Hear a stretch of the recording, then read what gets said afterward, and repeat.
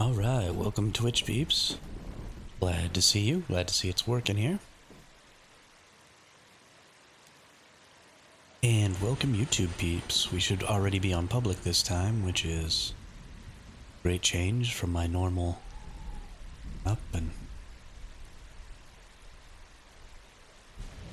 don't get it on public right away. We'll go over there. We gotta change our thumbnail and do some other things. Episode 3 of our base types series went live this morning, about 2 hours ago. So that's available if anybody's interested. But today what I really want to talk about on stream is how we're going to sort of streamline and optimize our first few hours on the new servers. What are we going to do? What do we need to do in order to secure our base location? Okay, that's all done. Hey, Julian. What's up? For a second, I thought your character was Woody from Toy Story. You know, I've gotten that a couple of times, and I think I'm okay with it.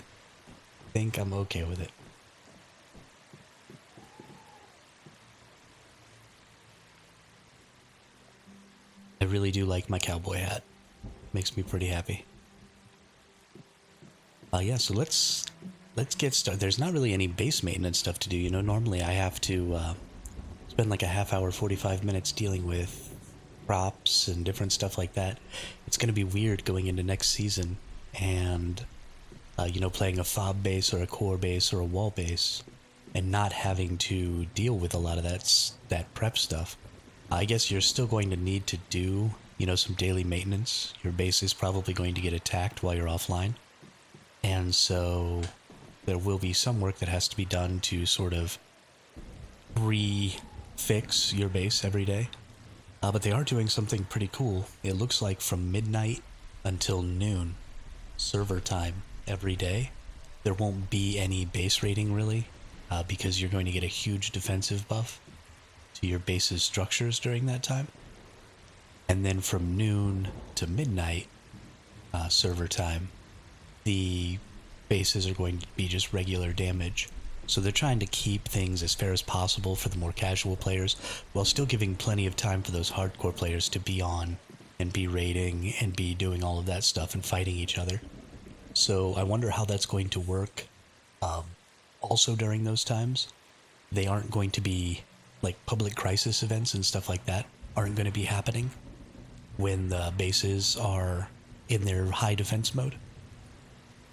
But I don't know if you're going to be able to do things like get Digby Boys or electric eels or anything like that and secure them during those times. So it's going to be interesting to see exactly how that plays out, because you could spend a lot of time just fishing for electric eels right next to your core base and just get, I mean, you're only getting, what, 10 points per eel.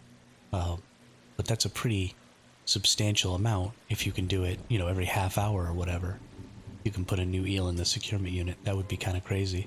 So we'll have to take a look at that and see exactly what's going on with that.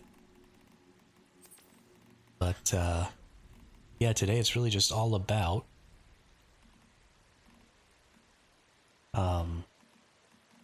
sort of deciding how we're going to get going in the next season. What's up, Spud? How are you today?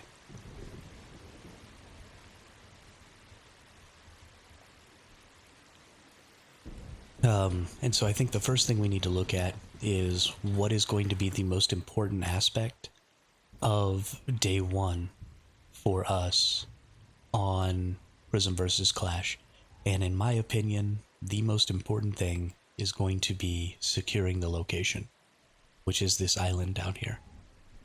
And so because of that, the most important thing you can have ready is your base. And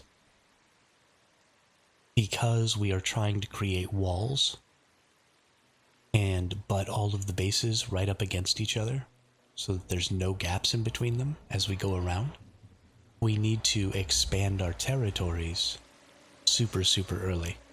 So I want to just go in here and I want to take a look at the memetics, and I want to see what is it going to take to get the territory expansion memetic. Okay, so it doesn't actually take anything. And that's kind of important, because there are no prerequisites to this at all. Ooh, hope you're great too. Can't wait for the new Spud. I am so hype, it's not even funny. And we only have like 21 hours until it drops. So I'm going to be up early tomorrow. I'm going to be online waiting for it to come out. And then I'm going to be getting right in there. I really can't wait until the day after tomorrow, though, when we get an opportunity to see if we are going to be able to bring our main characters in. Because if I'm able to bring Sadiin in and play, then I'm going to be really, really excited. So, let's see, let's reset this. Can I reset this? Yes, I can. I just want to see what it's going to cost. So this territory expansion only costs 3 meme points and has no prerequisites. So, honestly, I think before we even do anything, right, before we even start to level up, these memetics are going to be opening, and your first level will give you access to enough meme points to unlock your territory expansion. And I think that's literally just the first thing you do. You just hit that territory expansion, and then you go swim your butt here, and you find your base spot, and you put it down. Now, it's going to be extremely important. Still debating whether I want to even join the PvP servers. More Starcroom is nice, but do I really want to join a PvP server and just avoid all PvP? Only quests, silos, stuff like that, you know? I feel for you. I feel really bad for the PvE hardcore community, because that's a really, really difficult place to be in. I have a little bit of difficulty understanding the I don't want a PvP perspective, because even though I play a lot of PvE games, I really, really love PvP also. So it's difficult for me. I want to be like those people online who are just like, who just want to say like, oh, just give it a try, just give it a try, you'll like it. I know that you probably won't like it, and that that's a stupid thing to say, but in my brain, that makes sense. Like, just give it a try. And so, I really, I feel for you. That's a really tough spot to be in. Will there be even quests and silos? Yeah, so there will be a quest line and silos in the new PvP season. I don't know how in-depth the actual quest line is going to be, but there will be, you know, your silos, your monoliths, all that stuff I believe is still going to be there. Because they do say, if you have a prism deviation in your inventory, and you go into a dungeon, they call them dungeons, so I assume that means both silos and the monolith fights. So if you go into a dungeon when you have a prism deviation, you lose the prism deviation. It escapes and goes back into the wild. So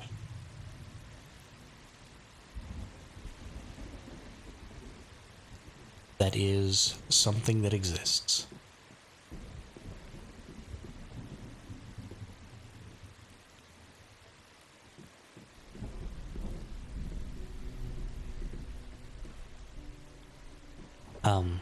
But honestly, with the 1.2 patch coming out, you are also going to be getting the update to the ranching patch. So if you stay on your existing server, I mean, for the past 3 months-ish, Charles, we haven't been playing for 6 months. Each season is only a week or a month and a half long, and we've only played 2 seasons. It's only been 3 months. But yes, it is the same. The map is actually just a little bit smaller.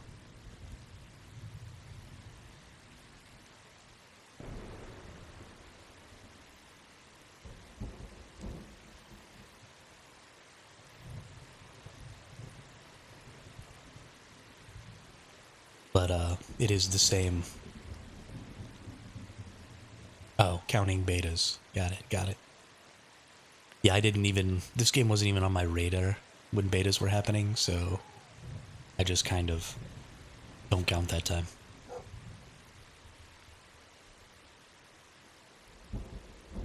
I didn't even know this game existed until it launched, really. But so what I was saying is you are going to be getting the Ranching 2.0 update. So staying on your existing server, your PvE server, and then using that time to fiddle with the ranching update and, just trying to learn what's going on with that might be a good idea. You could get all of your lines built and all of that stuff and move them into Eternaland so that when the winter event or when the winter season drops, you can move straight into that and have all of your good creatures and all that stuff available. So, yeah, I mean, I think there will be at least some stuff for you to do for that 3-week period on your existing server if you decide not to go to PvP. It's not going to be a ton of stuff, and it's not going to be super interesting, but it's something. Hey, Khaleesi, what's up? How are you today? Glad to see you here.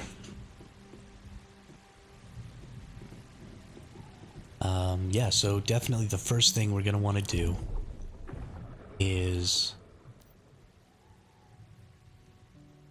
Hey, what's up, Saros? Thanks for the lurk. Appreciate it. Get that territory expansion. So the next thing we have to concern ourselves with is connecting our territories. So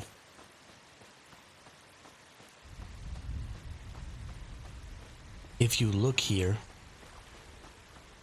this coastline isn't exactly even, and we want the entire structure of the island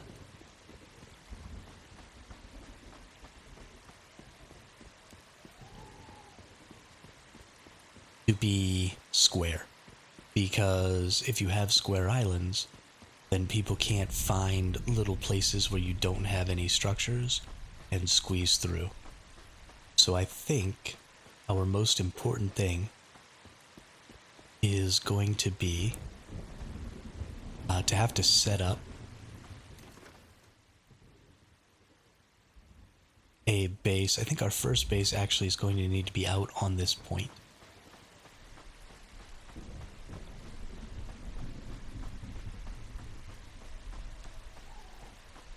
Because this is pretty squarely in the center here.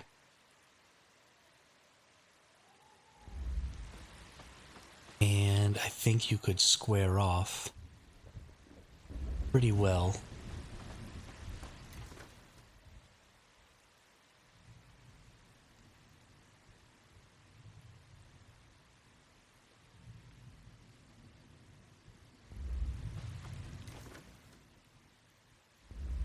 So I think if you build your base, the first base here, we'll have to switch around.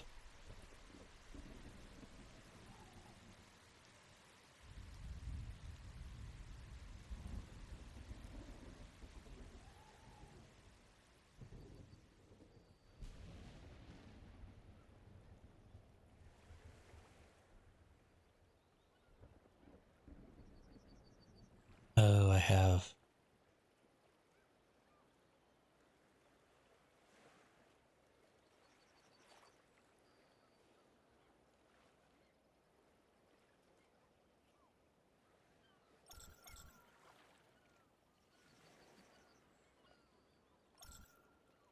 Such a pain. I'm not going to be able to place it, but I think if you place it straight out where this point goes out, that's going to give you a pretty straight line back through the middle of your thing here. And you'll be able to just square everything off. Now, things aren't going to be able to be exactly square. You are going to have to do some maneuvering and sort of staircase them, right, into these edges here. This one's going to be able to be fairly square, right? It's going to have to staircase maybe once or twice here and then come back. And this is also going to stay pretty square, but you want to start at this point because you want everything in the middle squared off as well. And so you're going to build starting here. You're going to build straight down into the middle where your core base is going to be. So you're going to link up a bunch of bases here. And then you're going to link up bases around these edges. And then you'll start filling everything in. And you want to do that. You want everybody who builds a base here to have this mimetic for territory expansion. That's going to be extremely, extremely important. What are maybe some other things might be important? I don't want to eat this because I don't want to be exploding. I don't have any other food right now.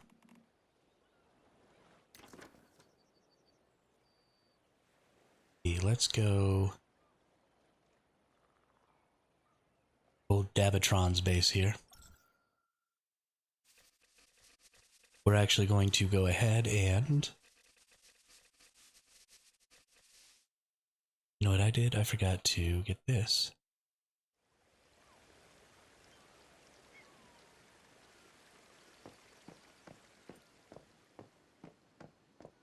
We're going to go over to Dabatron's base here. We're going to pick up some more of these silver ingots real quick.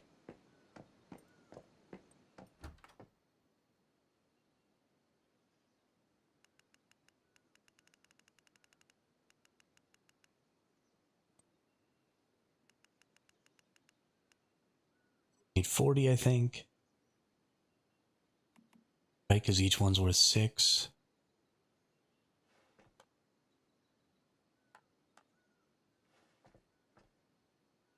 Six times 8. 8 times 5 is 40. Yep. That is correct. That is correct. And I'm just going to see if he has any food on him. All out. Won't mind. Fine. High quality. Wood gravel. Low quality. Raw ore. Well, that's not food.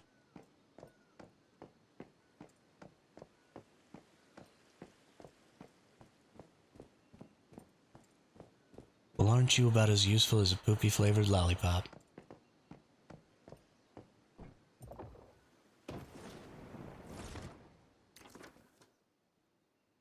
Let's roll over here to our events panel. Let's pop that out. Let's close this down. Perfect.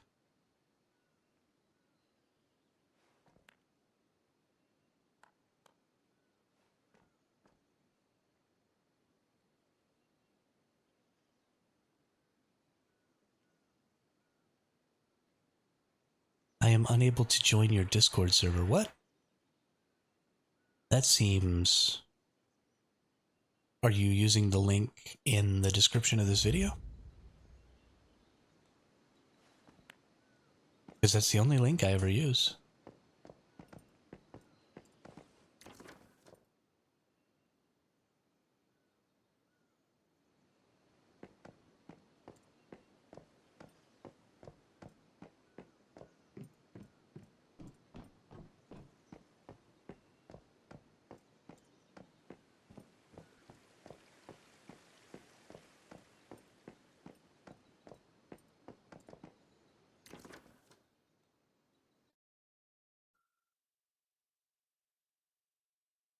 What does it say when you try and join?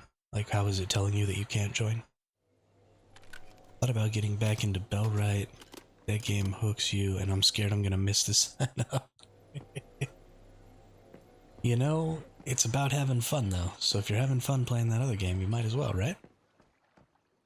Exactly from the description. Okay, what is it saying to you when you try and join?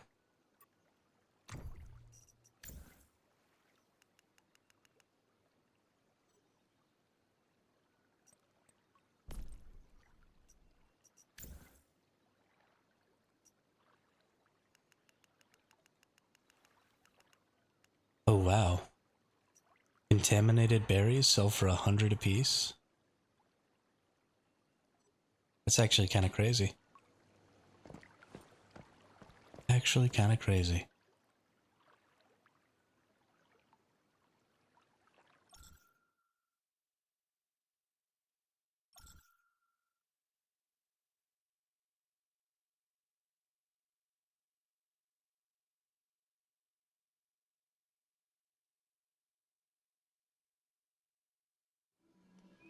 Oops, unable to accept invite.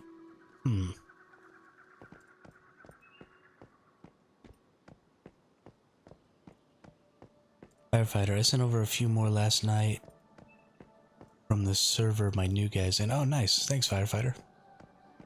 Appreciate it. Let's go see what's going on over here.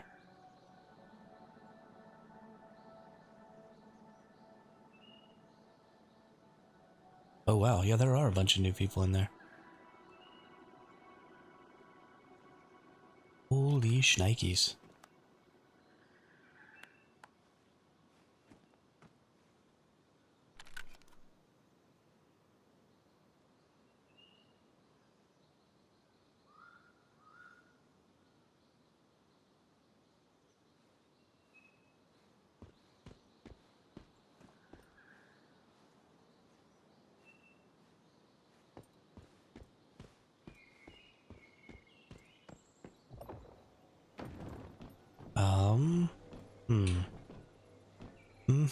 Well, let's get... Oh, this isn't the server I want to invite people to. Let's see if getting a new invite link can help. Copy that right there. And let's post, because I can post links. Right? Yeah, I can.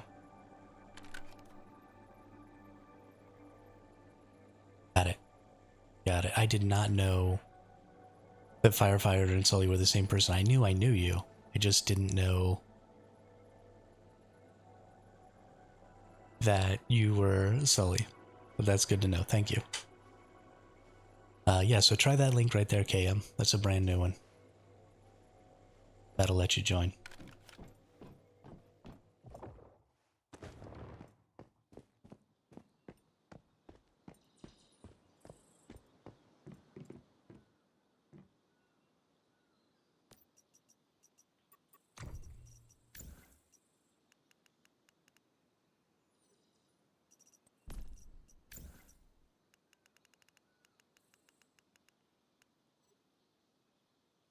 Okay.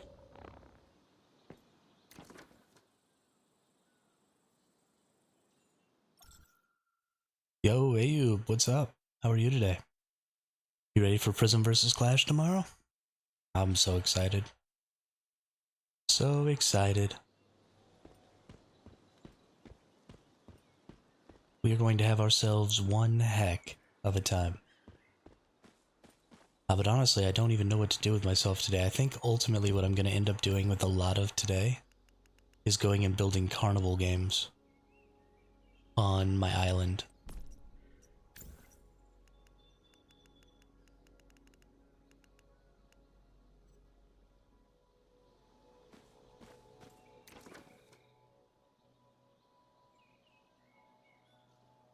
Because why not, right? Why not build some carnival games?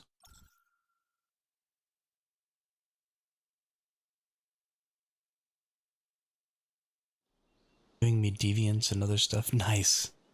Nice.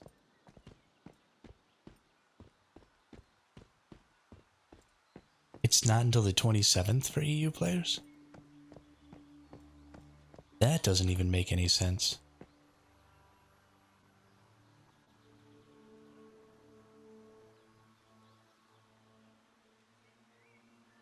That doesn't even make any sense at all.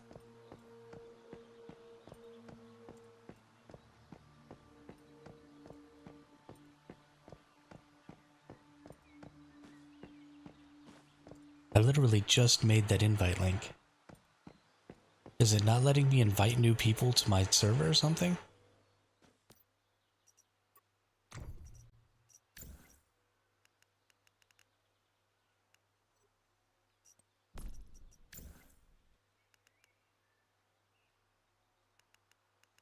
You can't even register to an... Oh, on your main character. Yeah, you can't register on your main character. I made a new character. And that's how I'm playing on the 26th. Because you're right, it wouldn't be until the 27th for me either. But Ayub, I think the best course of action is going to be create a new character and register for one of the servers that's going to open on the 26th. And then on the 27th, and then you're going to want to send yourself an invite on your main. And then on the 27th, when your main character can finally try and join that server, see if they can join that one. And if they can, great, you can play on that server on your main. And if they can't, you can either play on your alt or, you know, move to a server that your main can access and play that way. But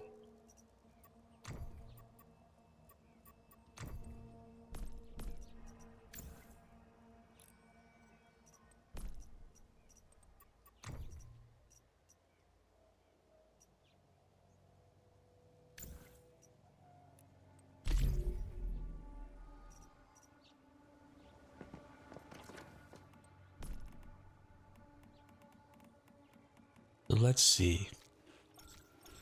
I'm pretty concerned that for some reason it's not letting me invite people to join my Discord. So I need to get logged into a different Discord real quick. Give me a second here.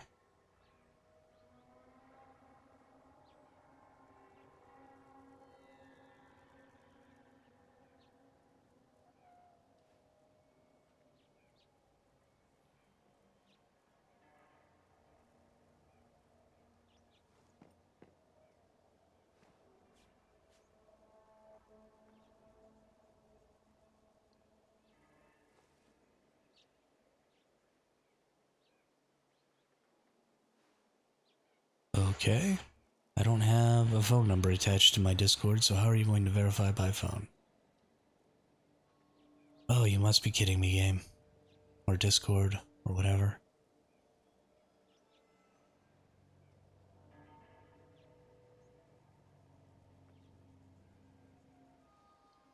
Okay. Well, looks like I'm not going to be able to do that. So, let's go with this.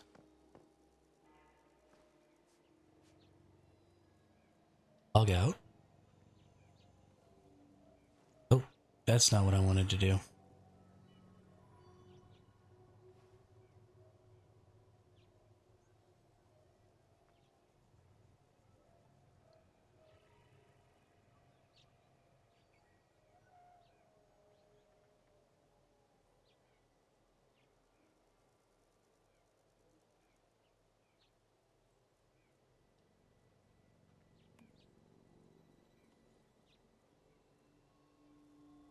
Just tried that link, it works. Yeah, the Eternal Land Hub. Why is it not letting KM join? That's so weird.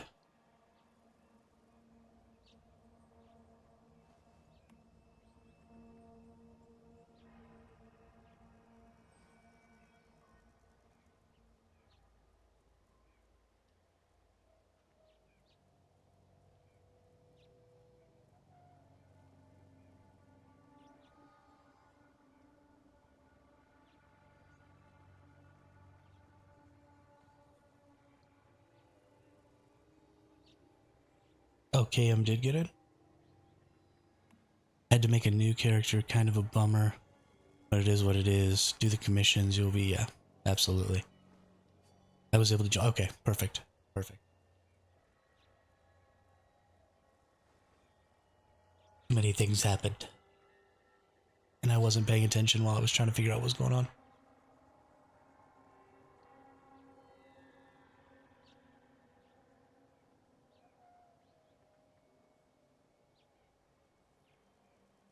Cool, cool. Glad everybody was able to get in.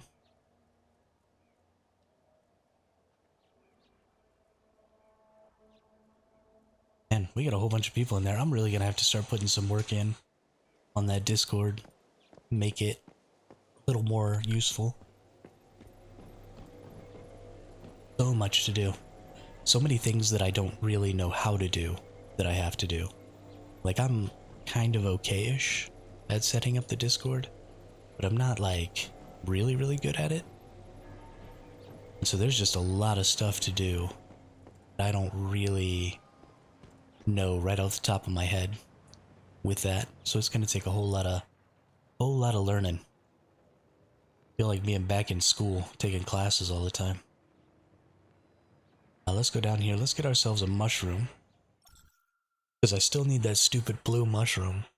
That thing's pissing me off. That thing is pissing me off.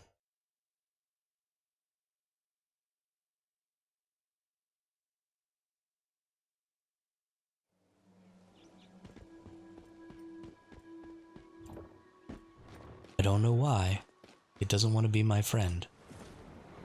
I want to be the blue mushroom's friend.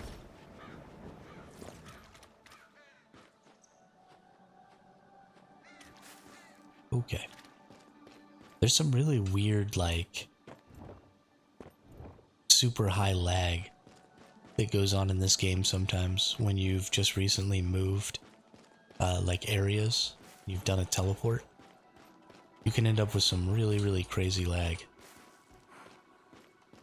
Just briefly. That happens a lot in Eternal Land too, where you sort of lose control of your ability to turn the direction that your character is facing, which is really, really weird.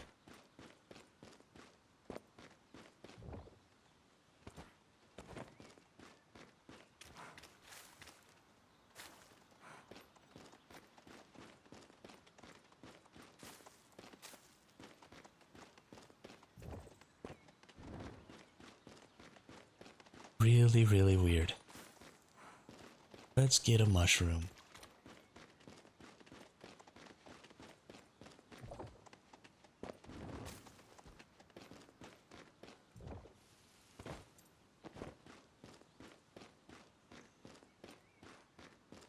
I wonder if they're going to give us access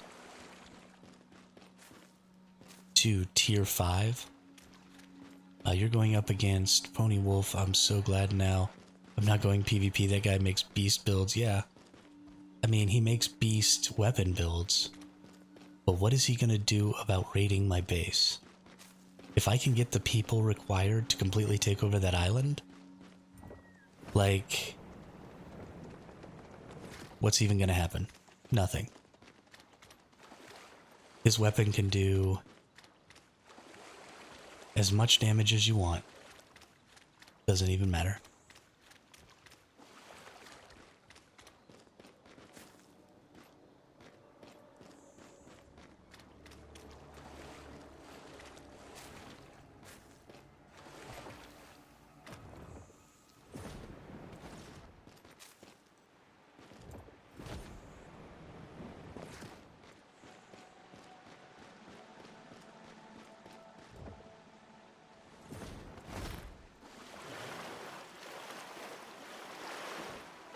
Not even kind of afraid of Ponyhoff. And who knows, he might end up going Mayfly. Or did he say he was going Rosetta?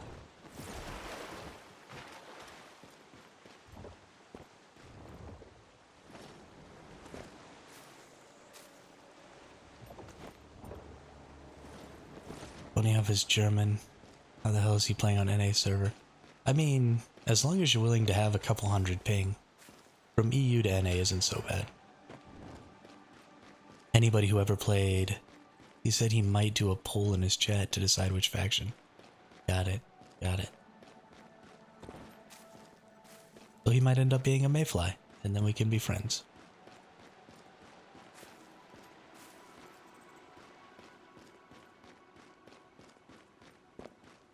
Why can't we be friends?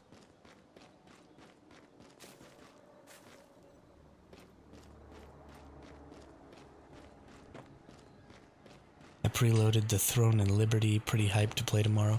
Yeah, I don't really do pay to early access kind of stuff anymore.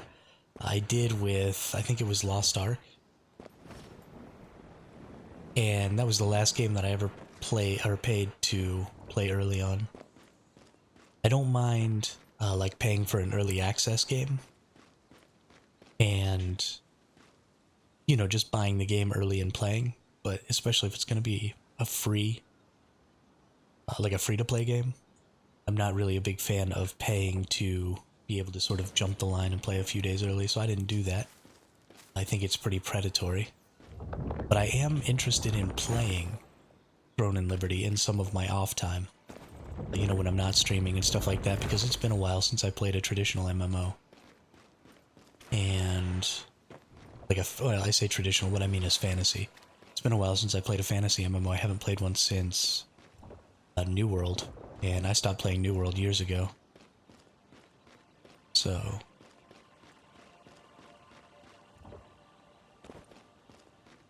I will be interested to play that.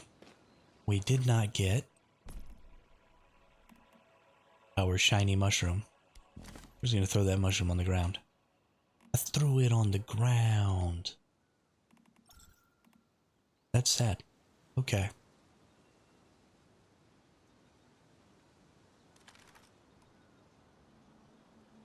So let's consider some other things that are going to be important for your early game start.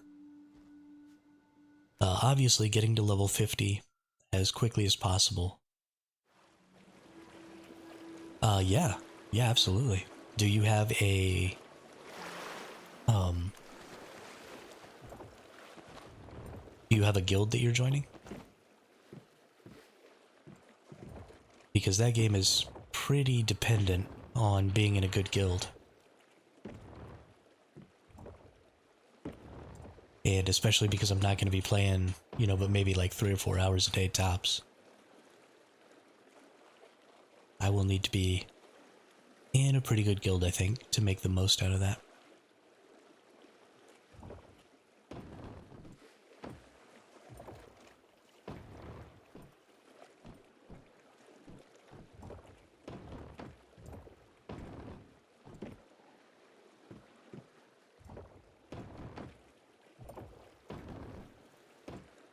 Having a really hard time trying to get up here.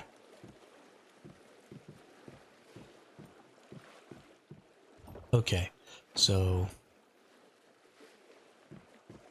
I agree, KM. Throne and Liberty is going to be pretty solid for PvP and guild stuff. The only problem I have with Throne and Liberty's PvP, and this is always going to be a problem I have with games, is that their PvP is completely dependent on joining a guild.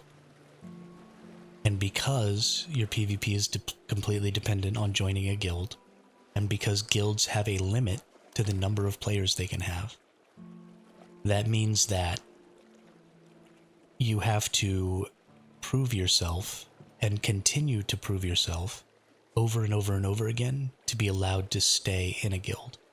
So if you end up in, so if you want to do like the high-end endgame content, even just to try it out and see, you have to be in one of those high-end endgame guilds. And you're not going to be able to do that if you're not playing a ridiculous amount of hours. You know, you don't have a ridiculous build. It's just a whole lot of gatekeeping. Because those people want to have the best chance they can at succeeding. And so they want the best players that they can to be filling those ranks. And so it's extremely limiting for more casual players. And I don't necessarily think it's bad to have some games that are really, really focused on hardcore player bases. But if you're going to do that, then you're just going to have to be aware of the fact that your player base is going to dwindle. Because there are only so many super hardcore players who can play a game super hardcore for a really, really long time. And so I think something needs to be done to sort of identify who those players are and then move them into a server where they can compete. And get them away from the more casual players so that the more casual players can compete with each other in a more casual way. And I don't know exactly how to do that.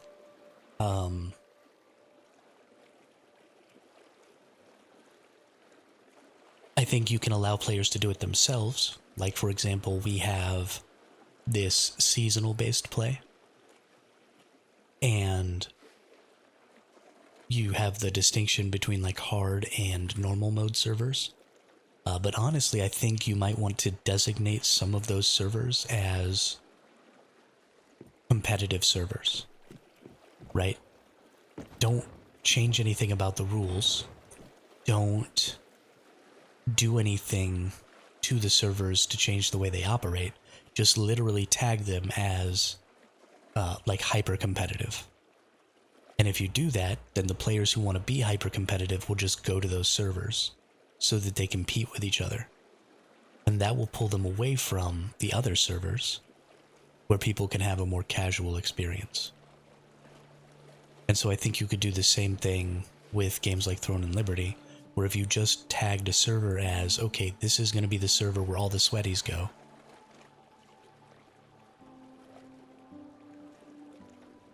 and then everybody else can go to these other more casual servers so that they can just ultimately have a better experience. One mistake I will never make again is to join a server hosted by a streamer or join a streamer's guild. Yeah, I mean, in that ultimately becomes an extremely difficult thing.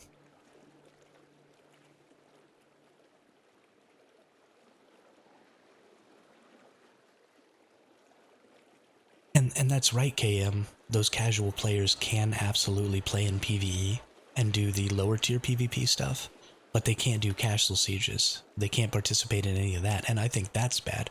I think those casual players should be able to participate in all of that as well. And for example, casual players are going to be able to participate in base sieges and base defenses in this faction warfare for Once Human. And the reason that that happens is because it's faction-based. It's not Hive or Warband based.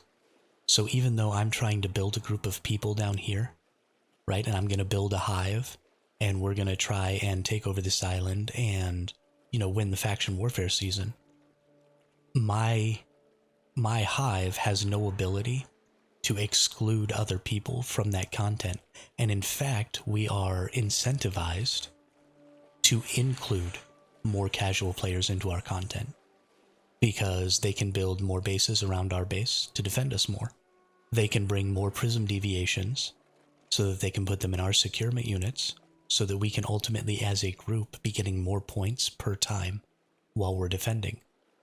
We can give them permission to use our resources in our storage containers so that they can repair our gear and make them even more effective at defending.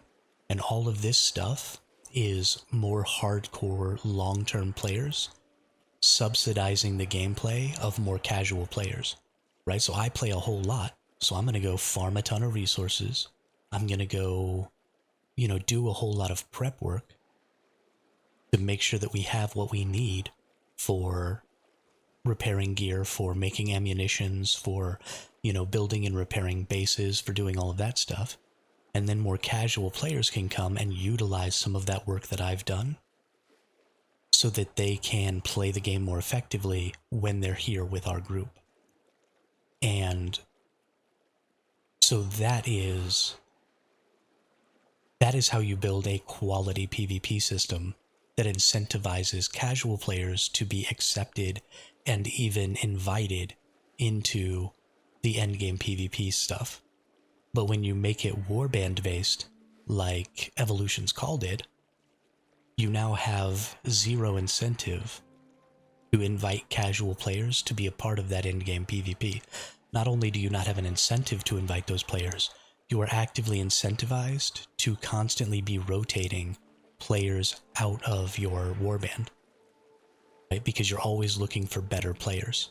So if one of your players maybe doesn't play for a day, or one of your players maybe, you know, has to take a week where they're only playing a couple hours a day, then it actually is important for you to kick that player out and bring in somebody else who's going to be playing a lot so that you can maintain this highest tier of efficiency with your guild. And that is a super negative incentivization because it forces players to feel like they constantly have to be playing to maintain their spot in their guild, or all of the work that they've done up to that point with the guild will ultimately be for nothing because they'll get kicked out and then they won't gain the rewards that they've ultimately helped generate.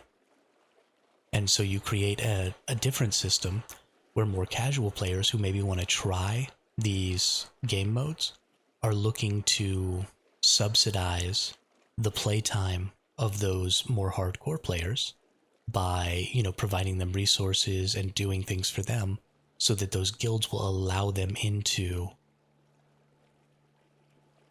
those content areas.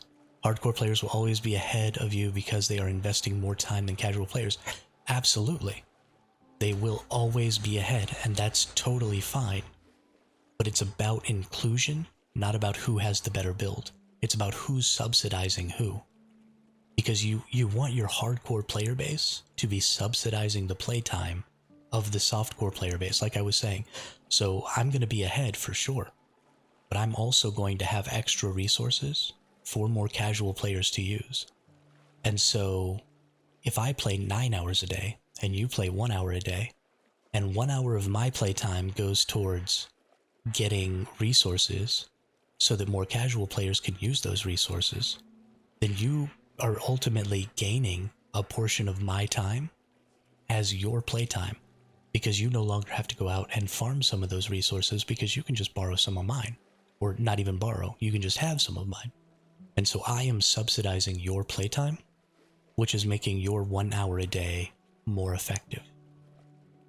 Instead of the reverse, right? If I'm in charge of a warband and only warbands can go to do certain content, then you have to come and prove your value to me, which means you have to provide me resources. You have to provide me value. You have to subsidize my gameplay time so that you can prove that you're valuable to the warband. And so now your 1 hour of playtime is being cut down because part of that playtime is being sent to me, even though I'm already playing 10 hours a day. And that is a bad system, objectively.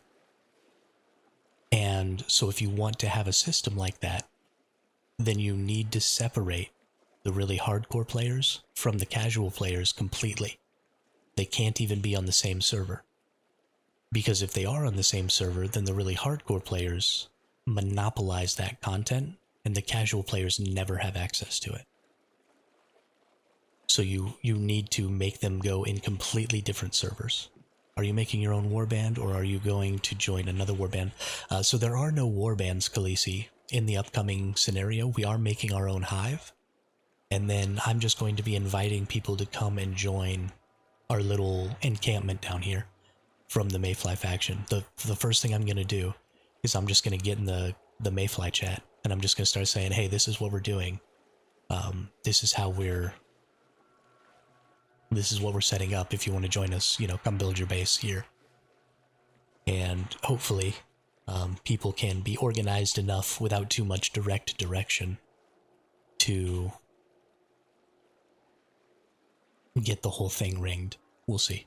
That's why it's going to be important to take this point first and to kind of square everything off so that people can just line up on this square and hopefully get everything all set up properly. What matters is the fun. Spud, that's absolutely true, but there are different types of fun, right? Some people have fun by competing. Some people have fun by winning. Some people have fun by, going super sweaty at it, and that's great. But either you have to set up a system where those players are not directly impeding the fun of other players, or you have to separate those players from the more casual crowd. Otherwise, you have types of fun that are in direct competition with each other. And that means that some fun is going to be diminished in order for some other fun to be increased. And that's not...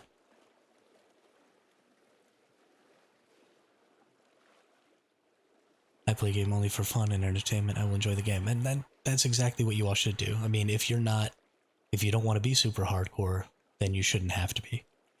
And I think that's important. And that's kind of what I'm trying to get at is the game has to be set up so that the hardcore player's enjoyment of the game is not directly competing with the casual player's enjoyment of the game. And we don't have a lot of games like that right now, right? A lot of games put a lot of focus on ownership and control and stuff like that. And that stuff just leads to gatekeeping, which is why I'm so excited about the faction warfare system. I think it's going to directly oppose that thought, that type of gameplay. I think it's going to force it to stop because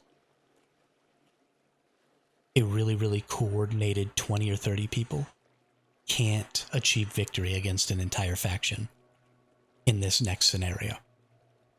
And so even if I've only got, 10 hardcore people down here on this island, and then we have, 40 casuals on the island, and then another 100 casuals spread out, wherever doing whatever they're doing, who come and help us secure and defend, then we're going to stomp those 20 or 30 hardcores because we just have so many more people available at key times. The amount of coordination and cooperation that your faction has during this faction warfare system is going to directly relate to your success in the faction warfare scenario. Even if it's casual players.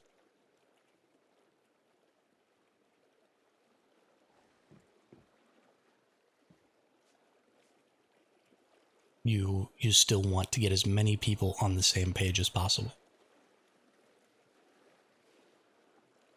And it doesn't even have to be formal, right? It doesn't have to be this super controlled, militant thing. Hey, Drat, what's up? Happy Wednesday. It just needs to be a general understanding of, hey, if I see you getting attacked, I'm going to defend you. Or if you see me getting attacked, come defend me. Or if I'm attacking somebody, come help me attack. Right? It can be really loose like that. Just, if you see somebody in your faction, go help them do whatever they're doing. And as long as we're at least doing that much, we are going to be insanely more productive than a group of people who's saying, okay, well, I can't help you right now because I've got to go help my guild or my hive or whatever.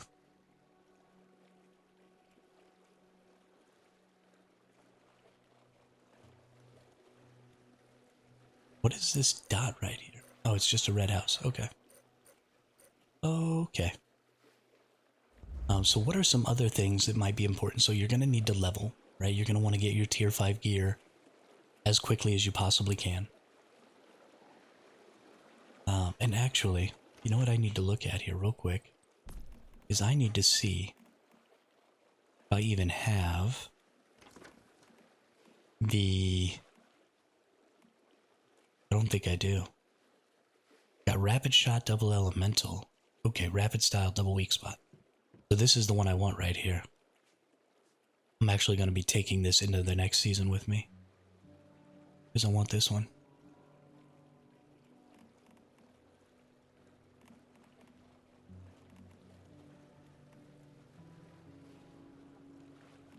Good deal. Good deal. So definitely getting to level 50, getting your tier 5 as quickly as possible is going to be important. But because we have increased XP rates, that shouldn't be very difficult. You should be able to do that, certainly within the first week. Tempted to join the PvP just to have something to do, but I know it will just frustrate me to no end. Yeah, I mean, that's one of those things you just have to decide to skip out on. If you're not going to enjoy it, then there's just no point. Just no point. And if you have experience saying that you know you won't, then definitely just don't even worry about it.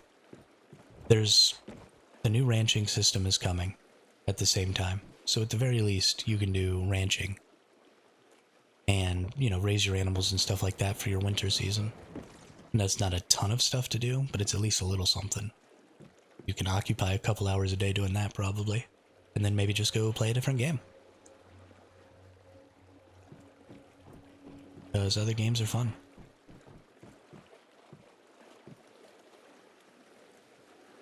What's something else? I guess the other thing is for the wall, the core, and the fortified bases. Darkling, what's up?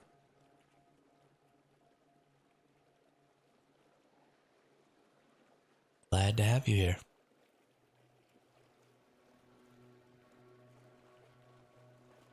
So the other thing that you're going to want to be looking at is, especially because they just said that they are changing the way utility items like explosives interact with the different tiers of construction material. You're definitely going to want to get to your higher tier construction materials as quickly as possible. And this is going to be really, really important for your people who build your wall bases. Either you need to have a small number of individuals who are going to build everybody's base, and they're going to have these memetics, or everybody's going to need to have these memetics so that they can build their bases.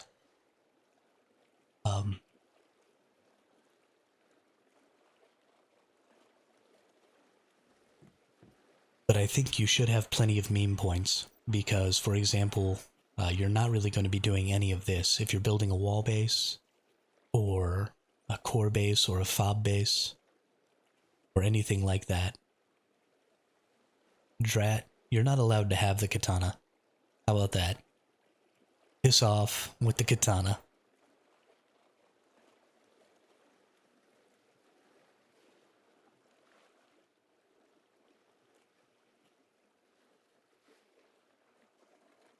But because there are a lot of things that you're not going to need, like these right here,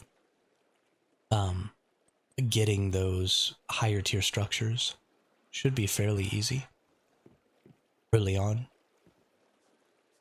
You're not going to need, well, you might need a large garage. No, you're not going to need a large garage if we're on the island, because you won't be able to really do anything with it.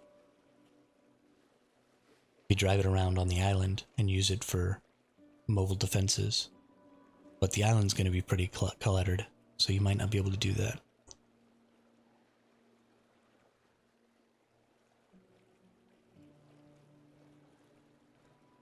Some important specializations you really, really are going to want if you're building a wall base. Basically, if you're building anything but the home base, you're going to want the increased structure limit, so you can place 100 extra structures.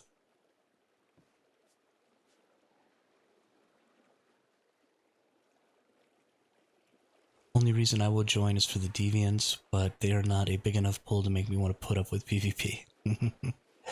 Also, there are memetic specializations that help base. Yes, keep that in mind when you decide which role you want to play. Yeah, you absolutely want to try and get the increased structure limit. You're also going to want to be looking at the things like Gatling cannons, or the minigun turrets, or the turret bonuses for your specialization, so when you build them they do extra damage and stuff like that.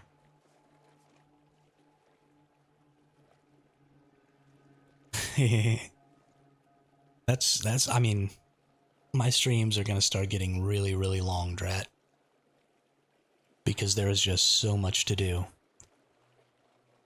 when you have constant warfare going on.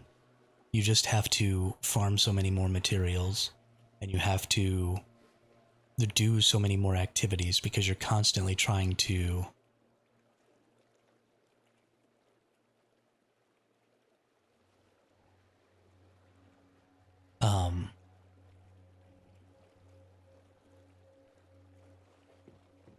you're constantly trying to overcome what is a very changing environment, because players, are constantly doing stuff and they're kind of unpredictable.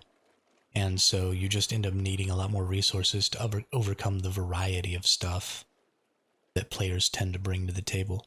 Thoughts, plan B in case the island is full everywhere, or a bust for some train. reason. That's funny. I don't have a plan B for if the island is taken every single time on every single world, then I think the best thing that we can do as a hive and a larger group is to help those groups that have taken the island. So what we'll need to do is, focus more on having fobs and focus more on having safe zone bases that provide, food resources and stuff like that.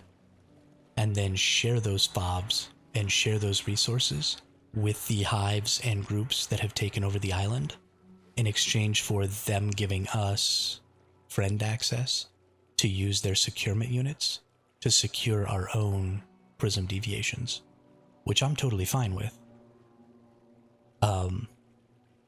Because it doesn't matter to me if I'm in control of this island.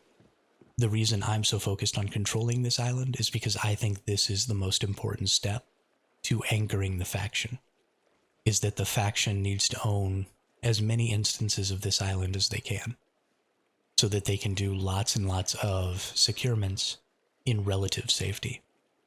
But the small heart-shaped island,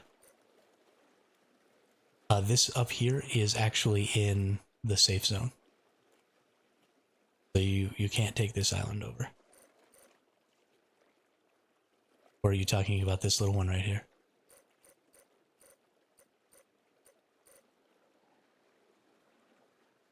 Yeah, so I think we'll just take a support role in that case. Because once the faction is anchored here, then as soon as the faction becomes anchored, now you need to start considering extrusion, right? You need to start considering your ability to attack. And your ability to attack is very much determined by your ability to create good forward operating bases so that you can plunk those bases down around or near your enemy base so you have a fortified position to attack them from, and so that you have the ability to choke out their access to their bases. So for example, if the enemy builds their base up on this mountain,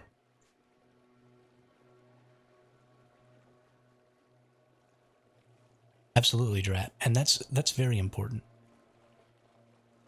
It's nice and flat. It would have made building easy. Yeah, that is too bad, Khaleesi. So say your enemies take over this mountain right here.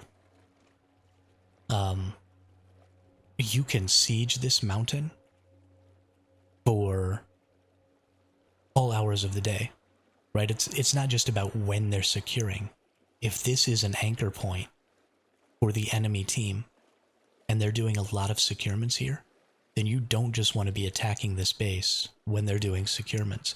You want to ring this whole mountain in forward operating bases or fobs that have the ability, right, that are so closely knit to each other that they actually create a perimeter that you can't walk through. So you can't bring prism deviations into this mountain. Right, so you're choking off their supply line, just like you would in a normal, like, medieval castle siege. You're choking their ability to bring those deviations to secure into wherever their big fortified base is, and stopping them from being able to do the main feature of the game unless they break your fob and then come through. So you create a barrier to their ability to do this part of the game.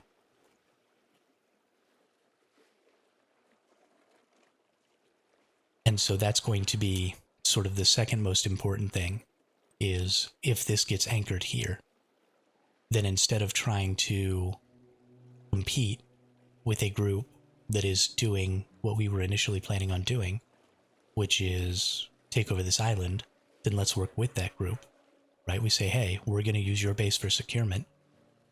Let's friend up all of our people who have fobs so that you can come use our fobs, and we'll drop our fobs around their big base, and now we can attack them literally whenever we feel like it, and everybody can use those fobs for repair and all that stuff. And we'll provide resources here. Bring some resources if you can to help that out. And that's going to be, it's literally all about cooperation. You are in no way in competition with anybody else in your faction. If somebody in your faction is doing what you want to do, then they've basically done it for you, because you can utilize their base to accomplish tasks. So if somebody starts fobbing around the big base of the enemy, right, that doesn't mean that you can't also fob around that base, and that doesn't mean that you can't be friends with that person and utilize their fob to help choke that off. It just means that they've done that activity already, so you don't have to do it. So now it's time to think of a new activity to do. Maybe you take your fob to... you think they will have something similar to warband resources so people can contribute to a faction pool without worrying about friend permissions and stuff? Don't think so, Drat. I don't think so. And that's going to be... Again, that's why your hardcore players are subsidizing your casual players. Because there is a time constraint, right? Time has to be sunk into getting your friends list in order, getting your permissions in order, vetting the people who are asking for permissions, because they could just be people who made alt accounts and joined both factions, because you can just make alt accounts, right? I've got 3 characters who are signed up for this scenario right now, and I could surely put them all in different factions, so I could have, 2 Mayflies and a Rosetta, and then if I was a huge jerk, I could absolutely go and get storage permissions from some of the Rosetta players and then pull all this stuff out of their storage and just drop it on the ground. And completely wipe out their storages. I'm obviously not going to do that, and I would never do that, but it is absolutely something that is going to happen. So you do have to vet every single player that you give permissions to, so that they can't do that. You even have to vet them before you friend them so that they can use your securement units. Because if you give them access to your securement units, and your securement units aren't full, they can just put deviations in your securement units to fill them up, so that you can't put prism deviations in those securement units to fill them up. Because you can't take out their deviations, because they belong to them, even if it's in your securement unit. So, I guess you might be able to just destroy them. I destroyed my securement units with my deviations in them earlier. So you might have to destroy them and place them down again. But that is just another hindrance to your ability to play. So you are going to have to vet those players. So it's going to be a long-term thing. So primarily you're going to want your players that are online more often to be the ones who are adding people to friend lists and giving people permissions and managing those permissions, because they might have to be managed on the fly. And so if a person isn't there, they can't provide those permissions at all. So it is going to be a very, very time-consuming thing, and maybe finding a way to streamline that might be a good idea. Giving you the ability to create friend groups, maybe. And I never thought of that. We will have to keep our eyes out for that. Yeah, absolutely, Solly. It's very, very important to consider all of the ways that you could cheat so that you can defend yourself from people cheating. It's why they get, hackers and people who have done bad things on computers to be security specialists later on in life, is because those people have spent a lot of time thinking of ways to penetrate those securities, and so now they have an idea of what to do to stop those penetrations. The same thing is here. You want to think of all the ways somebody could cheat, not because you want to cheat, but because that's the best way to defend yourself against cheating. So maybe something they could do though, Drat, is give you the ability to create friend groups and then change the permissions of that entire group. Right, so we've already got cross-server friends, friends, and close friends. But if I could friend a whole bunch of people and then say, okay, this is Hive What's Its, this is Hive What's Its, this is Hive What's Its. These are the solo players that play during these hours of the day. These are the solo players that play during these hours of the day. You know, whatever. And I could just make a bunch of friend groups. And then if I could give that whole group permission to do certain things in my base, then that would be a really good way to mitigate some of the time sink of having to deal with all of those extra friending and stuff like that to really make this faction warfare system work. So that's a good thought, Drat. Good thought. Ooh. Don't forget to hydrate, y'all. Goodness. My throat is getting dry. Throat is getting dry.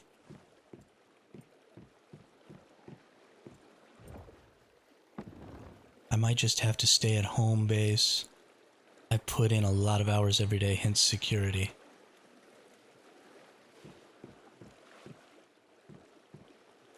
Yeah. I mean, if you're going to be one of the players who's playing a lot, then being one of the ones who has the core base, right, which is where we do our securements. So there are two base types that need lots and lots of people.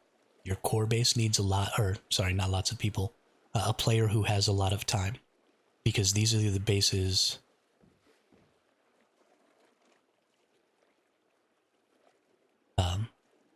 The bases that you need to have players who are playing a lot are the core base and the fob base.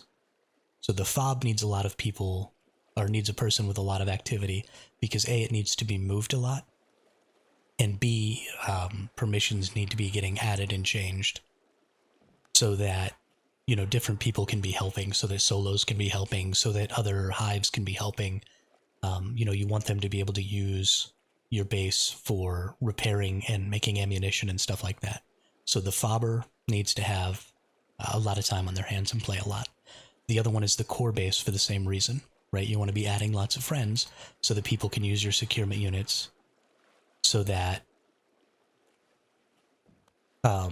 they can be securing prism deviations in your base. The wall bases don't really need to be players that are online a lot. The closer you are to the core, the more often you probably want to be online. But this outer ring of players right here don't really ever need to be online. So those are your super casual players that are going to be building that wall. Let's see, I hope the devs would have considered it. The goal should be working towards a common goal with your faction. Absolutely. And there isn't a lot of functionality for that right now, Drat, but the devs have been pretty quick, pretty responsive, and pretty good about iterating on things. So I think we can look forward to that in the future. Devs could negate the cheating by only allowing one character per server per account. I absolutely agree, Darkling, and they should definitely do that. Even if it meant I couldn't bring my primary character, I would be behind that. Hey, T-Train, what's going on? How are you today? What is up?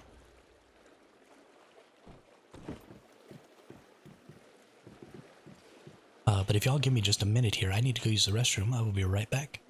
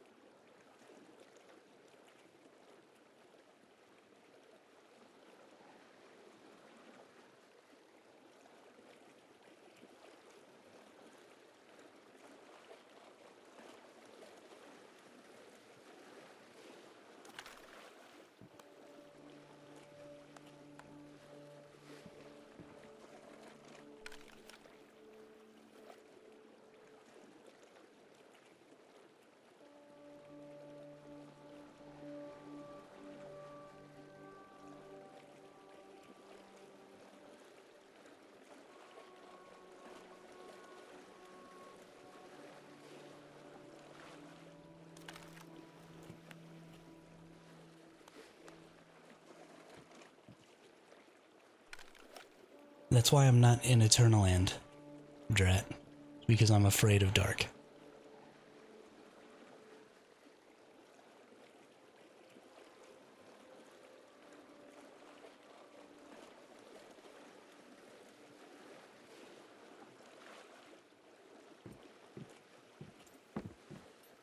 Alright.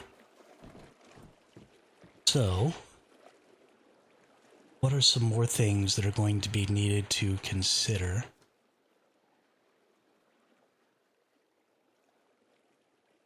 Yeah, sometimes you have to start a fire to put out a fire. Or, to protect the forest by destroying some of the underbrush so the trees can grow better.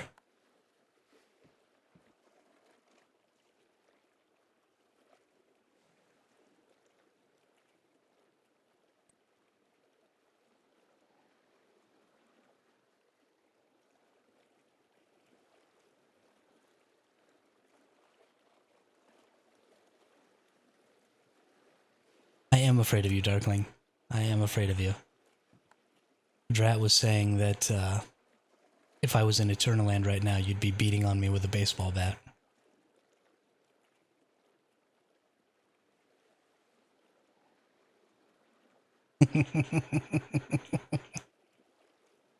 It was.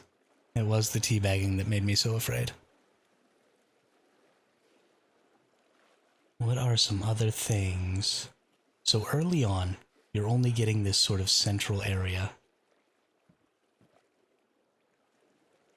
Something to note here is in this central area, on the northern half, there's actually a very limited amount of area. Right? Just a little bit of this river is going to be available. Where the Rosetta faction will be able to do their fishing to try and get electric eels for securement early on.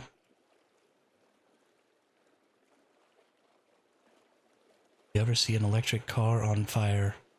Absolutely. Absolutely. Don't mess around with metal fires. Takes so much to put out those fires. That's why when I was in the Navy, when one of the aircraft or something caught on fire, you don't fight those fires. You don't try and put them out on the deck because they'll just eat through the entire ship. You push the airplane overboard and sink it because you're not fighting that fire. That's not happening. You're not safe. It's not okay. Push it over the edge and run away.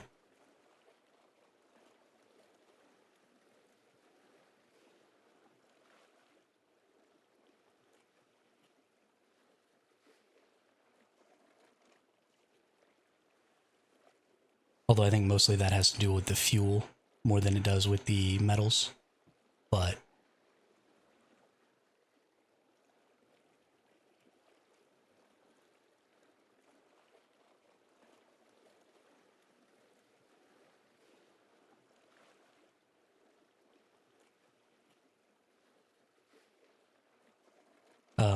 yeah, so because Rosetta is going to have such a limited space to try and fish for electric eels, and I think the week one, the best strat for getting prism deviations and prism points in the first week is actually going to be to fish for electric eels and then put those electric eels in your securement units, because it takes about a half hour to get 10 points.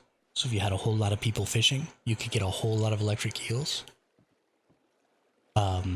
So trying to choke off the enemy's ability to use that strategy by camping this area right here and killing people who come to try and get prism deviations is probably a good idea. Although in that case, they will probably just start looking for Digby boys and stuff like that by harvesting lots of resources. because they have a lot of the places, if resources are spread out in any way like they were before, they have a lot of places where maybe you could go get some silver and stuff like that up here. But it's likely that the resources are going to be in very different places. Let's see, it looked like Mr. Wish and Dr. Teddy are also going to have Prism versions. Then you have Electric Eels and Digby Boys are going to have Prism versions. And those are all going to be happening in the first week. And I think there may have been another one or two in there. But the Mr. Wish and the Dr. Teddy come from silos. And so that's where you're going to want to go to get those. But also, the crisis events are going to have guaranteed drops. Now, the crisis events don't happen. So during that time, when you have extra defenses on your base, right, midnight to noon server time, you have extra defenses on your base. During that time, the crisis events also don't spawn. So you can't get guaranteed prism deviations during that time. I don't even know if it's possible to get prism deviations at all during that time. But once it hits noon again, then you start getting crisis events spawning on the map. And completing one of those crisis events guarantees giving you a prism deviation. So those are going to be extremely highly contested events. And so there will be something to having some sort of a fortification there as well. And honestly, maybe even bigger than a fob. Maybe creating a more permanent structure. I guess it's a little difficult to do because you have multiple worlds where these crisis events can be occurring. And so, if you create a good fortification on one world, you might not necessarily get the crisis event on that world. But because there are only maybe 10 worlds, you probably will be able to create a base at every world where those crisis events occur. So that will be something important to do. So again, as another plan B, because Darklings, right, we absolutely need to have not just one plan B, but a number of potential plan Bs that we can use. If this is already taken, if our faction is just super organized and some magical, that's not going to happen, but if magically they're just super organized, then we need to have 3 or 4 different plans for some things that we can do to ultimately support the faction. And I think that's a really good one, is to create, to pick a couple of crisis events and then create a base or two and a couple of worlds for each of those events, so that, there's again a fortified position that you can fall back on as a faction to repair, to make bullets, to, get some meds, to lay down in a bed so that you can repair or regen your health or your sanity or whatever. Just all kinds of different things like that. Store lots of core nails, right? The crisis events are in polluted zones, so you lose sanity while you're at them. People might not be carrying around core nails all the time, so you could rack up a bunch of refrigerators and just stuff a bunch of core nails in there. Let people use the core nails. Lots of good things to do there. But everything that I think of and everything that I'm ever going to think of is about what are some of the best things you can do. Vicky Billa, can you suggest me overpowered gun for phase 2? If you want the absolute best build available right now, I think the Jaws is probably your best one, Vicky. I also love to see the new name. Welcome to the chat. Welcome to the channel. But yeah, probably the best gun in the game right now for both PvP and PvE is the Jaws. I don't know how long that's going to continue. I don't have a build guide on it, but there are a lot of build guides on YouTube for the Jaws. So that's probably going to be your best option there. Hermit, you think I should make a blueprint I was just going to build on the fly when I get there. It depends on what you want to do. I think the only base where a blueprint is going to be effective and it's the reason I've only built a blueprint for the fob, is the fob base. And the reason I think the fob is the only effective blueprint is because it's the one that you're going to be moving around to a lot of different places, and so it needs to have a small blueprint area, and it needs to be able to go anywhere. And so that's the only really good blueprint that you can get. And everything else is going to be really dependent on specifically the terrain that you're building on. And so I don't think saving a blueprint for that will be really good.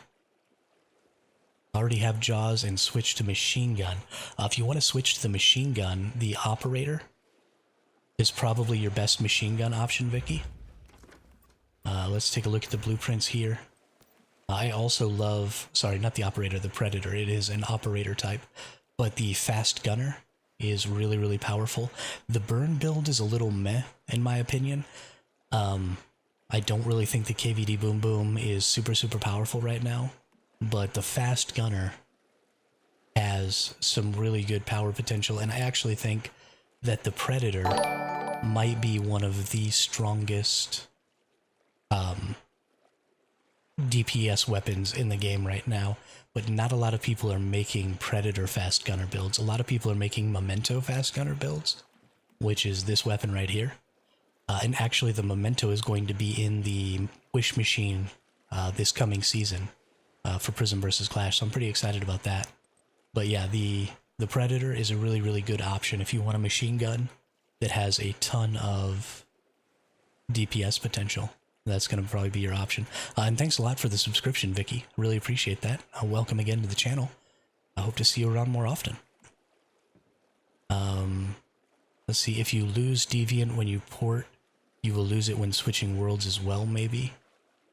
That's a good point, Khaleesi. That is a really, really good point. I wonder if that's going to be the case. So when you teleport and when you switch worlds, already...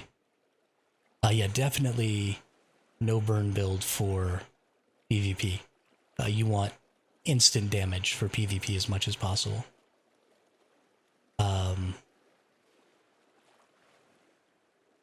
Yeah, I really don't know how that's going to work in when it comes to that, Khaleesi. Hopefully you will be able to switch worlds. Honestly, you have to be able to switch worlds if you... Well, so that's the other thing, is we're not entirely sure that the teleports that are not in the safe zones are even going to exist. So you're actually right, you might not be able to switch worlds. Which is another really good reason, Khaleesi, that your faction needs to get together and make bases like this in as many worlds as they possibly can. Any good armor blueprint, not Wish Machine ones? Do you mean not... Oops. Do you mean not Wish Machine ones, like not Banner? Or do you mean not the ones that you just buy straight out for Starkroom? Let's functional facility. I don't even have a Wish Machine built right now. Let's build this bad boy. So when it comes to just buying the armor blueprints, you can buy, I think, every armor blueprint, or at least all the legendary armor blueprints in the game, I think.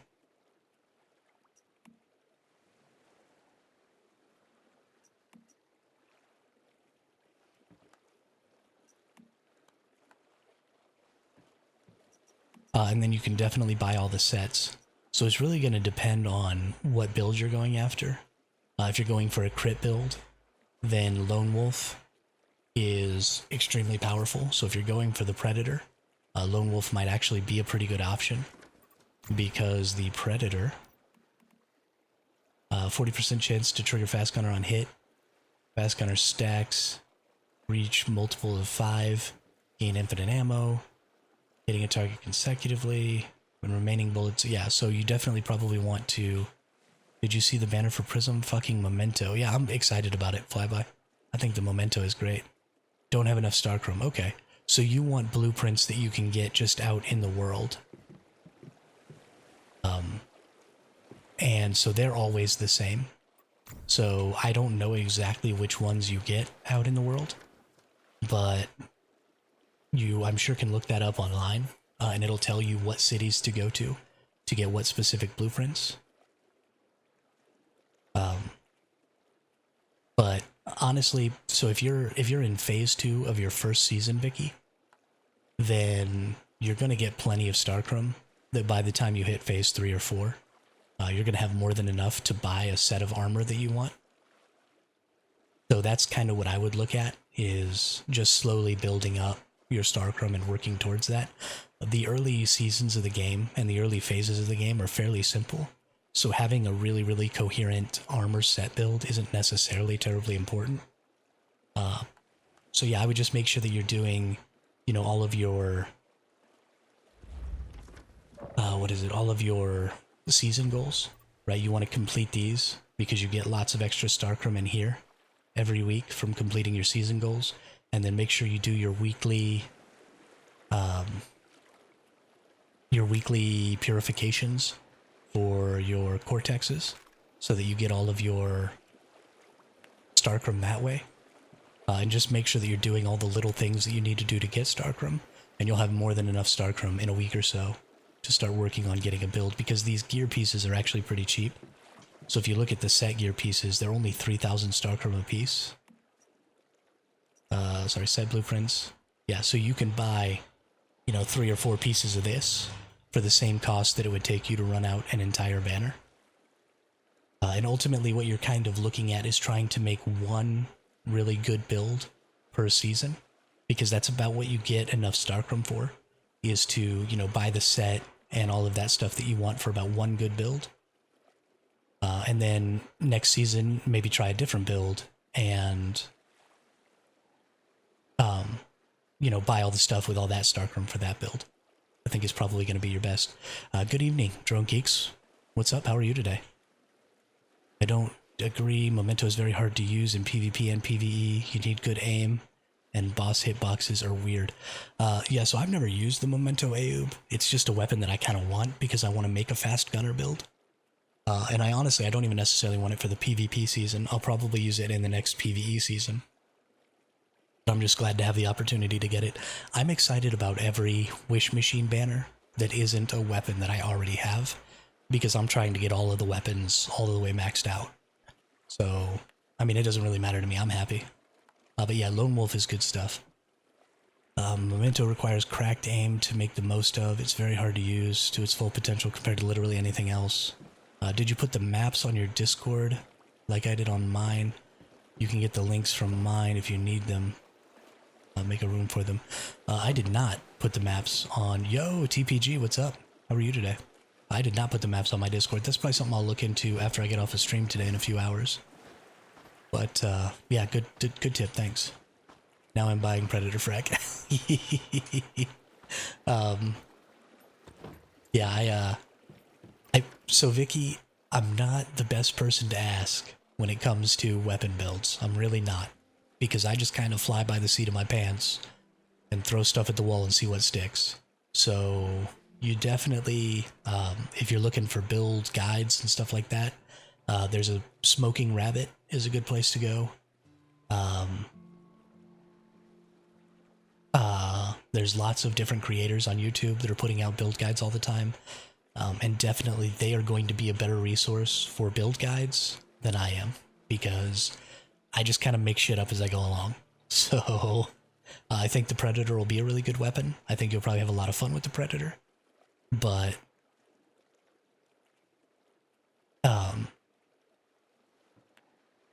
I wouldn't count on it to be the absolute best weapon, because I'm the one who thinks it's the absolute best weapon, and I'm kind of a trash can at making builds. So, you know, take that with a... Okay, well good. There you go. There you go. Yeah, Doomerus is a good...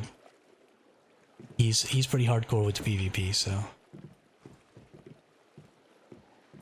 Yeah, I really like winging it. I think winging it's a lot of fun. Just, you know, we'll see what happens. Yeah, that's true. All builds are for the end game.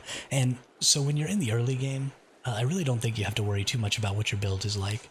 I use, and I have used since Season 1, I use this Dual Fury shotgun, and it's done really, really well for me early on in the seasons. So that's another good one, and that's a blueprint that you can pick up without spending Starcrum. You can just go pick up the Dual Fury from the open world. I don't remember exactly where it's at, but it's a really, really good weapon. I love the Dual Fury.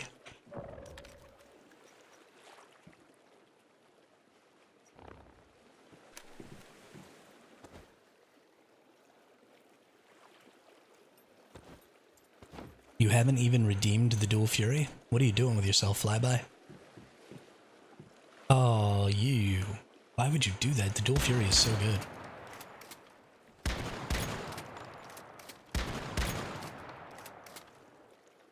Look at all them bullets.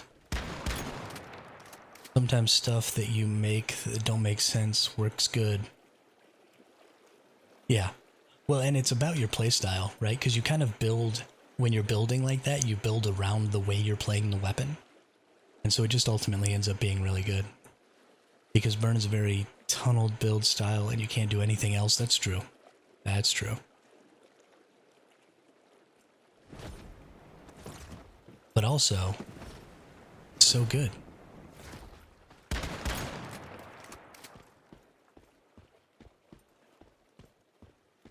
So good. I think that there's probably a really good crit Dual Fury build out there somewhere. Because the burn always happens, and the burn just triggers the reload effect. So if instead of focusing on burn, you focused on crit with the Dual Fury, and just got its reload effect a whole lot, and just pumped really massive shots into something, I think you could probably do a pretty cool crit Dual Fury build for bossing. I think it'd be pretty good.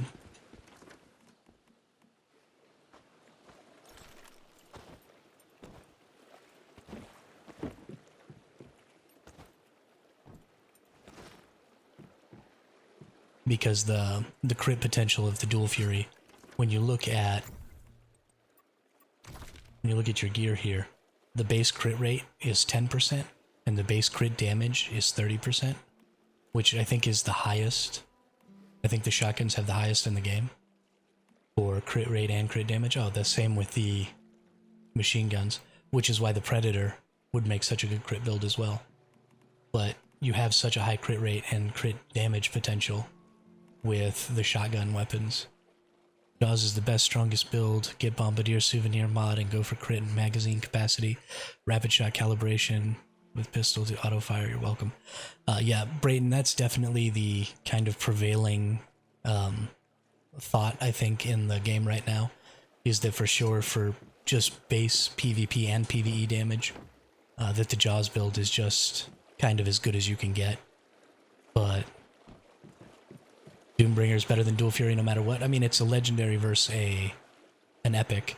You know, it's something you gotta spend Starcrum on versus something you can just pick up in the world. So sure, Drone, that's absolutely probably true.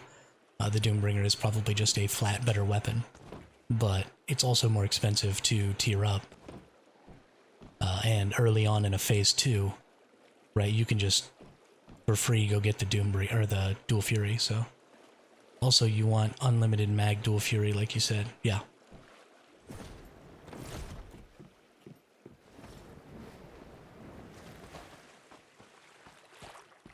Yeah, you wanna get that mag going as hard as you can when you're using the Dual Fury. Its price are on the final. You want one-shot reload Dual Fury. So, it's not all of its procs are on the final flyby. When you take a look at it, it procs fire on the final shot, but everything else procs on any shot. So the last shot of each magazine inflicts 1 stack of burn. If all projectiles hit, inflict an additional burn stack. But it says after hitting the enemy with all projectiles 4 times. Nope, that's the KVD boom boom. Oh no, okay, that sets you into your burn state. but hitting enemies affected by burn with all projectiles has a 50% chance to refill one bullet. So this happens on any shot. So in order to continue to fire lots and lots of times, you want more bullets in your magazine so that you increase the number of times that 50% proc goes off. The most I've ever had with a 2-round magazine is actually 11 shots. I got really, really lucky and got to fire 11 times in a row. But if you had 3, then you get 3 chances before you run out of ammo. So the one-shot, final shot constantly reprocs itself. Right, but that's only if you just want to hit this burn. You want to run out of ammo if you're doing a burn build, for sure. But I'm talking about trying to do a crit build with it, which means you want to have an unlimited number of shots. Because the only reason you want this burn to happen is because it reloads your ammo. And because the crit damage, right, the crit rate and the crit damage on the shotguns is insane. And so you could just constantly be shooting because the fire rate of the Dual Fury is ridiculous. Right? There's no pump actioning, there's no... You just boom boom. I can put out bullets as fast as I want. And I'm going to get on my gaming rig and get to work. I'll send you those maps, Hermit. You can show them on here so they know where to get the parts and how it works for those that don't know. Okay. Yeah, excellent. Thanks a lot. Thanks a lot, Sully. I appreciate it. Let's go check that stuff out real quick.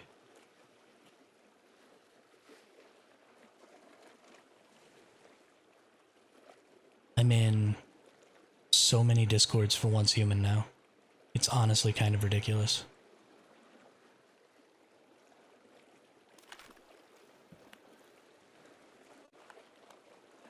Whoops.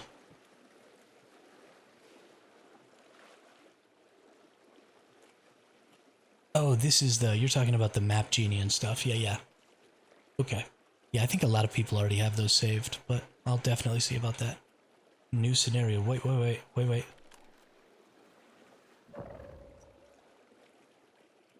What just happened?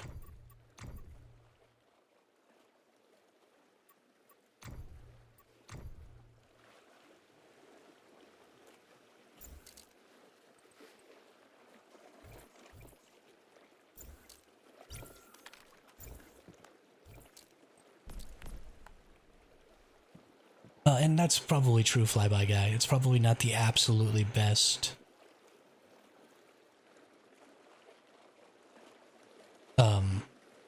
shotgun for that, but just because it's not the best doesn't mean it's not fun. To be honest, we run a Discord that's testing all builds, Domingo, AWS, and Doombringer, and Corrosion A12 coming out on top, Jaws closely following with some of the MP builds.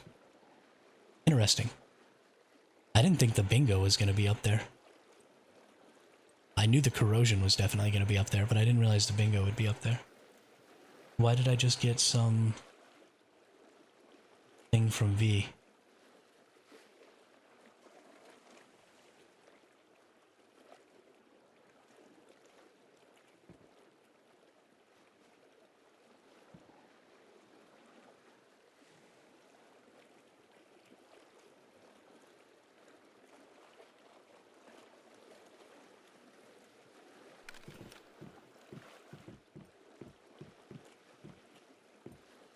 You know, you can get over 100k a shot with the Gulp Delore too, if you stand really, really far away.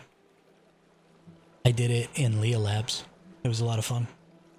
I had a 92k explosion on my Gulp Delore. Yeah, I don't care about this character anymore, Khaleesi. Don't even care. I don't even have any food.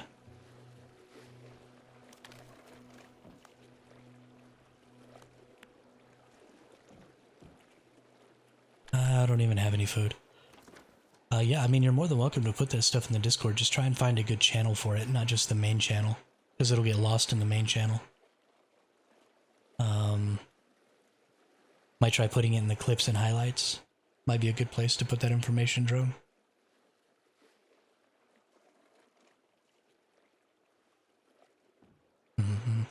Thanks for sending that to me, Sully. Appreciate it. Bingo's insane. I'd say almost broken right now.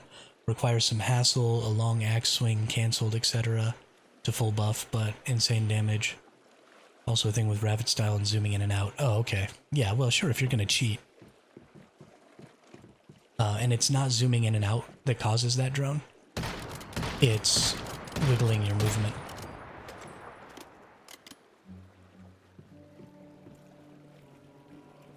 Flyby, I would love a power surge sniper. I would definitely play that. But yeah, you don't have to zoom in and out to get the fast cancel. All you have to do is wiggle your movement. You can constantly be pressing forward, or you can wiggle back and forth, or go backwards, or whatever, but you can just stay zoomed in.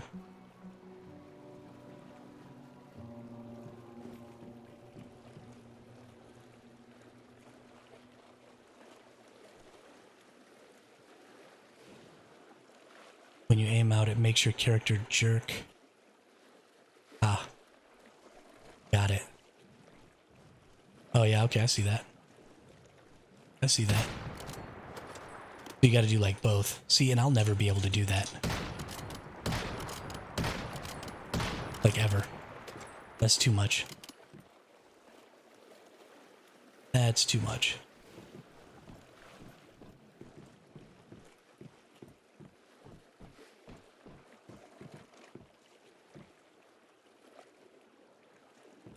I mean, it's obviously an exploit to be able to do stuff to get your shooting to happen faster.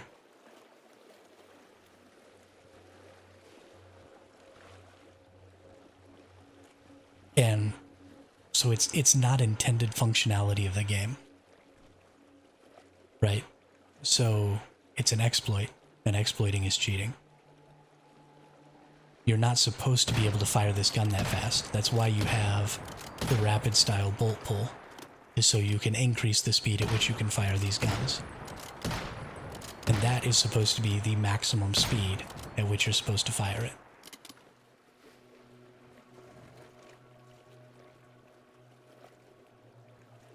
And I don't think anybody's getting banned for using the wiggle.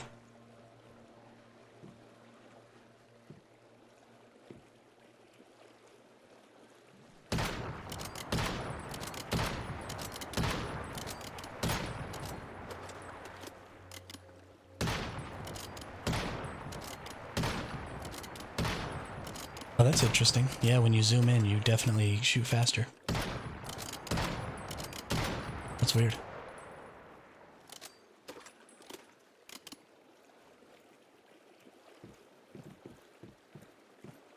But, yeah, using that wiggle or using any of that.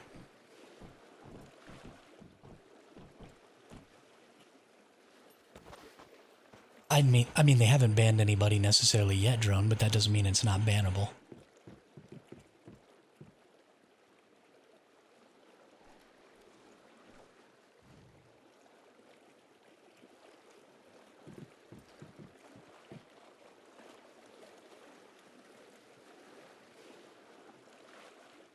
Hey, look, somebody who...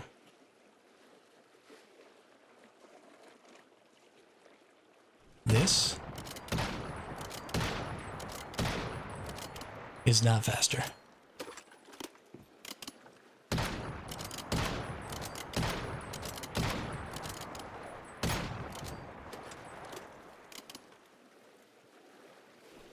One, two, three, four. One. Oops. Yeah, so again, it is if you're using an exploit. But that's an exploit. That's not intended functionality. The fire rates are the same. I I would even say that the fire rate of being zoomed in is faster than the fire rate of ADSing, or than the the fire rate of ADSing seems to be faster than the fire rate of aiming, unless you're using the exploit for aiming. And I mean, of course, if you use the exploit, this is absolutely the fastest you can shoot. But that is an exploit.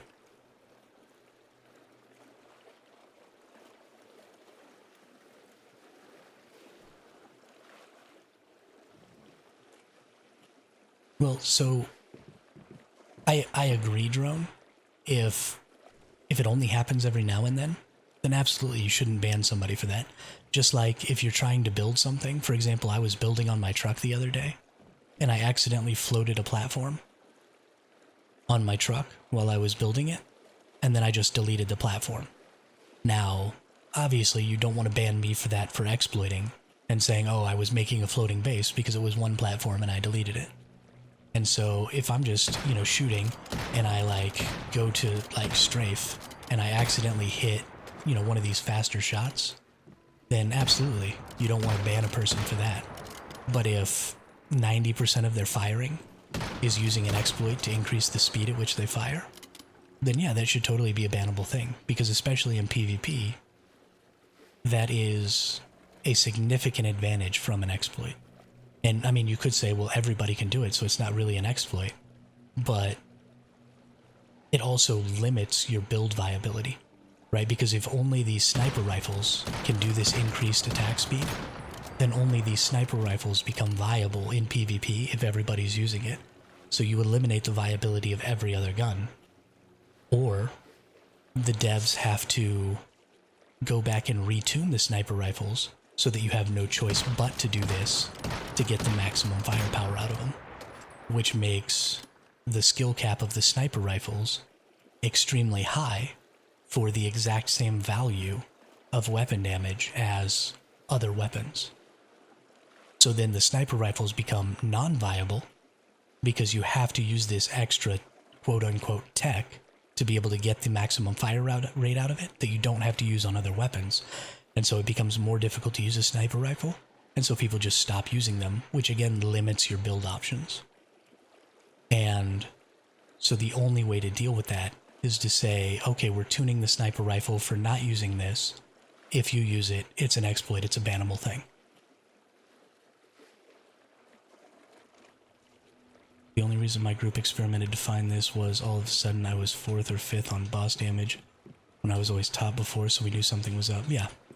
Well, and that's, I mean, you absolutely have to know what the exploits are, right? As a player, it's important to identify the exploits, but then you don't want to utilize them.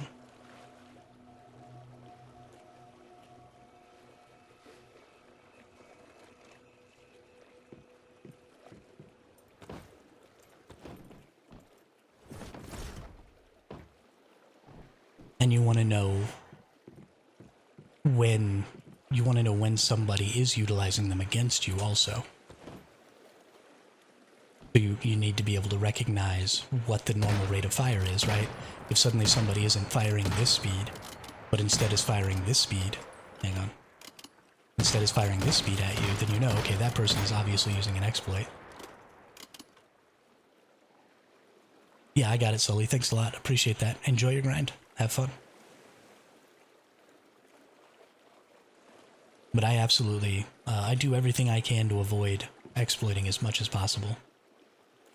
And honestly, there are some things that I don't even know if they are exploits. I mean, what are we supposed to do? I mean, you're supposed to identify them and then do everything you can not to use them. Well, no flyby, and we already kind of talked about that, right? So if you see somebody who's doing strafing and every now and then their bullets fire faster, then sure, that's fine. That's not exploiting. That's the game is broken, and sometimes I fire faster because I have to be moving to try and avoid getting shot. And that's totally reasonable. You know, it's a question of percentages. If 20% of your shots are faster, then it's because you're moving while you're shooting. If 90% of your shots are faster, it's because you're intentionally trying to exploit that increased attack speed, right? one of those people should be banned and the other one shouldn't. I'm the same as you. I don't need them, but I need to be aware of how people use/abuse the system to... Yeah, absolutely. So the other thing, like, I don't know... They obviously want to allow you to build underwater because it's extremely simple to do so. But I don't know if, you know, is a turret supposed to be able to be underwater? And is this turret going to be able to shoot? And if this turret can shoot underwater, is this some sort of an exploit? Right? Is this intended functionality? And I honestly have no idea.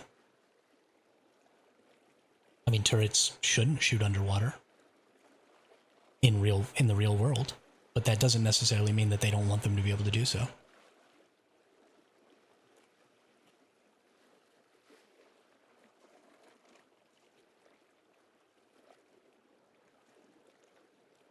They'll be watching what event very closely, Firefighter? You mean the PvP scenario? I can only play the game as it's updated. If one day the devs stop cooldown times, that on them, and I'll make hay while the sun shines, as they say. It shouldn't be bannable to take advantage of short term. I mean, I absolutely disagree with that, Drone Geeks. I 100% disagree with that, because some exploits just can't be eliminated without significant overhaul to code. Right? A lot of things are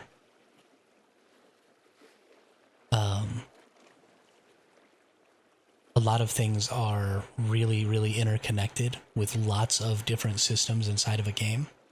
And so because you're having to use movement to cause this increased fire rate to happen, and because you also have to already have the rapid fire calibration to accomplish it, right? There's got to be a number of interconnected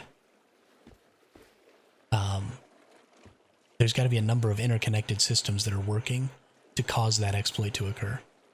And so saying, well, as long as it's in the game, I'm going to use it, is, I think, a bad way to look at it, because it may be much more difficult than we understand to eliminate that bug.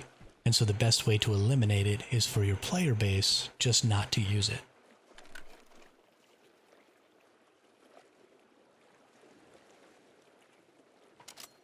Then what are we talking about?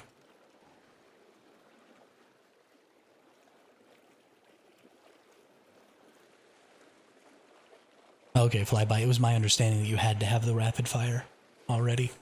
I've never used the sniper without the rapid fire, so...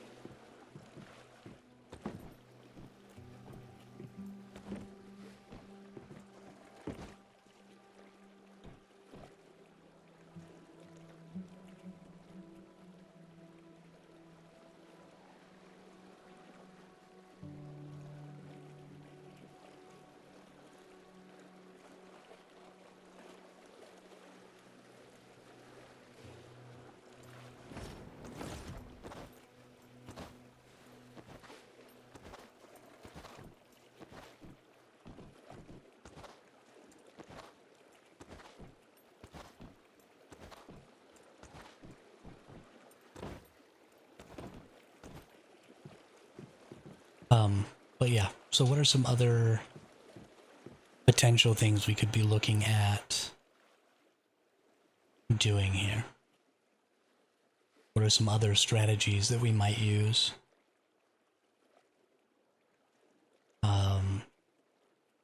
There are going to be... So if there are no teleport points, then a lot of people are going to be driving vehicles around, and a lot of those vehicles are going to require moving across roads. So something we may consider is what roads any bug. So you're saying if the cooldown glitches one day as it has before, I'm supposed to just stop farming after I hit 2 to 3 Digbees? No one is going to do that. So it's going to depend. So when that update first came out, nobody could be sure that that wasn't the intended functionality, right? Because there was no frame of reference for how the new update was supposed to work.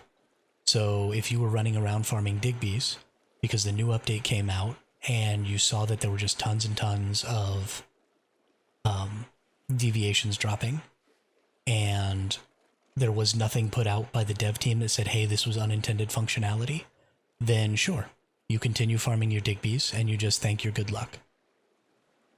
But now we've seen that that's not the intended functionality, because they took that back down to a more reasonable level.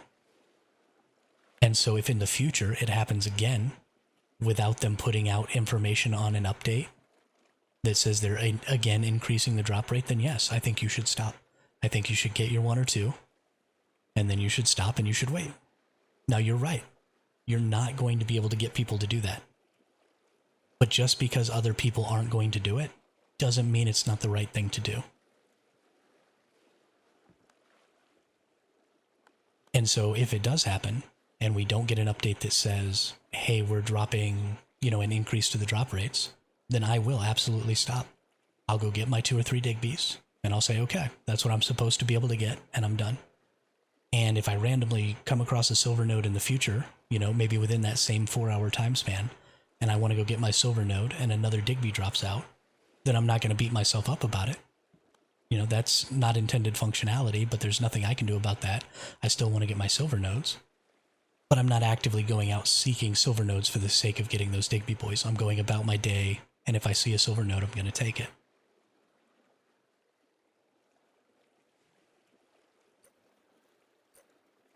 It's a fine line, and it takes consideration to decide for yourself, do I think this is exploiting? Do I think this is acceptable? Or do I not? And that's absolutely a personal decision and opinion.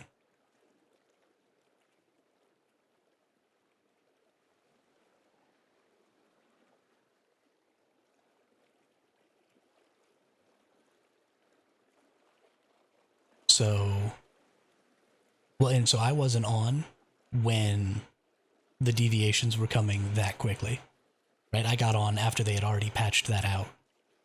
And so I don't even know exactly how many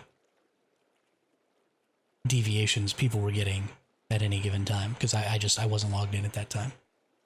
And so if it was just super duper apparent that it absolutely wasn't supposed to be intended functionality, then yeah, as a player, I think you should say, okay, this is obviously not what I'm supposed to be doing, so I should stop.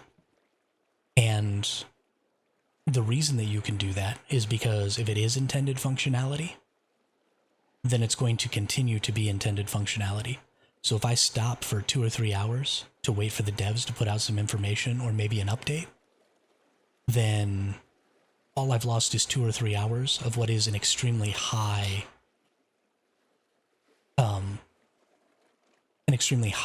rate of grinding. So that doesn't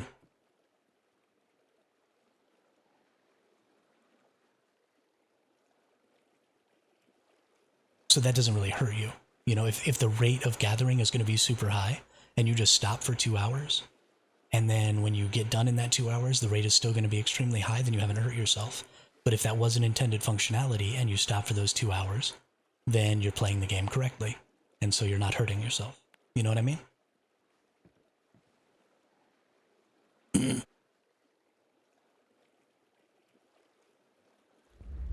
And I don't think, a lot of people disagree with me. And for example, Super Smash Bros. Melee would not be the competitive game that it is today if it wasn't for... But you can't compare yourself to those people, Drone. Comparing yourself to people or, you know, feeling like you're missing out because you're not able to keep up with people who are cheating, there's always going to be somebody who's willing to go a step further than you. And so you have to draw that line for yourself. You have to say, this is where I am comfortable doing this. And then anybody who is exceeding your comfort level doesn't matter, right? You're not competing with those people because they're not playing the same game as you. So who cares about them? Fuck those people. You draw your line in the sand and you stay on your side of it. And anybody else who is also on your side of it, you can compare yourself to. And anybody who's on the other side of it, doesn't matter. But for example, games like Super Smash Bros. Melee, without exploits, wouldn't be the same game, right? Because wall tacking and sliding and shield grabbing and all kinds of different techs that exist in Super Smash Bros. Melee were never intended functionality, right? These are all things that people discovered, little glitches in the game, things that you can do to speed up animations and animation cancel and do tons of stuff like that. And especially in fighting games, that stuff is really, really prevalent in the highest tiers of competitive play. And those games wouldn't be nearly as interesting without those glitches and exploits, without those quote-unquote techs. And so you sort of run into a problem where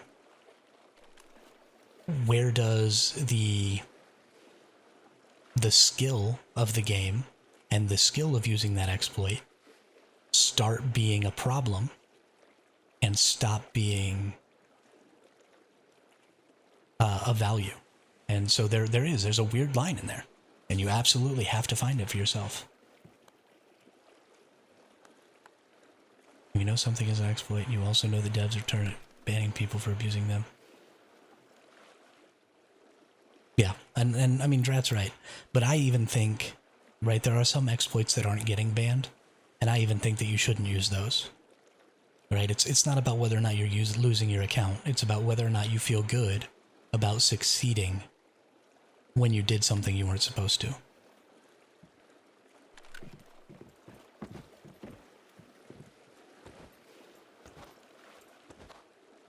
You know, is your victory in a war really a victory if you were just glitching your vehicles through the enemy walls and destroying their base?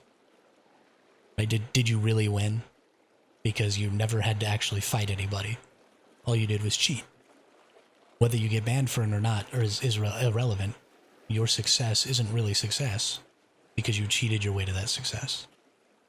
You know, if you, in this next phase, if you get into a PvP fight and you're like 1-on-4 and you've got, you know, a bingo sniper rifle and you do this little jig and kill all 4 of them before they have a chance to kill you, did you actually just 1v4 or did you cheat? And so, I mean, it's a question that you have to ask yourself. I think you didn't just 1v4. I think you just cheated. But some people would disagree with me. And that's fine.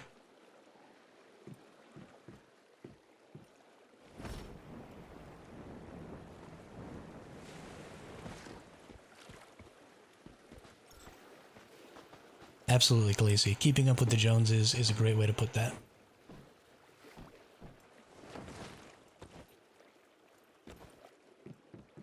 Again, define not supposed to. We have Asmongold joining the Prismverse clash. He's going to call upon a horde of people to cook saltwater, etc. for XP. What's your version of cheating and win right? I mean, I think I've explained most of the things that I think are cheating. The problem with streamers is creating a large community is a bad thing in small games, right? Like, Asmongold has hundreds of thousands of people who he could get to play this game. And servers are only so large. So honestly, he could completely destroy a server by just everybody joining the same faction as him, And then literally the game wouldn't be able to play. It would never start operating. You know, they could take over an entire server and then make alt accounts to be the enemies, never play those alt accounts, and just farm Prism, right? And get the maximum rewards without ever actually having to fight anybody in the entire game. And so that's absolutely cheating.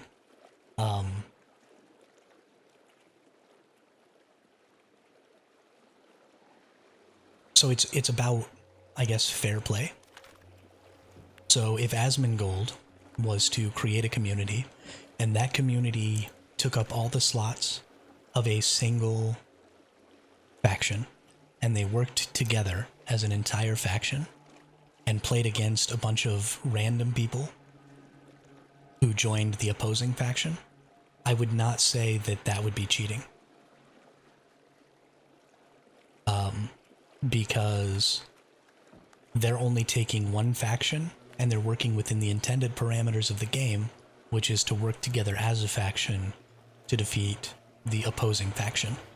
Now they're going to be drastically more organized, because they're all coming from the same community, and they have ultimately a central leader, and that's going to make it basically impossible for the other faction to win, but I don't think that's outside of the intended parameters.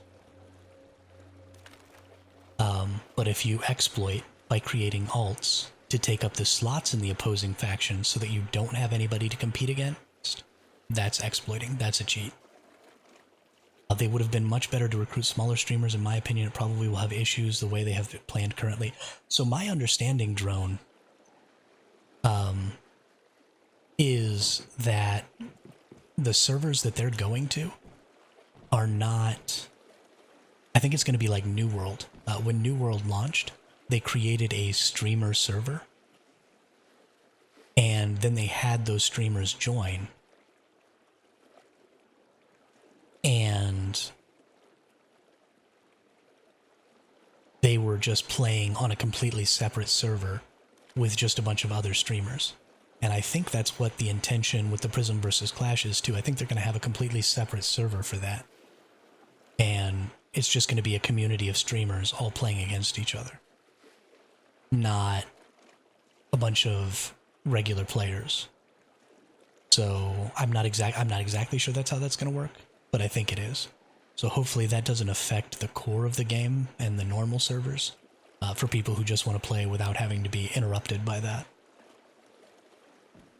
If that's not the way it's working, then you're absolutely right. They absolutely should have found smaller streamers to do that with. But since this is a topic that has come up a few times, I just figured it's easier to use logic for people questioning it. Yeah.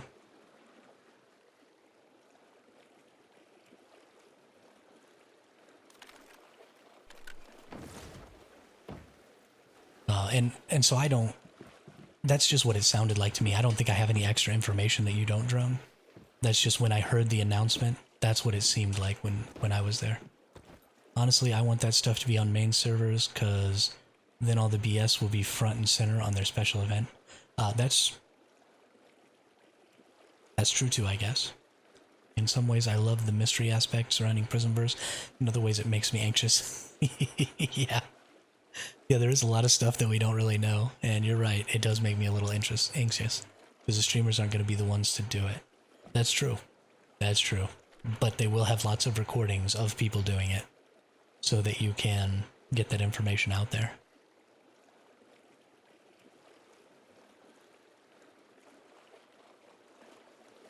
Absolutely, Flyby.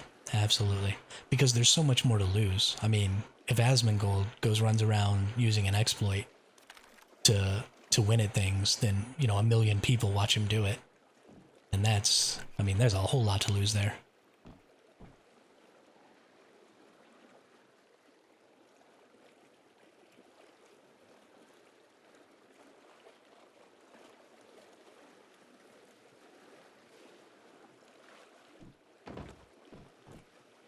But hopefully, I mean, again, this dev team is pretty responsive. They've put out some pretty huge bans for exploits in the past, and hopefully they'll continue to do that. Try and maintain the fairness of the game. and we'll just have to see what happens.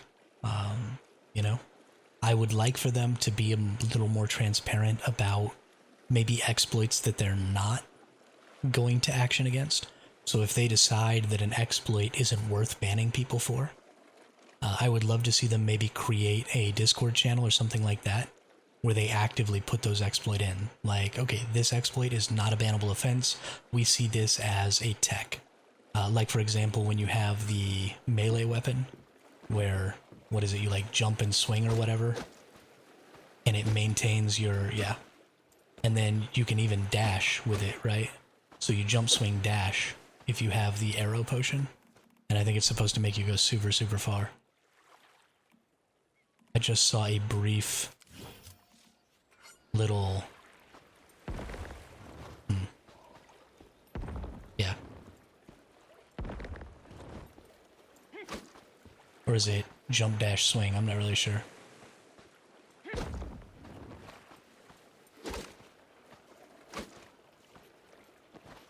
But anyway, there was a bunch of, movement tech like that allows you to move much, much faster than you would if you were just normally running, because you can maintain momentum in the air with those dashes and stuff. And so, is that just cool movement tech, or is that an exploit? So I would love to see for the devs to really just come out. Okay, yeah. I would love to see the devs come out and say, okay, this is not our intended functionality, and so normally this might be bannable, but we're going to say this is acceptable because it's cool. Or this is acceptable because it raises the skill ceiling in a way that's interesting.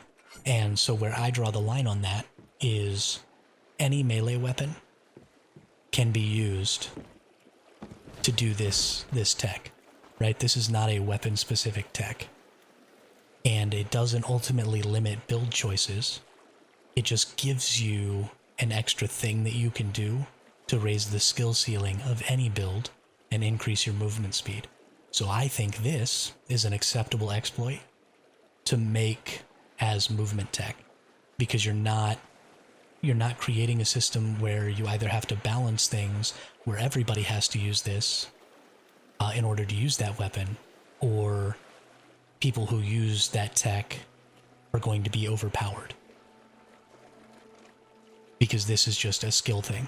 And so, the sniper thing has the potential to either make the sniper overpowerful or underpowerful specifically. And so this limits build choices automatically. But the movement tech can be done with any melee weapon. And doesn't change what weapon builds are viable. It just makes a new skill that you can learn to be better at the game, no matter what build you're using. And so I think that the movement thing is an acceptable glitch.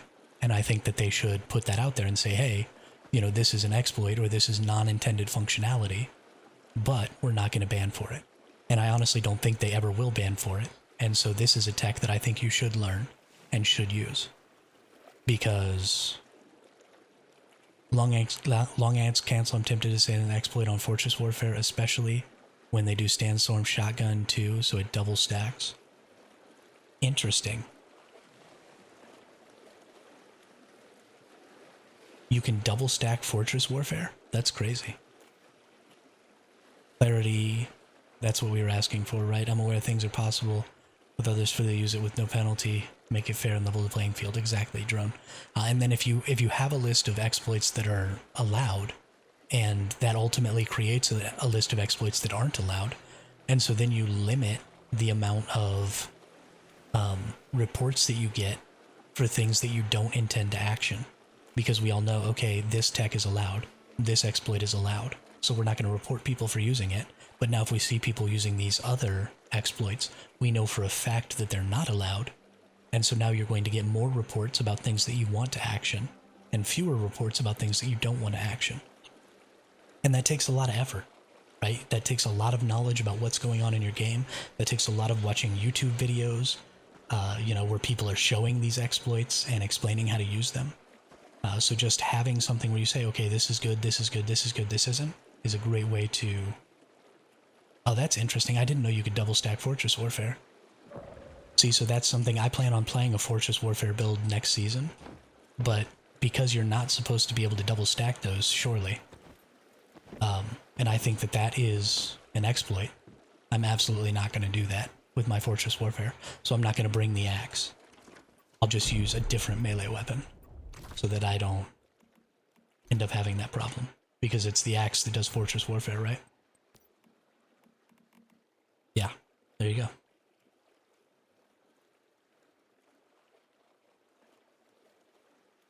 Yeah, so I'll just use a different melee weapon.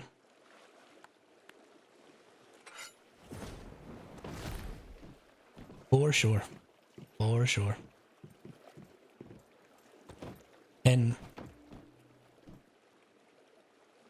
you know, there are only a very few people who I think I want to see actioned against. You know, even people who are using this, I probably don't really care. The update is tomorrow morning. Actually, they're doing the maintenance for the update tonight. It's going to happen in... let's see, it's happening 11 o'clock my time. So 7.5 hours. Yeah, the update goes down in 7.5 hours. And then tomorrow morning at 8 o'clock Pacific time is when the NA servers open for the new season. How's the island overtake looking? You know, Sleepy Party Wizard, it's probably not going to happen. I don't think we have enough people. My community just isn't large enough. You know, you really need like 30 or 40 people to build bases here. Maybe even more than that to overtake this entire island. So when we get started, I am going to come over here and I'm going to build my base over here. And then I'm going to link it in the chat. And I'm going to tell everybody what I'm doing. And I'm going to tell them that they can come and attach their base to mine if they want. And we'll see how that goes. But Darkling actually brought up a good point, which is that some other group may take over this island. And so we may not have to take over this island.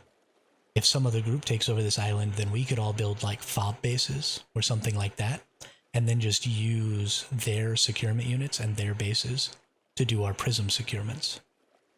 Which means...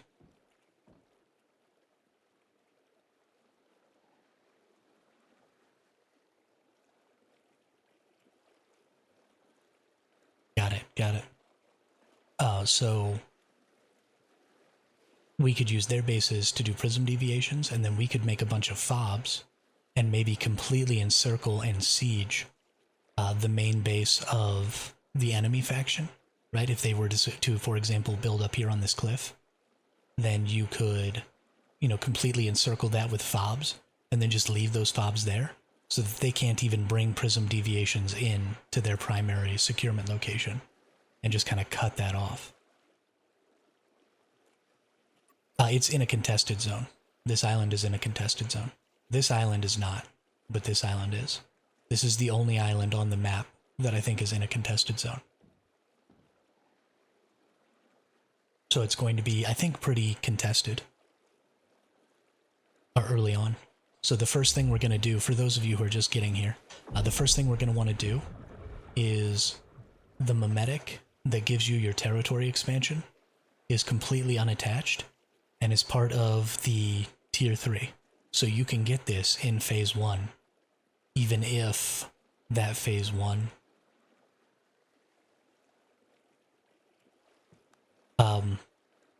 you're not going to be able to sign up until you're phase 6. What most of us did, Drone, is we created new characters and signed those characters up, and then we invited our main characters to the servers. So if that invite saves us a slot, then we'll try and get our main characters in on the 27th when we hit phase 6.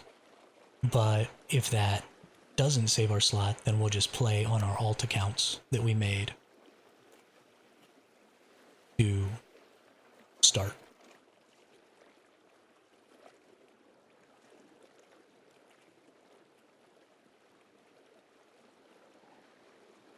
So there's a chance that I'm going into this with 0 blueprints. And all I'm going to have is green weapons to start. And I'm going to have to go gather up all the other blueprints before I can even start my build. Which is going to be a little wonky. And I don't know how I'm going to feel about it. Yeah, but so the first thing we're going to want to get for memetics is we're going to want to get this territory expansion. Because you want to be able to line up your territories really well. So you get this territory expansion because it's only 3 meme points. And it doesn't have any prerequisites. So you get this first, and then you go drop your base in the proper spot, right? You connect it to one of the other bases, because they'll snap to each other. And then you just build around this whole island. Playing all the way through on my alt, my main is headed to Way of Winter. Yeah, so that's kind of where I'm at too, is if I can't join this server with my main, then I want my main to be able to do Way of Winter. So I'm just going to play on my alt, instead of trying to play on a later server with my main, because I don't want to miss out on the launch of Way of Winter. So I'm very much in the same position.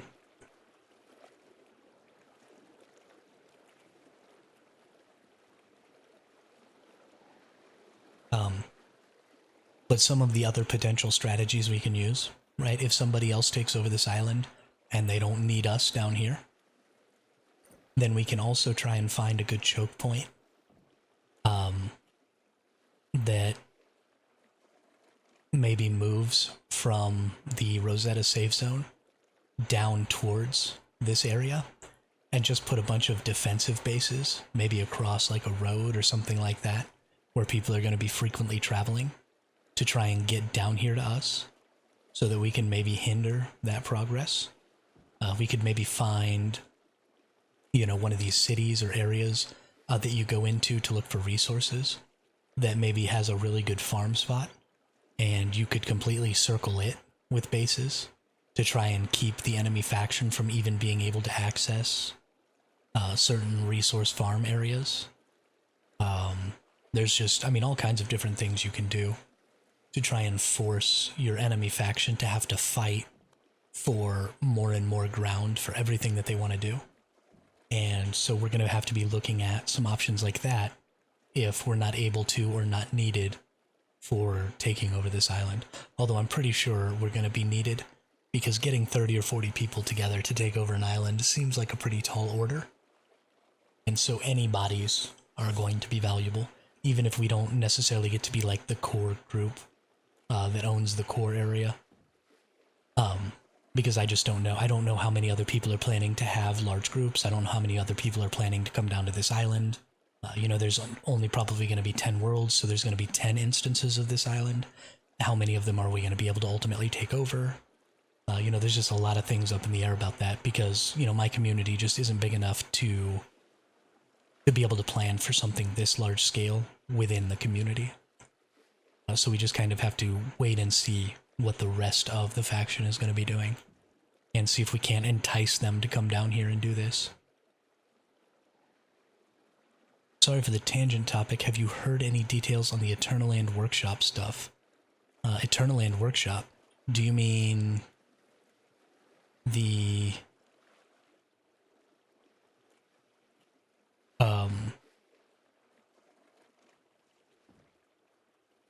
Yep, I don't know what you mean. What do you mean Eternaland Workshop?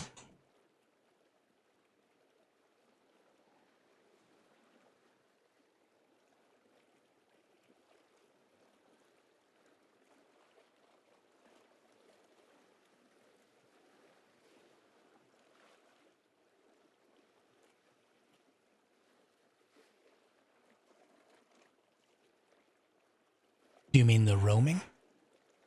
The Eternaland roaming? Where you have the screen where it lets you move to, like, random players' Eternalands? I might be misspeaking, but I thought they were adding more functionality. Yeah, so they are... They are adding this thing called Eternaland roaming, where there's going to be a screen that you can access that's going to show you the Eternalands of different players, and allow you to like those Eternalands, so that you can sort of recommend them to other players. And the more likes that an Eternaland gets, the more people it'll be recommended to. which is some functionality coming to Eternal Lands. So hopefully we can get some really good PvP Eternal Lands that are going to get a lot of likes like that.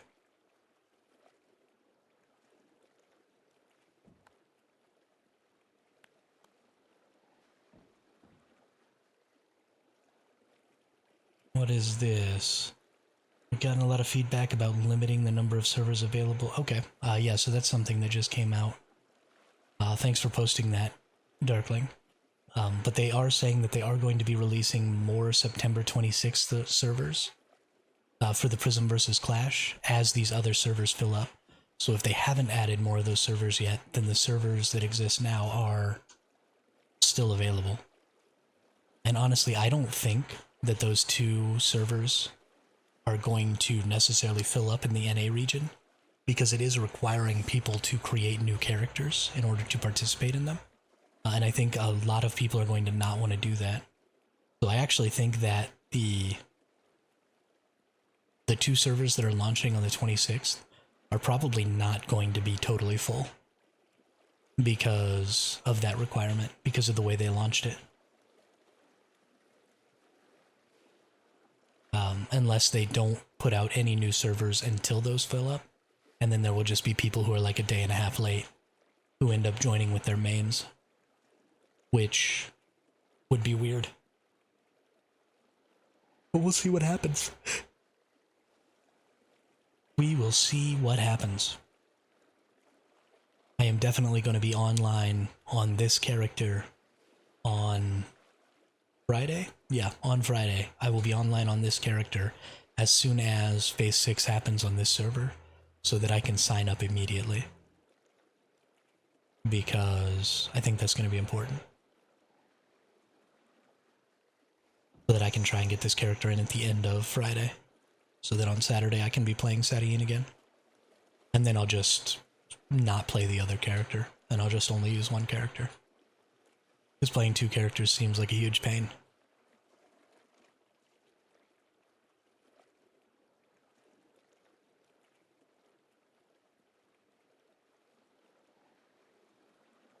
Yeah. And then also, throughout the next week, so my birthday is 1 week from now, it's October 2nd, and something I want to do is, have any of you seen Sword Art Online? The, I guess, 2nd season of Sword Art Online, where he goes to Gun Game Online. And in one of the first episodes, he plays that game where there's the person standing, the animatronic person standing at one side of a long hallway, shooting at him, and then he has to cross the distance of that hallway and get to that person and touch them to win. So I want to create a little carnival game where I'm going to basically make that setup, where one person is going to be running down a hallway that's got some obstructions and stuff that they can hide behind, and then the other person is going to shoot at them, and then I'm going to let viewers pick which side they want to be on. Do they want to be the shooter or the person who gets shot at?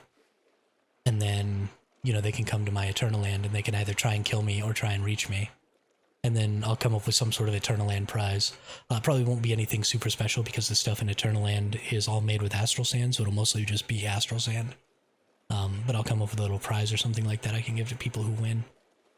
And just have a fun little game. And so whenever anybody in the chat wants to participate, they can just say, hey, I want to play the game or whatever. And then we'll go and do that. Because I'm going to try and do a 24-hour stream for my birthday. If I can come up with some more carnival games, then I will also put those in there. But we will see. Maybe we can have like an increasing reward thing, so the more times people don't win, the reward goes up. And so when you do win, you get a jackpot or whatever. I don't specifically know. I haven't worked out all the specifics of it, but I am trying to do a big old stream for my birthday. Because I haven't actually celebrated my birthday in like 15 years, so it'll be fun.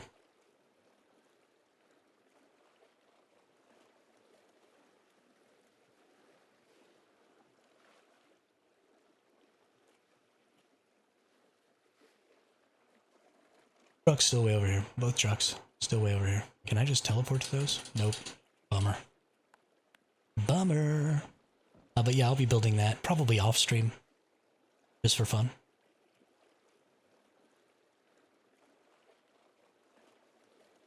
Golly gee willikers. I want to open up this again.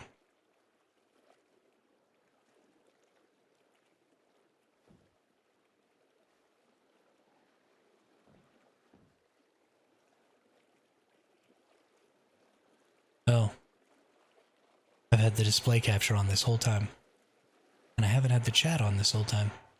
Man, I'm such a bad streamer. Such a bad streamer.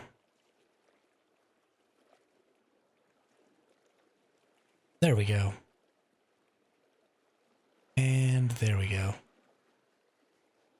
Okay. Now we know what we're doing.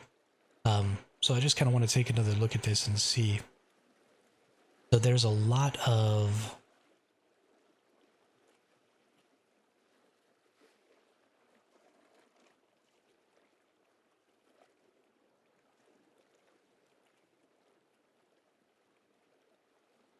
I'm just trying to look at the layouts here because you can't go into a safe zone when you have a prism deviation. If you go into a safe zone, that prism deviation escapes and goes back out into the contest area. So you can't go into safe zones while you're transporting a prism deviation. You also can't teleport, so you're going to have to drive or something your prism deviation back to wherever you're trying to secure. And so I'm trying to identify maybe some places where people will want to be going to and through. So for example, this right here is an extremely important choke point because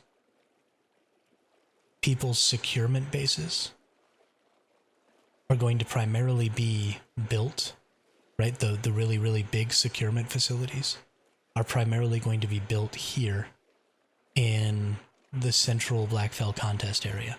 Because A, there are some really good spots to build your bases, and B, you can start building your base in the first week, which means ultimately you'll just have a stronger securement zone base. And so there's going to be a lot of transport happening moving across this line right here during week 3, where people are going to be bringing their prism deviations down into this central area to get to their core securement zone. And so I'm trying to also maybe find somewhere in week 2 that we can take a look at. But there doesn't actually seem to be a lot of choke points going from the week 2 safe zone to the week 1 safe zone. I think during week 2, the mayflies are going to have a more difficult time because I think their best places for securement are down here. And so the distance they're going to have to travel with their prism deviations is just much farther than the distance that would maybe have to be traveled. You know, for example, this is a really good spot to build for the Rosettas, and they can get into the 3rd zone or the phase 2 zone really, really simply. So they're going to have a pretty distinct advantage in week 2. The place on the mountain you pointed out seems strong. It is extremely strong, Drone. It is extremely strong. Having a vertical cliff all around, and it's also very small. So it's honestly a really, really good spot for a smaller group. And if I was planning to play Rosetta, it's absolutely where I would be trying to take the hive, because I think a single hive, or maybe even just 2 hives, could take over the entirety of that mountaintop that's up there. So much fewer people than is required to take over that island. and it's almost as secure as the island. The only problem is that people can shoot rockets from below and still hit things at the top, I think.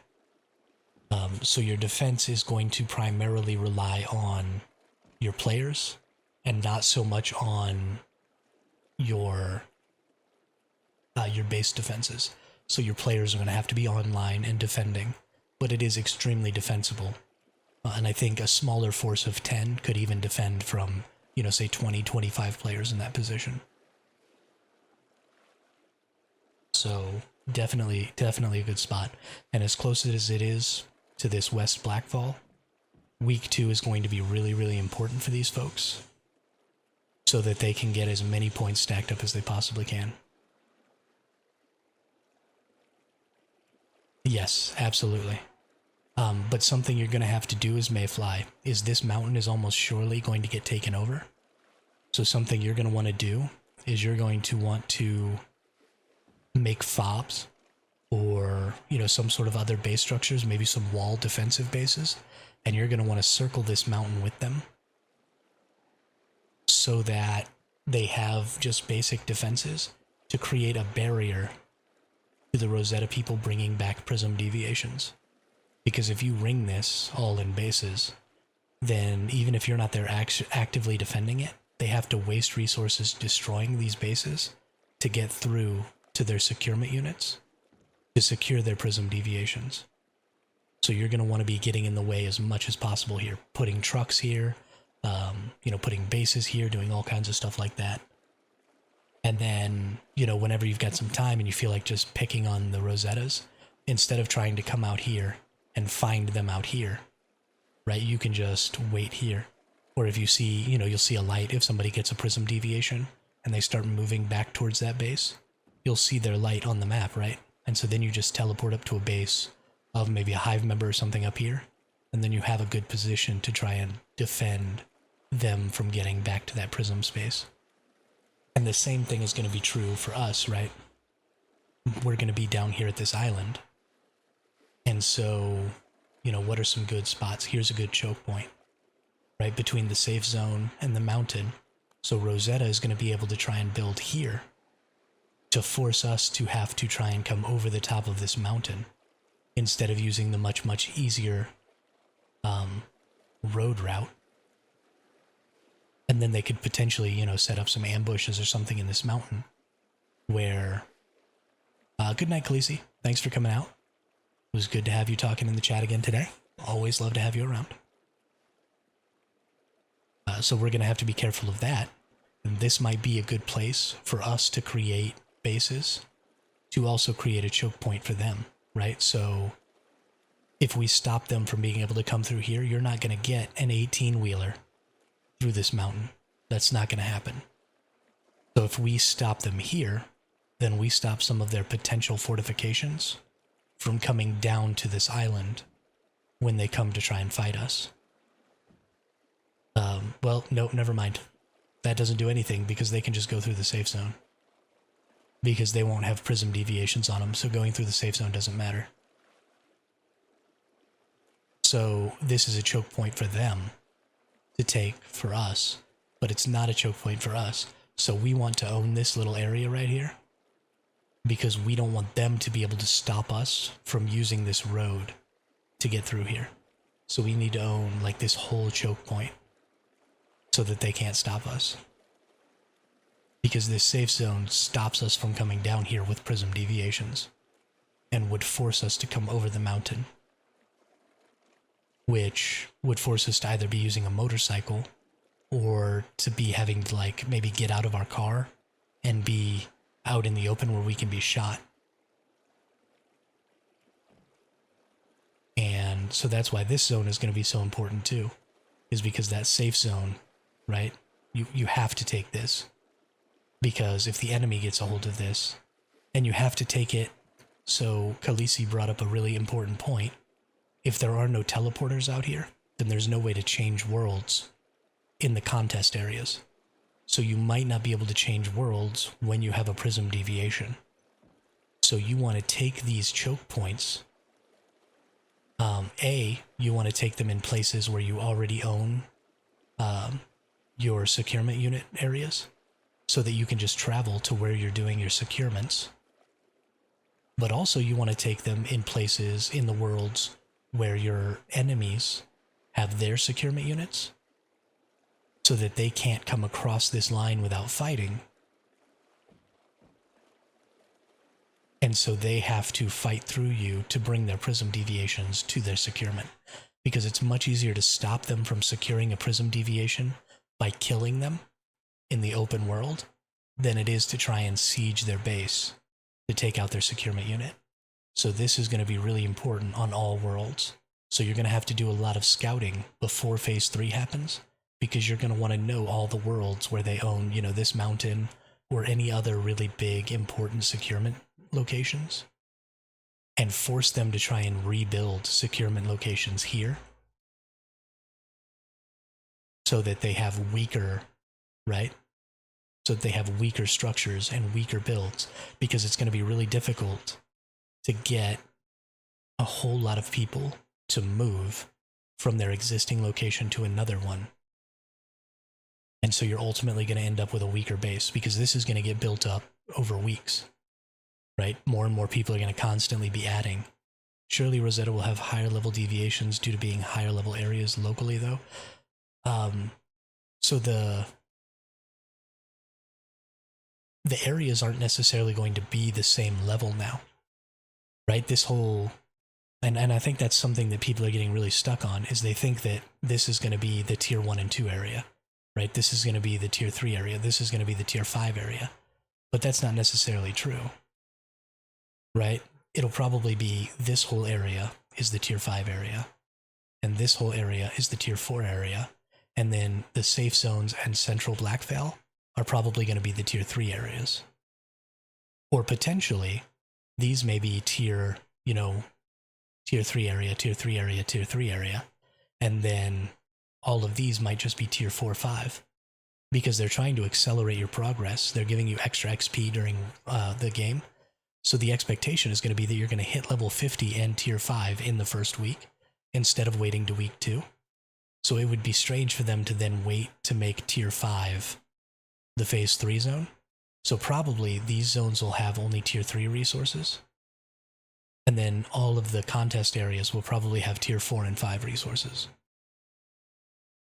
And I think those resources are going to be spread out much, much differently than they're spread out currently. So I don't think that's actually going to be true at all, Drone. I think you're going to get even resources across both factions.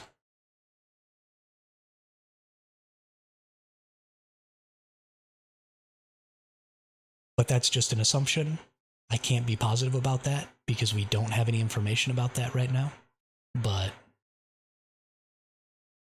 I think it would be pretty bad game design if they kept this as the tier 5 zone and just let Rosetta have all of the tungsten. Like that's an absolute nightmare. If they do that, then this whole scenario will just fail. It'll just fall apart.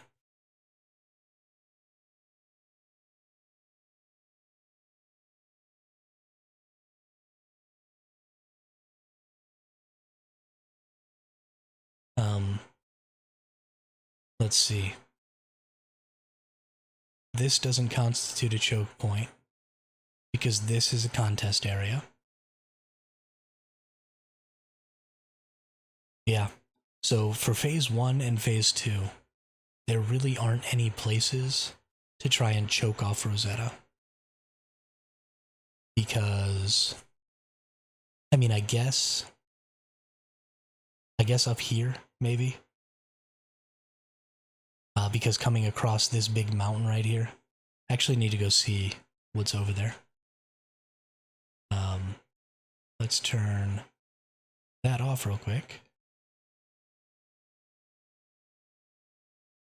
Nope, turn that off real quick. Oh, I was in that for too long and my session ended. Dag nabbit. Okay, well I have to turn you all on a black screen for a moment. I guess I can keep... Oh no, gotta turn you on a black screen. Because that's a display capture. not an image capture.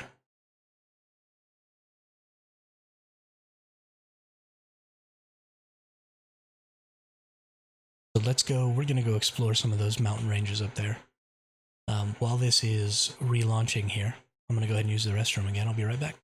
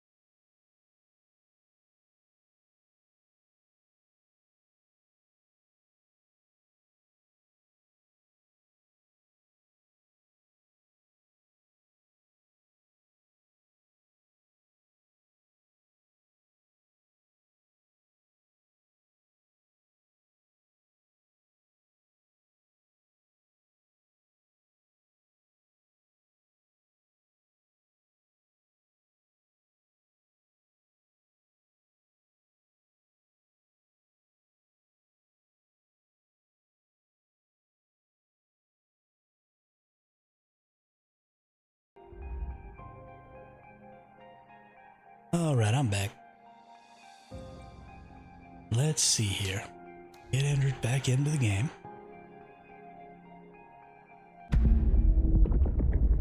Yo, Kalon, what's up?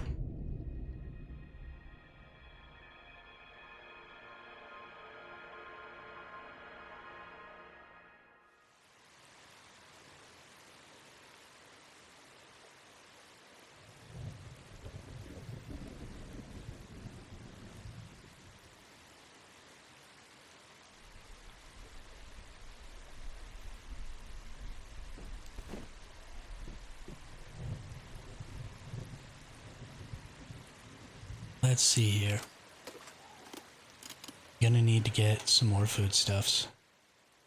I don't have anything to cook though.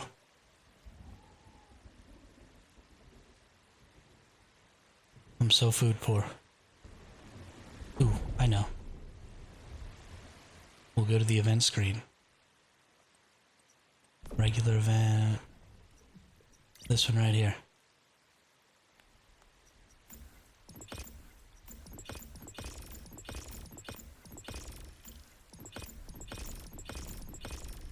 Buy a bunch of flatbreads with all these points I never use.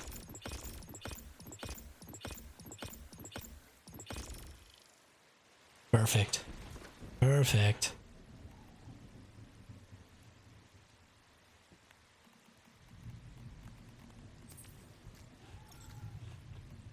Oh, do I seriously have to eat 4 of these? Gross. And then let's eat a featherweight. Alright, now I can move around. And then let's go see about some areas over here. So this is going to be primarily where you come through.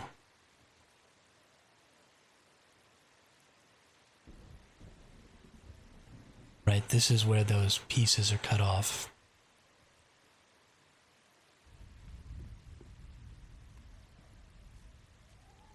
On this here.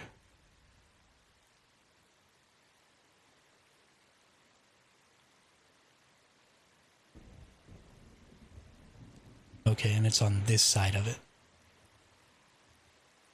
So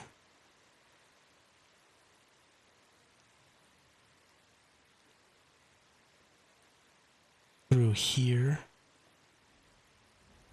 up through here is going to be part of a way to get around.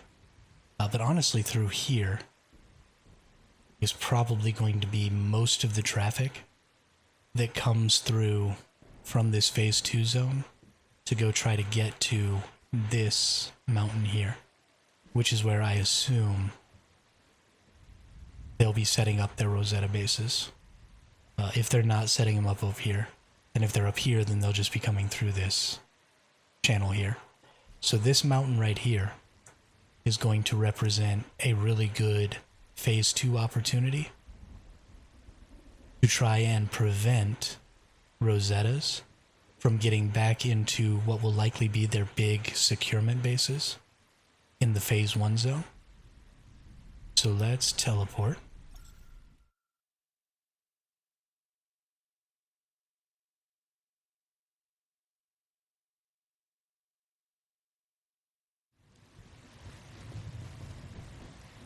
And let's go take a look. Just straight across and up that.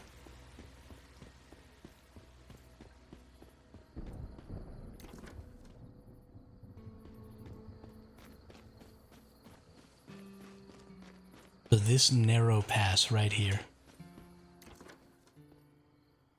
and then this road up above,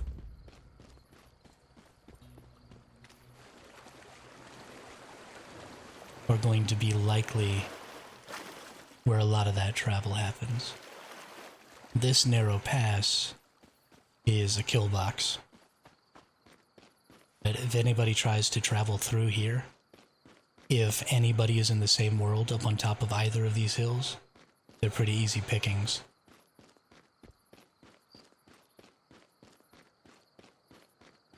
And you could even temporarily block this off, just with like some trucks, and stop people from being able to come through here. So this is a really bad area to come through to try and get from that phase 2 zone into the phase 1 zone. But if they do try and come through here, it should be relatively easy to kill them.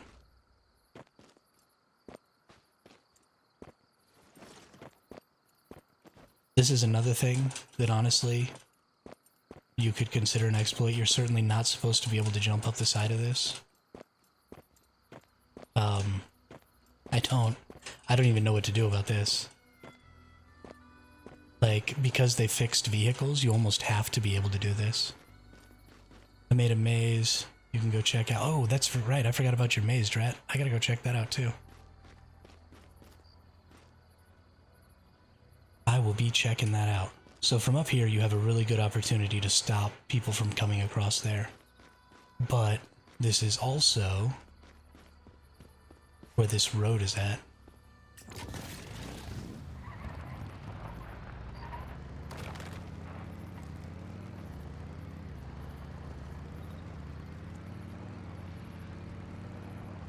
And this road, again, comes through a fairly narrow area.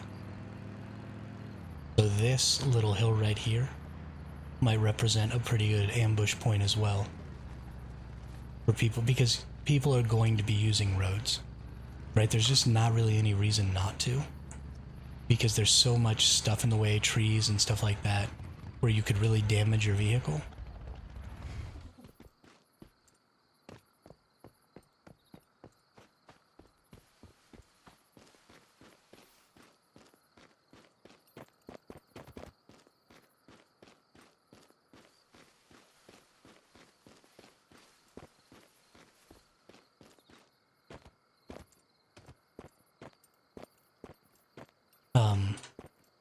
So I think a lot of people are just going to be driving around in their coupes and in their jeeps and using that stuff to move around, as well as, you know, maybe moving in convoys on 18-wheelers and stuff like that. So there's going to be a lot of use of this road right here, because it comes up from that second phase zone and then circles up through here. So I think your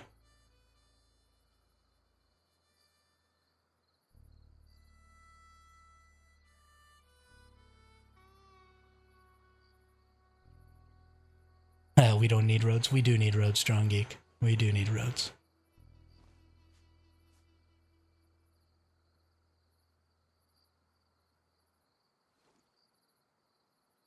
So let's see where the best ambush point is going to be. They can just dump off the side of the mountain here.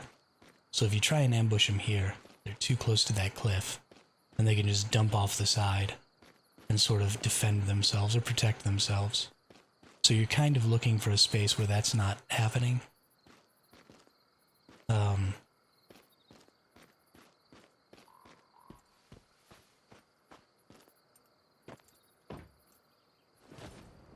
This sheer cliff represents a really good defensive position, though, because you can't really get up here from this side. I mean, you might be able to jump up this cliff. Yeah, you can totally jump up this cliff, which is hilarious.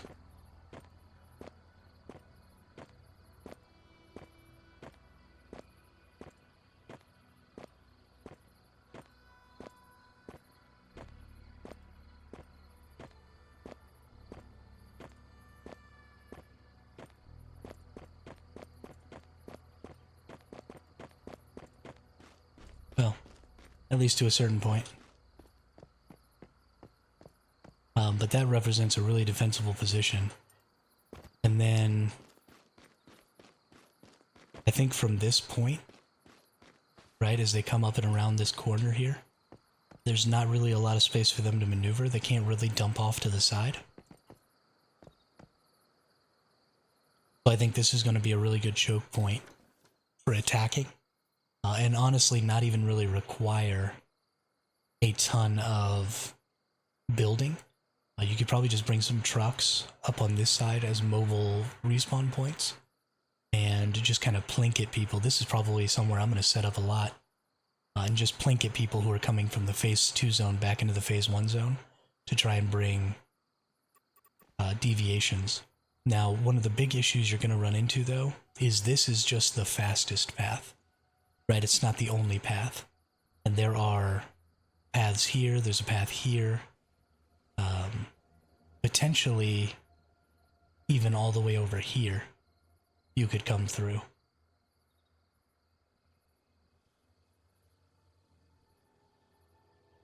I'm pretty sure over here is going to be a part of the safe zone, but there's, I mean, multiple paths through the mountains here that they can use, and then across up here that can be used to get back into this phase 1 area.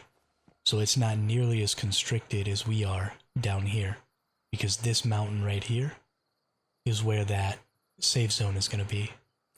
So they're going to be able to build up on top of this, right, and fire down on us, and then block off pretty much the rest of this to the safe zone to prevent us from being able to come through this road and create a really, really tight choke point right here that will force us to come over the top of this mountain.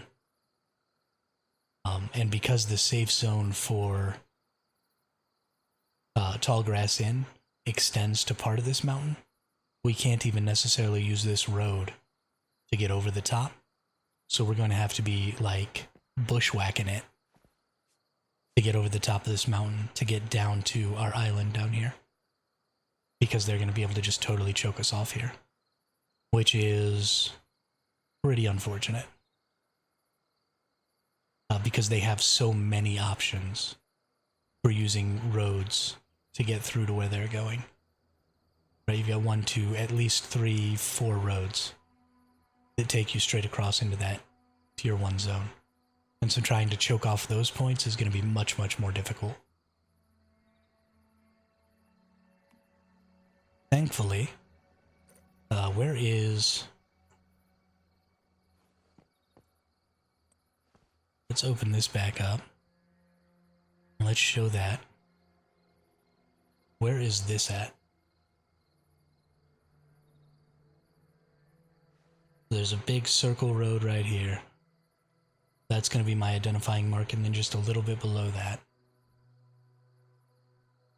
I watched a video today, and it's a possibility that the deviant acquired in the Prism War may be for that event only, since they are copies of existing deviations. Yeah, Kalon, that's kind of what I was thinking as well.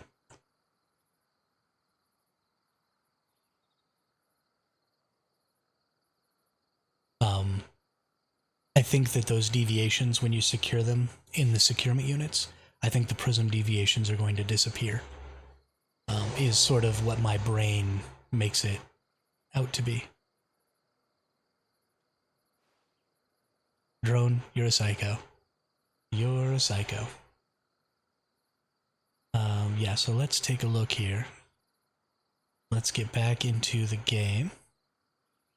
And let's look at where that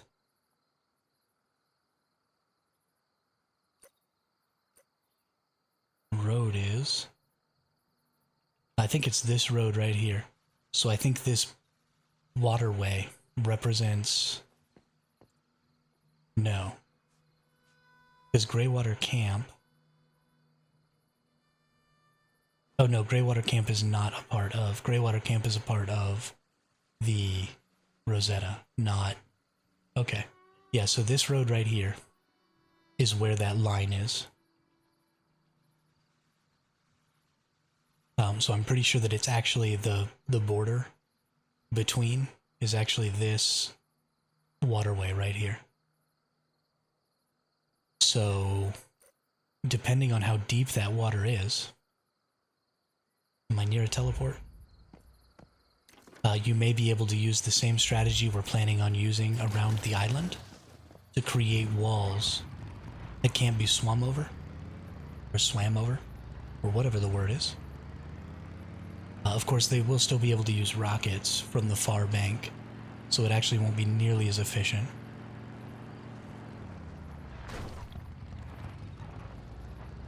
But let's go see here what we're looking at.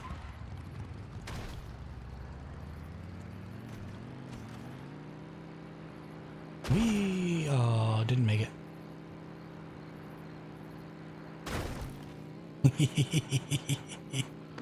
I love bouncing on my motorcycle. It's so much fun.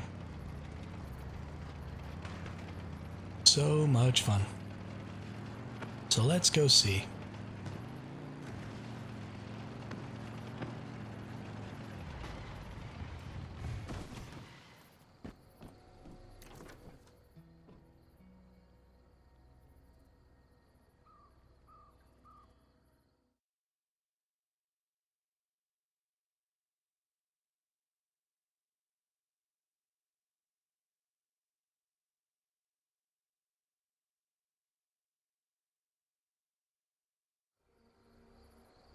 We are here, okay. So there's some mountainous stuff around here, which is going to make a lot of this travel much, much harder.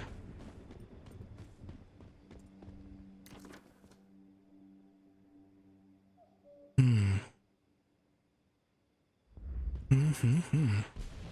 it doesn't look like there's any roads that come across that are going to be out of the safe zone, right? That goes straight into the safe zone. This goes straight into the safe zone. So from Zone 3 into Zone 1, Contest Zone 3 into Contest Zone 1, there is no road that takes you across this water into the other zone. So in order to get across here, you are walking across the water. Either swimming or building a structure that allows you to walk or something like that.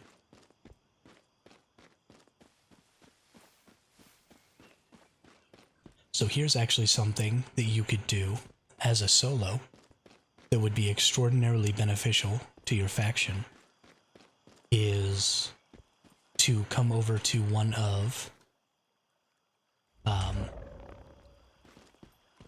the worlds and find a spot on this big river that goes between those two safe zones, and you could build your base there. And that would give a lot of security, right? You could build a nice little bridge that was totally enclosed, totally covered, and that had lots of internal defenses. Well, no, I'm not talking about building a pinch point. I'm talking about building a crossing point for your own, although you could build a pinch point also. But if you built a bridge that would allow your team to drive like trucks and stuff across.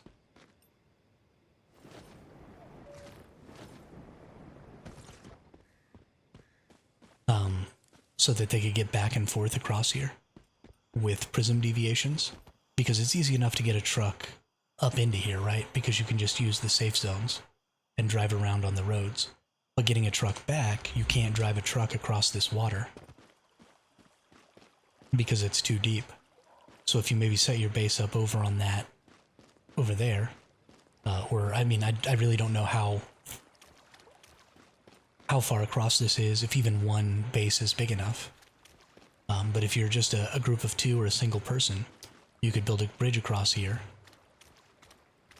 and then fortify it, right? Lots of turrets, nutcrackers, stuff like that, so that it's difficult to set up an ambush on the bridge. They would have to like destroy all of those securement units and stuff to set up an ambush on the bridge, and then allow people to drive trucks right across.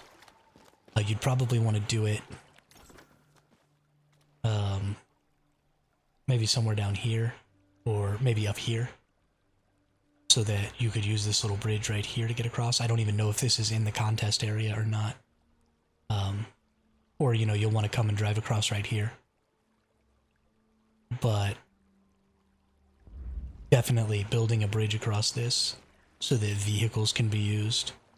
Because if you have to swim across this, right, you have to get out of your vehicle. And sure, you can save yourself by coming down through here. That's another thing, actually. Oh my goodness. Because you have to get in the water, and because we know you can put turrets in the water, just lining this whole area with turrets on a couple of worlds would make it basically impossible to get through on those worlds. You just build right up across this river, and just 20 turrets, just lined up, probably too deep. Can you change servers? Do you mean change worlds, or... Because there are 10 worlds on each server. Are you talking about when you're carrying prism deviations? Or do you mean change from your whole server to another server? Would be in between the two road bridges if I went there.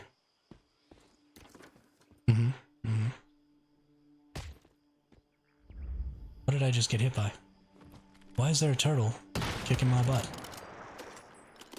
Also, nice to see a new name, Puffet a Fish. Welcome to the chat, welcome to the channel. Brad, do you have a plan for leveling or just deciding on the fly? It's supposed to be like 7 times accelerated or something like that. Yeah, Drat, I mean, the best way to level is just going to be to do the salt farm. But honestly, I'm not nearly as worried as getting to level 50 as I am about getting my base spot. And starting to take over one of these islands. Because the longer it takes to take over this island, the more time the Rosetta have to realize and to just come plunk a random base down in there to give themselves, you know, an access point. And so you really need to be securing this entire thing. And so my concern is just getting to level 2, getting your first meme points,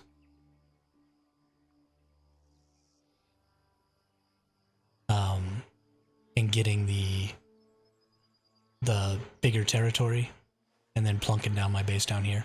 So that's really the only thing that I've got planned out at this point, is just taking this over. Puffet a Fish, a whole server to another server, as in I want to start a PvE server, but also want to participate in Prismverse Clash. You cannot change back and forth between servers. So as soon as you've picked a server for your season, you have to wait until the final scenario, or sorry, the final phase of that scenario. So it's phase 6 for these servers, but it's actually going to be phase 4 for the next servers. And so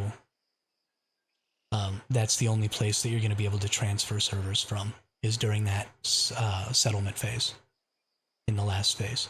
If you want to play both servers at the same time, the only way that you could really possibly do that is to make a second character and play 2 completely separate characters on the 2 scenarios. which I think is kind of a viable thing if you have a lot of time, because you only really need maybe 3 hours a day in a PvE server to be able to complete all the content and all that stuff. So if you play more than 3 hours a day, you can just spend those other hours playing on the PvP server. But also, the new PvE season coming out, the winter season, is coming out immediately after this Prism vs. Clash season ends, because Prism vs. Clash is only going to be 19 days. So you can join Prism vs. Clash, and then when it ends, roll that character over into the new winter PvE scenario without missing a beat. As long as you're in one of the day one PvP seasons scenarios. So there are a couple of options for you there, Puffetafish, but unfortunately you can't play one character on multiple servers.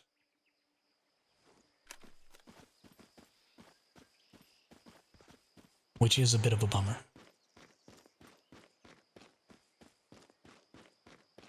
Yeah, so this is going to be a great choke point. People having to swim through the water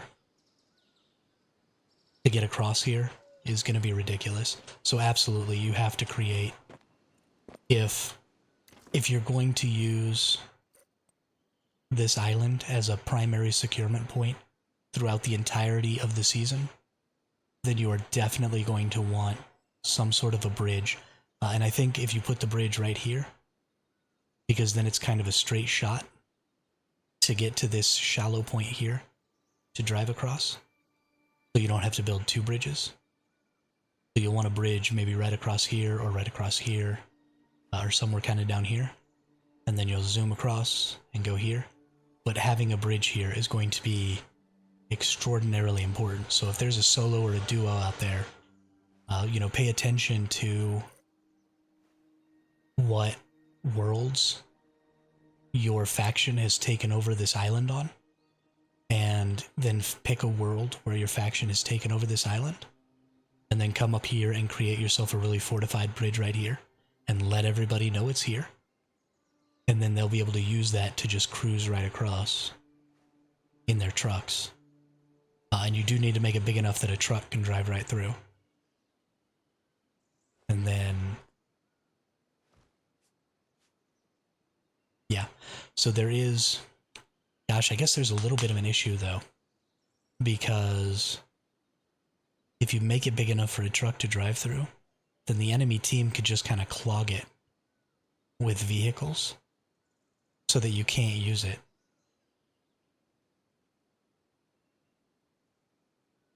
Man, that's a pretty tough consideration.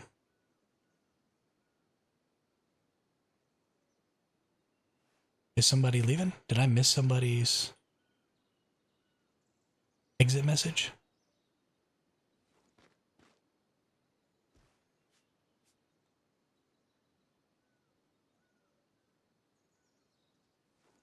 Oh, signing off. Sorry. Yeah, I totally missed that. Sorry, Drone. Yeah, have a good night. Thanks for coming and being in the chat. You always have really good recommendations and really good comments about what we're doing. And I really, really appreciate that, because it really gets the conversation going. And that's the most important thing about this, so... yeah, I guess you could do that, Drone. You could just delete it and move it. That's not a bad idea. Not a bad idea. Yeah, have a good night, man. Thanks for coming out. Yeah, just move the base. That's a good point. So that will be something that'll have to be more actively looked at, though. Ever considered to build a base inside the Gross Room Cave? So I tried to do that, Kalon, but for the most part, caves aren't buildable. There is one cave somewhere where somebody was able to build a cave at an entrance, but when you try and build in a cave, it actually sets your territory on top of whatever's above the cave. So if you tried to build down inside of here, it would actually set your territory up here. So you can't build down inside of there. Otherwise, that would absolutely be a great location, because there's only about 3 or 4 entry points. And so you could just block all the entry off, and then have all your bases inside be securement bases, and that'd be really, really secure, because you only have to defend from this one direction. And that's why, in Ark, basically all bases are made in caves, is because you create, a choke point to defend. And so, yeah, I did think about that, and I did look into it. But I think even that base, that one cave where you can put a base at the entrance, I wouldn't recommend using that because, again, I don't think that's intended.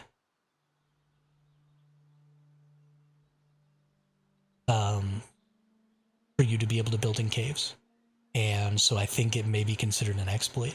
And it is such a strong position that I honestly think that they might start actioning people in the next PvP scenario for building in that cave, because it is just such a hugely strong defense point, and so much of this game is going to be about attacking and defending bases that that spot specifically is pretty overpowered. But I don't know.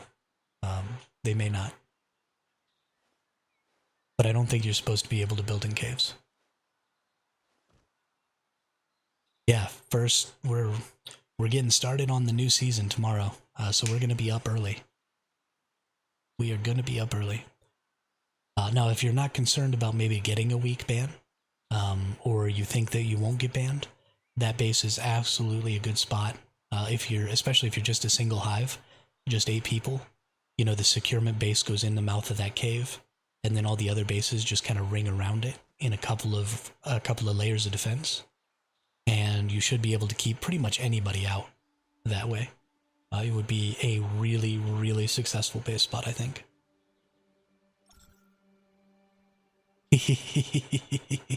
Always plotting, Ayub. Always plotting. I mean, faction warfare is so much fun. And this takes me way back to Dark Age of Camelot, where you were always looking for choke points, right? You were always looking to cut off supply lines. Me and my brothers, we were a really small group, right? It's just the 3 of us played Dark Age of Camelot together. And sometimes my dad would come play, but he didn't really like PvP. And so we would go find bridges and stuff like that. We would look, what castle were people fighting over? And then you go find the bridge that led to that castle. And then you get some stealthers and you camp the bridge. And so what I would do is I would get on my hero, and my 2 brothers would get on their stealther rangers, and I would go run around on the bridge, just run in circles like an idiot, or stand out in the open like I was going to try and fight people who came on the bridge, and then stealthers would come and try and kill me, and the stealthers would pop me, and I'd start popping all my, defensive moves and all that stuff to try and live as long as I could, and then my 2 brothers would pop out of their stealth and start shooting people with their rangers, and just start nuking people down. And yeah, just need siege equipment, and we're literally playing Dark Age of Camelot. But I mean, we have rocket launchers and grenade launchers and stuff like that, so kind of we have siege equipment. And also you have trucks, right? So I think the trucks are going to be really important in this game, because I don't know what they're called, but in Siege Warfare, they create those big like tower structures that they put on wheels, and then they push up against castle walls, and then a gate falls down in the front and everybody rushes out, so that they're on top of the walls of the enemy castle, so they don't have to like scale the wall or anything like that. They're in a defended structure. So you can do that, right, with your trucks. You could create, I think you can go 3 walls high on an 18-wheeler. So you could create a big tower on the back of your truck, and if your enemy doesn't build walls high enough, you could just circumvent their external defenses and jump right over the top of their walls on your 18-wheeler. And you could do that, you could have 20 or 30 people inside of there, and just everybody go pouring out with grenade launchers and just start blowing shit up. Like, it'd be so much fun. So much fun. Or, you build a truck with a ramp on the back of it, and then you get a coupe, and you drive that coupe really freaking fast, and you ramp off of your truck, and try and ramp over the enemy walls. And, you could fit, you could fit 2 people in a coupe. Do it with a Jeep, you could fit 4 people. And just ramp 4 people over the top of somebody's wall, or onto the top of their base. Just start blowing shit up. Or, get a truck with biomass missiles. Start blowing up bases that way. I mean, there's going to be so much. gonna be so much fun. So much fun.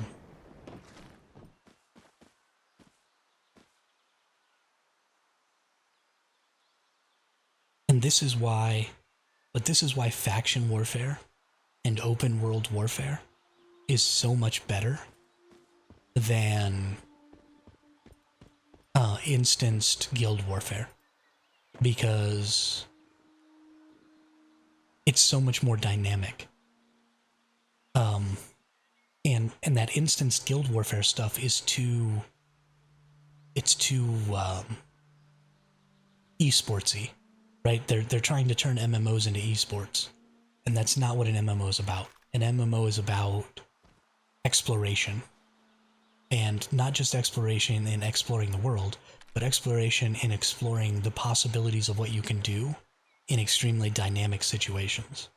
And you don't get that dynamics in a curated PvP environment, right? This whole world is now a PvP environment. And so that is the problem, AU, is we're potentially going to be having, 400 people in a small area all fighting against each other, and that could really tax the servers in a way we've never seen before. And that's why I think gameplay is so much more important than graphics, right? If you reduced the graphic fidelity of this game and, reduced some of the load that what you're trying to create here has on a GPU and a CPU and, the memory chip and stuff like that, your RAM memory, then you could have more people in an area fighting at a time. Because Dark Age of Camelot used to have hundreds of people doing castle sieges. And, I mean, it was laggy sometimes, but we haven't improved from that at all, because we've kept our graphic fidelity at pace with the increase in our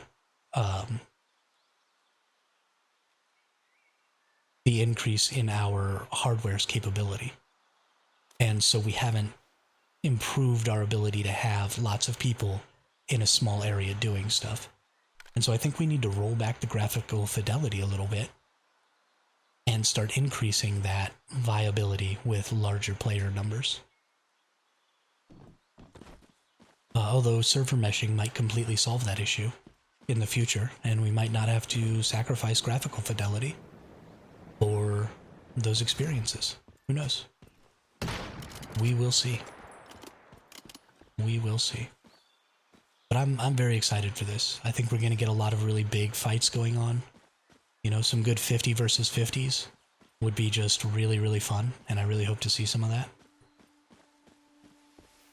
I like being able to kind of get lost in a big mess of a fight, because it creates a situation where people just can't keep track of you.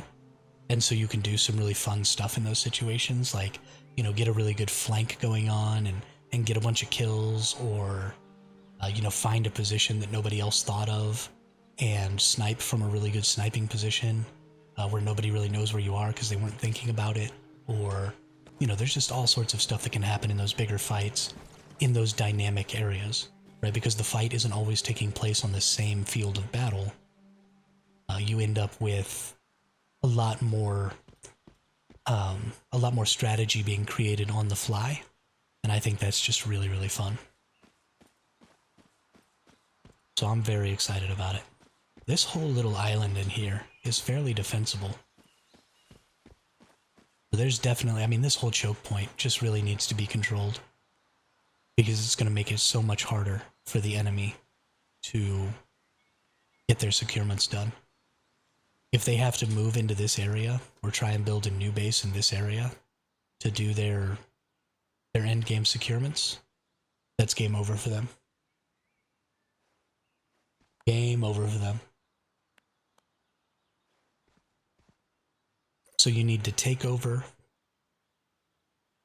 on the worlds where they have a base built, and you need to create a bridge on the worlds where you have a base built, so that you can get across here. And this is stuff that everybody can do, right? it's not something that necessarily needs to be coordinated. If you're a solo player or a small group player, then some of these choke points, especially this choke point, can be a really good spot for you to have a really high impact on the success of your faction. And the reason that is because all you have to do is snap your base to the next base down the line. And then you just build your defenses here. And these defenses are primarily going to be about static defense. And so you need to create places where people can stand and defend, right? So if I see somebody running down, right, they've got their little red circle or whatever, and they've got a prism deviation, and I see them running down like they're trying to come here, you don't even necessarily have to be online. If your base is one of these defensive positions, I can just run knowing that there's going to be a defensive position here. And so I can just come up here, and I can jump up on your wall or whatever, and as long as you've set up a good position for me to fight from, I can defend anybody who's coming here, so it doesn't just have to be you.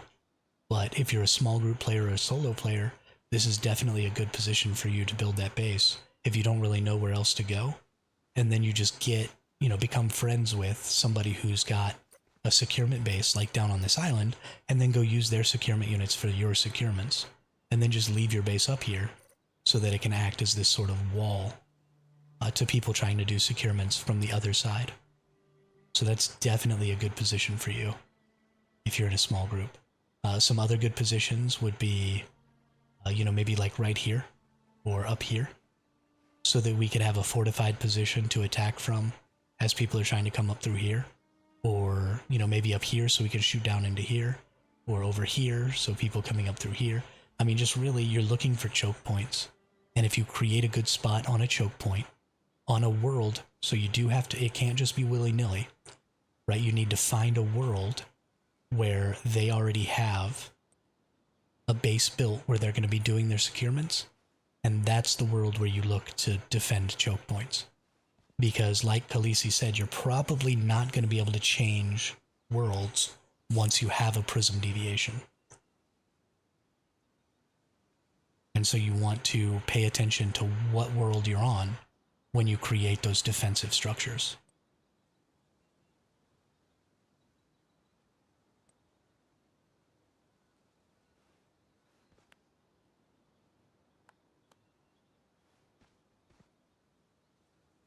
Yeah. I really don't know of any additional strategizing.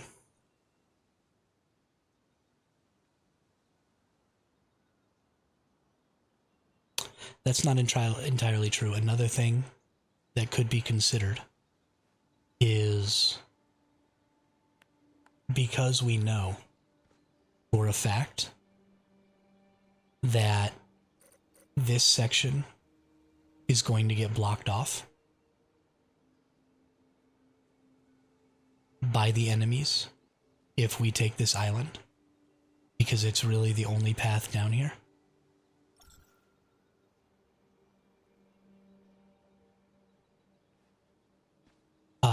Another good opportunity would be to make a base, in here or somewhere near this cliff, so that you can get up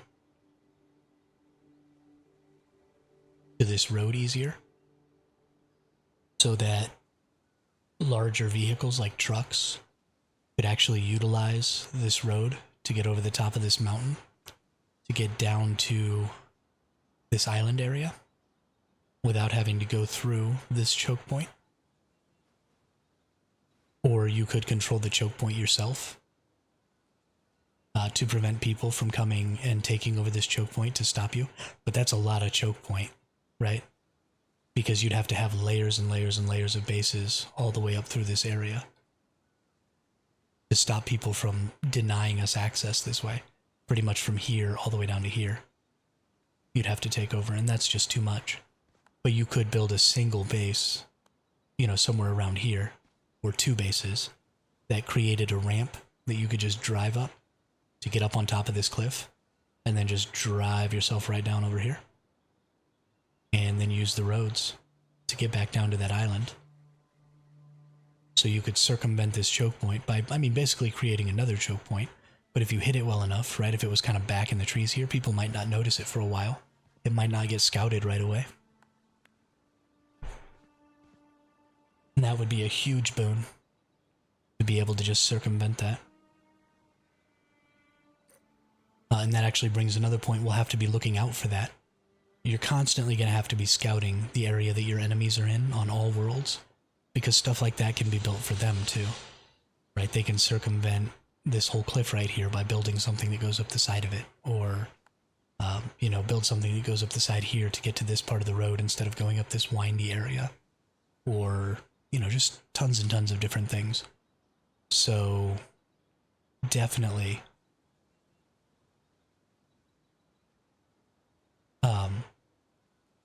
it's going to be really important to identify places where structures can be extremely beneficial, even if they're not defensive positions. And maybe I should make another video, right? I've got to do the home base video, but there may be another type. We may need to do a 5th video in the series that talks about utility bases. And those utility bases would be things like this, things that allow you to get up the side of mountains, things that allow you to do things more efficiently or more effectively instead of having to run around, and maybe go through a more dangerous area. How about the bush strat? Get the deviations, run away on forest, eat cookies, become a bush, then run home as a bush. So that definitely won't work, Defu, because if you pick up a prism deviation, you get marked on the map. It looks a little bit like this, just smaller. You get that same sort of red mark. So people would be able to find you. If you were a bush, you might be able to sort of blend in for a while, but as soon as you start moving, people are going to be able to see you. And it won't take long before people kind of get wise to the bush idea and then just start shooting all the bushes and kill you. So, probably that won't work very well.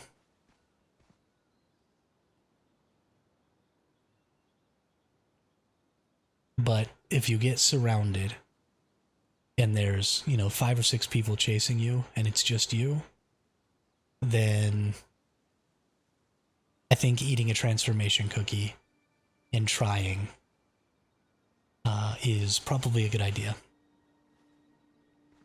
Carlos, hey, nice to see a new name in the chat. Welcome to the chat, welcome to the channel. Yes, Prismverse is PvP 100% of the time with a caveat. And that caveat is, let me show you.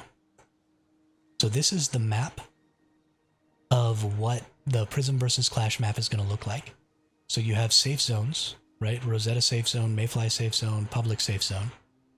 And you're in the inconspicuous aloe vera in the forest. Exactly. Exactly. No, that is anytime you pick up and have a deviation in your backpack, Deku. Or Defu. It's also while it's in the base, while you're securing it. But it is also while you have it in your backpack. So Carlos, these are your safe zones. You're not going to fight in these safe zones. Now, I don't really understand how the Rosetta safe zone and the Mayfly safe zone work. I don't know if, like, only Mayflies can build here and only Rosettas can build here. Or, you know, can you shoot Rosettas in the Mayfly safe zone, but they can't shoot back? I'm not entirely sure how that's going to work. But as long as you're at least in your safe zone or the neutral safe zone, you can't be killed. But if you're in the contest areas, which are the other areas of the map, it is 100% PvP all the time. It is also 100% base rating all the time. So people can blow up your base, Carlos. So there is also a caveat to that, and that is that between the hours of midnight and noon, server time on your server, the bases are going to have drastically increased defense, and so they're going to be much, much harder to break through.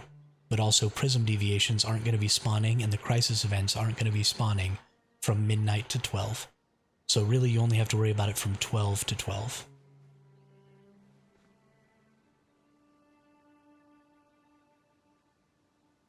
or from noon to midnight. And then from midnight to noon, your base will mostly be safe. But during that midnight to noon, you can still be killed anytime somebody wants to kill you. So you don't get any extra defenses or anything like that. But yeah, it's 100% PvP 100% of the time. You don't drop anything, right? You don't drop materials, you don't drop resources, you don't drop weapons. There's none of that. The only thing that happens is if you're carrying a prism deviation while you're in the contest area and you get killed, then you lose that prism deviation.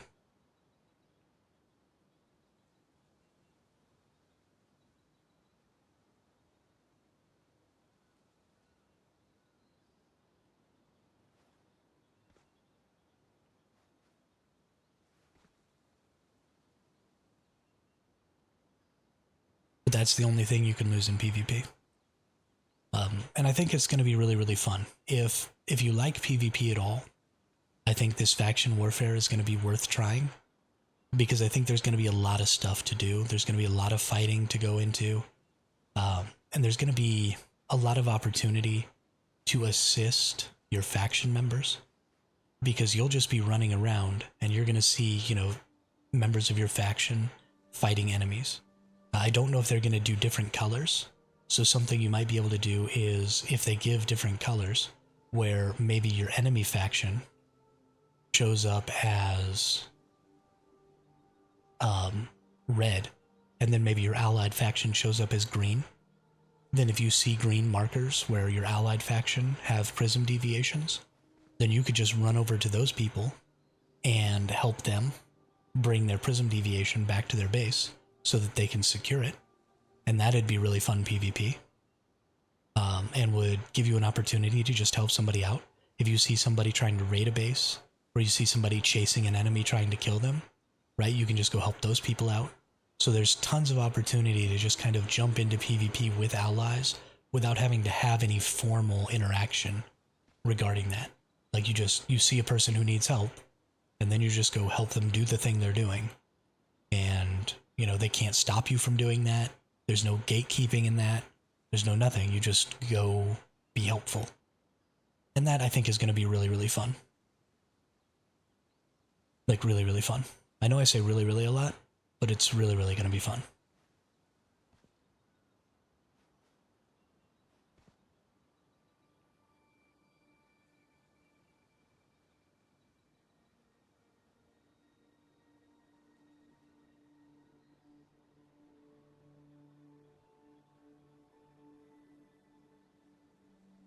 I am also not sure if the colors for allies and enemies are going to be different when they have prism deviations, since they already have different colors for active and inactive Prime Wars, right? They have green and red already. I could see that being a thing, but I'm not 100% sure they've actually done it. If they haven't done it already, I imagine they will do it in the future, because that's something that a lot of people are going to give feedback on. So, because I would love to be able to see if somebody is my ally before I go chase them down and try and kill them.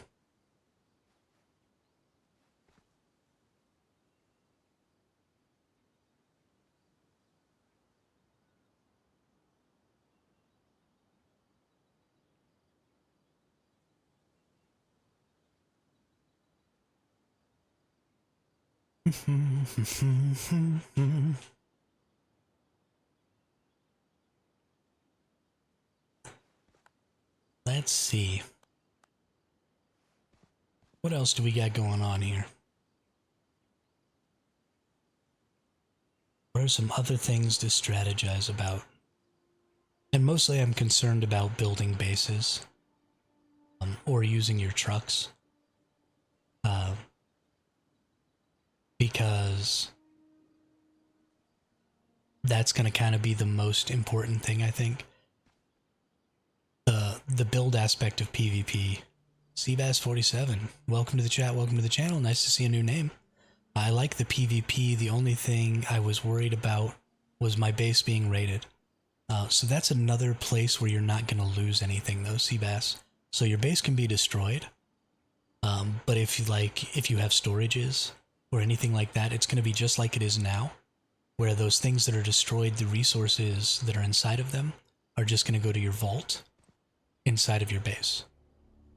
So while it is true that your base can get destroyed, you are just going to be able to rebuild it basically whenever you want. So it's not like Ark or Rust or something like that, where it's really, really punishing, where your base gets destroyed and you literally just have to start all over from scratch because they stole all your stuff.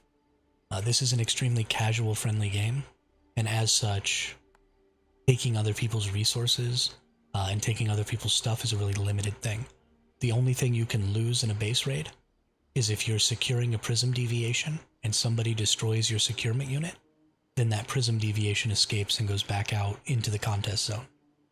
So you don't get to keep that prism deviation to try again. You have to go get another prism deviation. But that's the only thing that you can lose when you're getting raided. Now you may also end up losing some resources. I don't know if 100% of the resources for your structures that are destroyed go back into your inventory in your vault. I don't think so. I think it's like 50 or 70%. But even so, those resources are very small, right? It's wood, it's stone, it's stuff like that. And so those are really easily farmable things. You're not going to lose things like your rubber in your storage container. If you have calibration blueprints in a storage container, then those aren't going to be able to be stolen by your enemies, right? They're going to go into your vault, and then you'll just be able to get them right back. So getting raided isn't nearly as big of a worry as it is in a game like Ark or Rust. I'm probably pondering trivial things, but it seems like resources farming is going to be huge in such a condensed time frame. Yeah, so it is, but also, along with increased XP rates, they also said they're going to give us increased resource gathering rates for at least some resources, which I assume will include things like wood, stone, copper, tin, iron. Your base ores are all going to have increased resource gathering rates. So while you're going to end up needing more of those resources, I don't think you're going to have to spend more time gathering those resources. I'm probably another new name there. Hey, Ralph GD, welcome to the chat, welcome to the channel. So many new names all of a sudden. This is great. If me and my Hive members are all offline, can they still raid our Hive base? Yes. Yes, they can. So here's how the Hive base raiding works. If your base is in a contest area, and let's actually bring this back up again. So if your base is in one of these 3 contest areas, then it can be raided 24/7.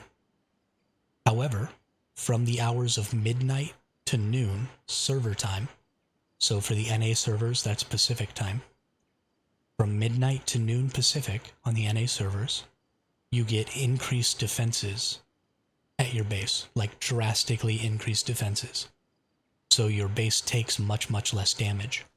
Also, during that time, there are no crisis events, so you can't go get crisis events to get prism deviations.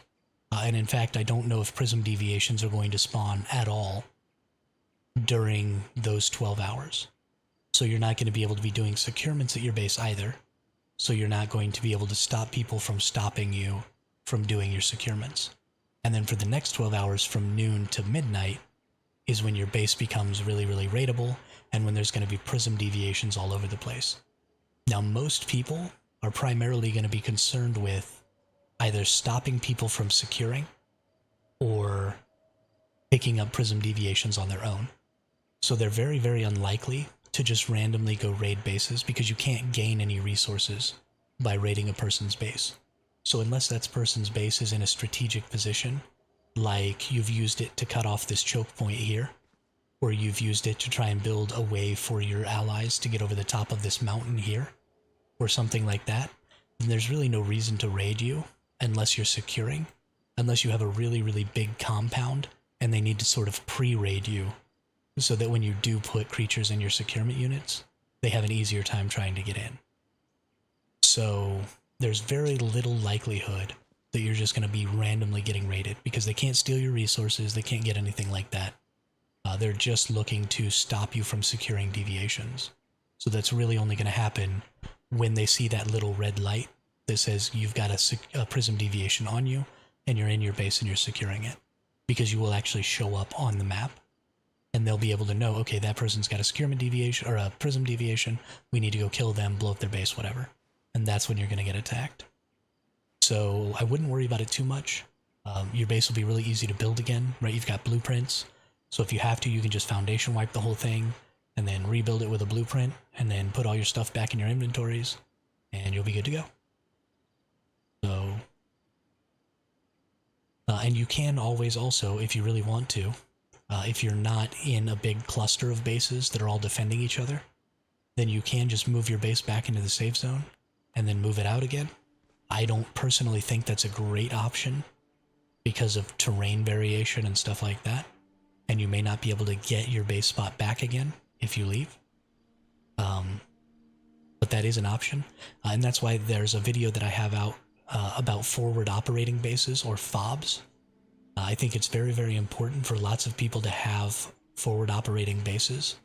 And what they'll do is when your faction decides to raid an enemy faction's base, you can teleport your FOB right up next to that enemy faction's base so that you and your faction have a hardened defense point to attack from, right? You bring a bunch of resources with you so that there's plenty of stuff for making more ammo, repairing gear, and stuff like that.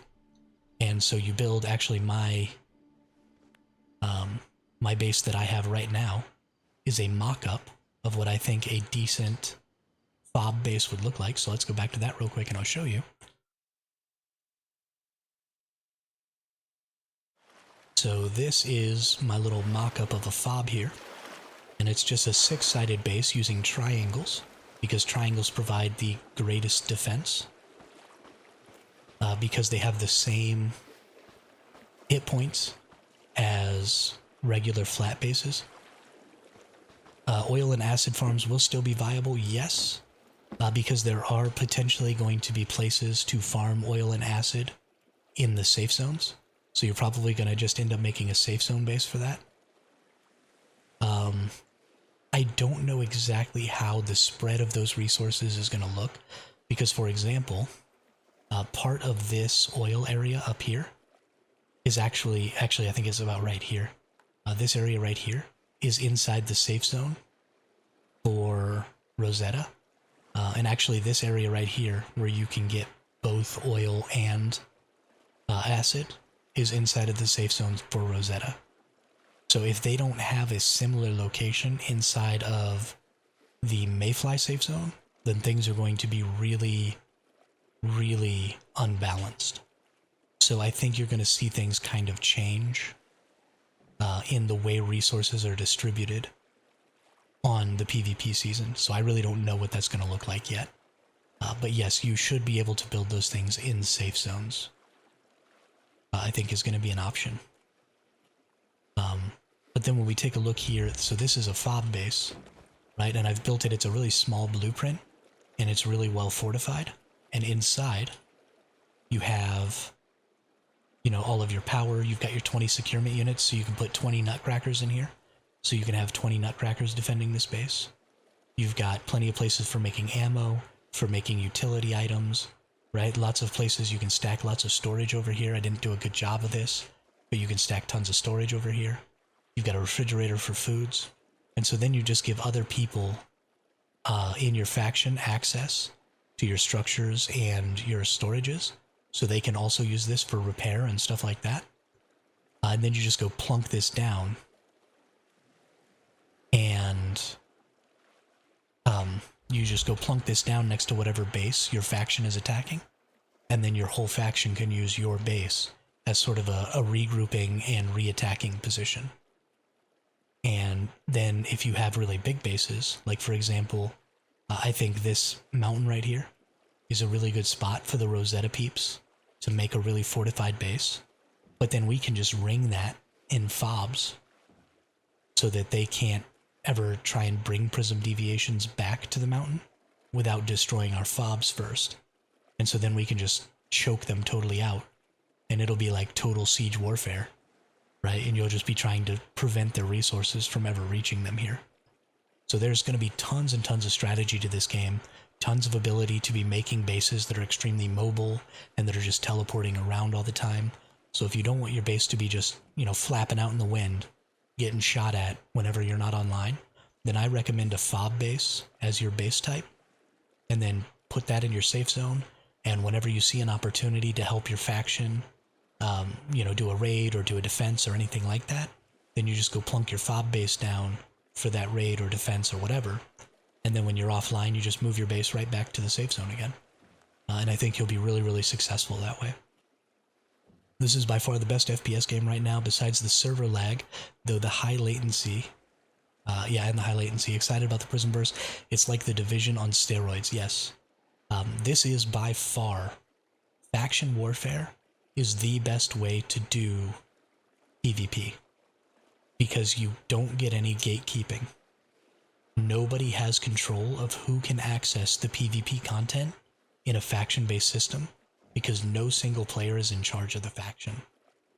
So it doesn't matter if you play 1 hour a day, or if you play 10 hours a day, you're on the same team, and you're helping each other. And nothing is going to stop that from happening. Nobody can say, oh, well, you can't be a part of this faction. Or, oh, you can't help me raid this base. Like, yeah, I can, because I'm just going to stand here and raid this base, and you can't do anything about it. So you get to participate in anything you want to participate in, because no player has control over who is allowed into the group. And that just makes for a much better experience all the way around, I think. So I'm very, very excited that we're finally getting a PvP game that is using a legitimate faction warfare system instead of a guild-based combat system.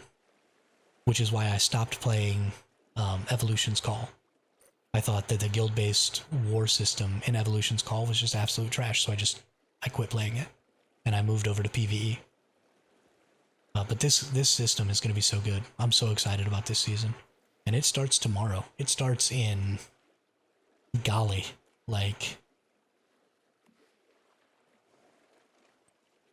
what is it? It's 5. It starts at 10.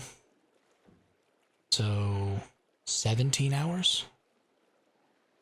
Yeah, 17 hours, and we're going to be fighting. Moving your territory is circumstance-based, because to take cover your island... you'll want a unified front, right? Yeah, absolutely. So, if you're one of the people who takes over the island, or, if you've got the core base, or if you've got a wall base, or, you're part of the securement unit cluster, where you're doing all of your securements for your prisms, then yeah, you never move this base. These bases are static. They're not going anywhere. Sorry, somebody just drove by in a really loud car. But you're not going anywhere with these bases, because if you move them, A, they're going to be really big sprawling bases, which means they're not going to fit on a lot of terrain, and B, you might not be able to get it back into the exact same position, and if you can't get it back into the exact same position, then your defenses become weaker, or you have to rebuild your base. So these bases are never going anywhere. The only bases that are going to move really are the fob bases. And those are just because you're going to be needing something to attack different locations with. And you could even use the fob bases for defense too. Right? You can just bring them over and plunk them down next to the enemy fob. And kind of pincher them between your fob and whatever. No, you don't have the best viewers. I have the best viewers. Piss off, sweeping velocity. Yeah. So don't necessarily always move your base. Only move your base if it's not going to negatively impact your defenses.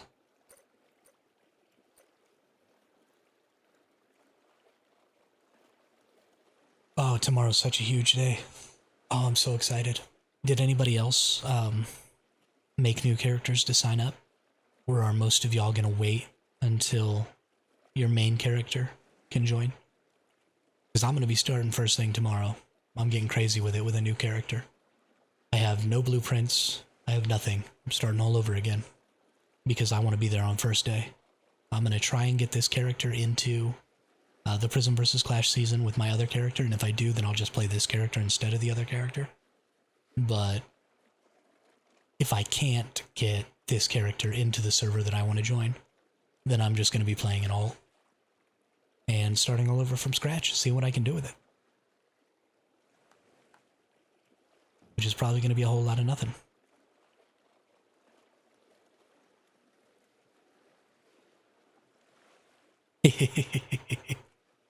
You sure you don't want to go chase people down with your samurai sword, Drat? I tell you what, you're way more terrifying than I am. Just running at a fool with a samurai sword or a fish. I kind of want to watch you.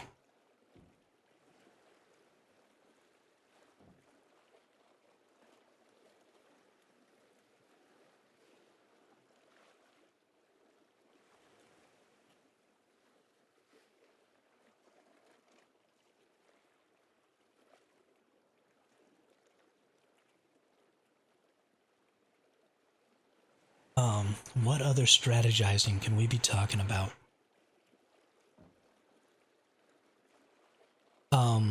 Another thing that could be important is because we're going to be playing undecided, probably need to see if my main could come over. Yeah, if you're really early, on the first day, are you in one of the first servers that dropped for season 2, Drat? Like the hard normal servers? Is your server going to be over day after tomorrow?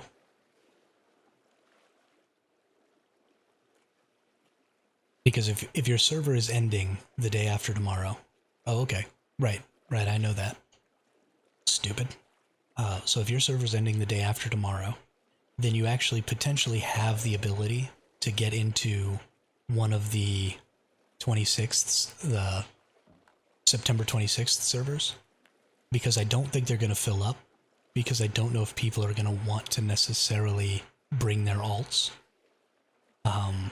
and play on their alts. So I think a lot of people are doing that. They're waiting to see if they can get in on their mains. And if they can, then that'll be great. But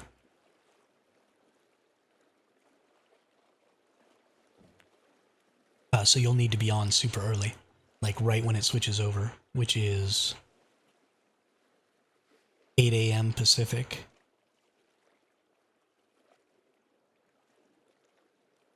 One day, 15 hours. 1 day, 15 hours.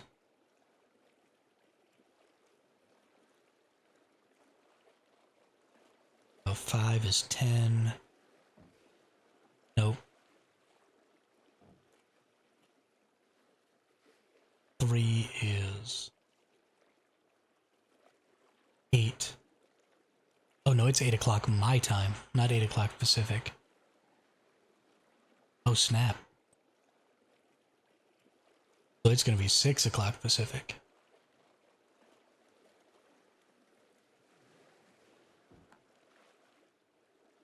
Yeah, so 6 o'clock Pacific on the 27th is when our server... Oh no, it's actually 16 hours, not 15, because it doesn't count minutes yet. So 9 o'clock, 7 o'clock Pacific, 9 o'clock Central is when our server ends on the 27th in the AM. So 7 a.m. Pacific on the 27th. And if you're on right when that happens and you immediately go to sign up, you might be able to get into P-Clash X111 or X000. I believe Dead October is going to X000 or X222. And it looks like Ponyhoff, Drone was saying, is going to X111. So, and I don't know what factions they're going to. But if you have a preference on streamers you'd like to avoid or play with, I am also going to X0001 and playing Mayfly. But yeah, you might be able to get in, Drat, with your primary.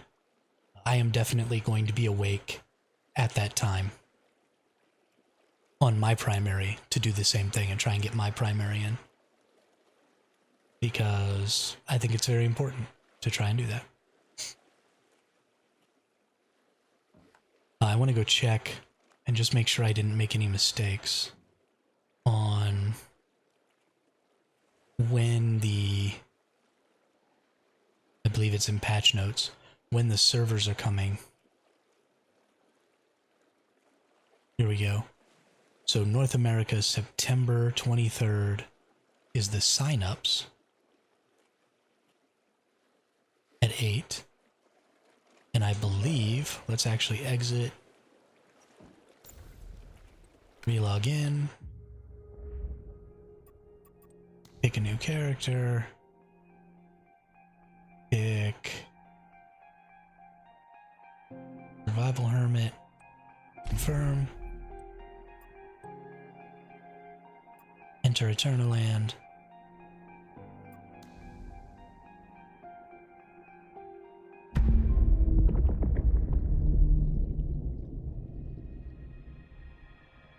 So complicated to check this. Then we go over here. We take a look at the Prismverse Clash.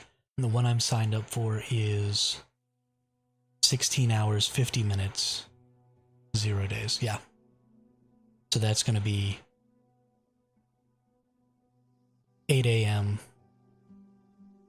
Pacific time, 10 a.m. my time.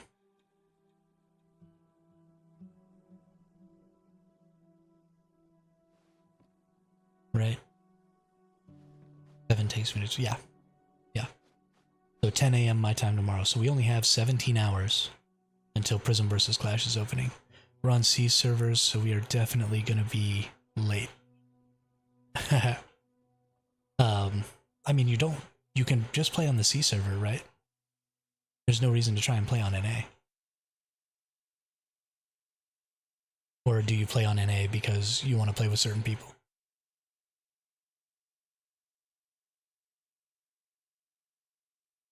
Let's see, the NA servers, or the C servers. C servers open at 1900 SGT on the 23rd. I don't know what SGT is, but that's when they open. The same for the Korean servers. Oh no, they open at 1900 KST.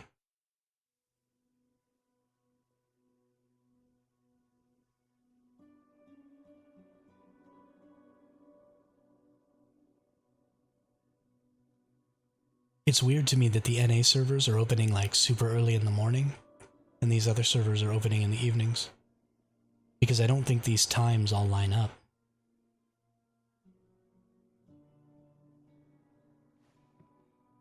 Which is weird. And we only have 6 more hours? Yeah, 6 more hours until the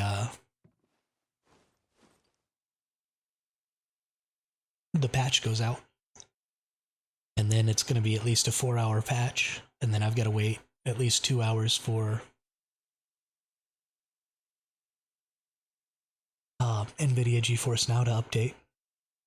So, yeah, 12 of those 16 hours that we're going to wait are already taken up.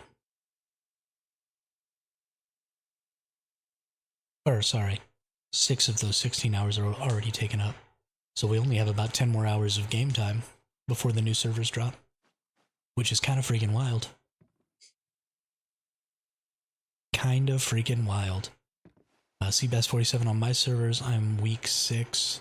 If I sign up once the new server opens, I can transfer right away, or have to wait the 27 days it says. 27 days?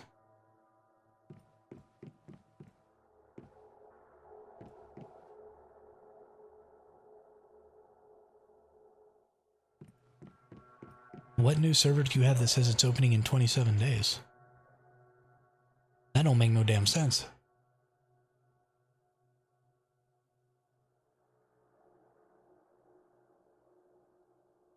Oh, I know what you're talking about, 27 days. Your phase 6 is 28 days long. Okay, no, yeah, you can transfer. So as soon as you get into phase 6, which you can't see my phases here because I'm not in a scenario on this character anymore. So phase 6 is 4 weeks long. But as soon as you enter phase 6, I think there's a 12-hour or maybe 24-hour waiting period. I forget from the last season that I was in. But as soon as you enter phase 6, you can sign up for a new scenario. And then once you sign up for a new scenario, there will actually be a timer down in the bottom left of your phase screen that will tell you how many hours you have to wait until you can actually leave your server. And I think it's 24 hours after your server enters phase 6, you can leave. Yeah, so that extra time in phase 6 is just so people can stay in that server and do stuff if they weren't able to complete everything that they wanted to complete. So if they still have controllers and they want to farm or whatever, they can stay for 4 weeks, but they don't have to. And if they stay for that whole 4 weeks, then at the end of that 27 days or whatever, it'll just kick them out to Eternal Land. But you can leave any time during phase 6, I think after the first 24 hours. But you can sign up as soon as phase 6 happens, and I believe signing up will reserve your spot. So that's what I'm going to try and do on my main character, is when we move into phase 6 on the 28th, I'm going to be awake, and I'm going to sign up immediately, and then I'll just go back to my other character until I can actually move out of that season. But yeah, no, you don't have to wait the whole 27 days. That would be awful. That would be freaking awful. So you're actually in a really good spot, because you're going to be able to move straight in with your primary character, which is really cool. Those of us who... So I started on a day 1 server on the first server season, right? I started on PvP 0100001. And then I started on the very first hardcore normal hardcore PvE server, which was X0007.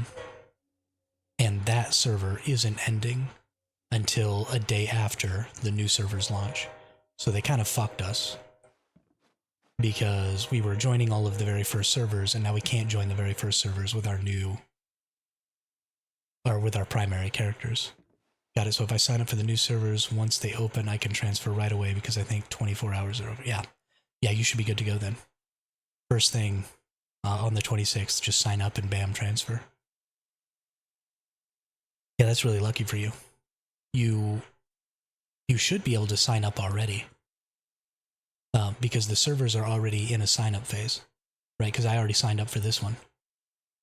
So me and my Hive are going to play on NA so we can take on Doomerus's crew head-on. Exit lag can fix the delay issue, I think. Maybe.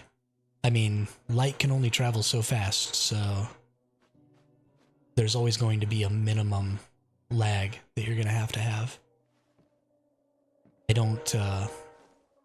I don't think those services are nearly as valuable as people think they are. What server is Doomerus going to, though? I'm curious if I'm going to end up having to deal with him. 0001. Oh, okay, you're going to 0001 also. Excellent. Yeah, come join the... If you're going to play Mayfly on 0001, go join the Discord down below. I set up some channels for specifically the PvP X001 group that's going to be coming together. And we'll... I'm just waiting for my Hive to see if we will PvP or not. But it looks like promising, so for sure we... Nice. Excellent. Excellent, yeah. That'll be exciting. That'll be really exciting. I love having more people to hang out with and play with. Or, you know, if you join Rosetta, that's fine too. You gotta do what you gotta do. But if you join Rosetta, I'm gonna hunt you and kill you over and over and over again. And by that I mean I'm gonna shoot at you and miss a lot, because I'm actually kind of a trash can at this game.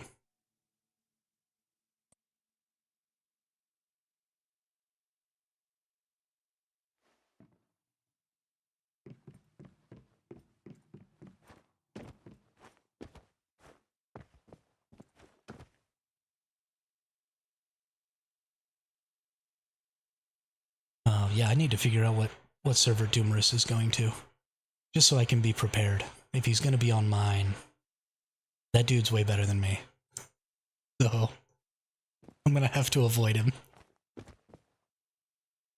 I don't need to be getting clapped by his stupid-ass Jaws build.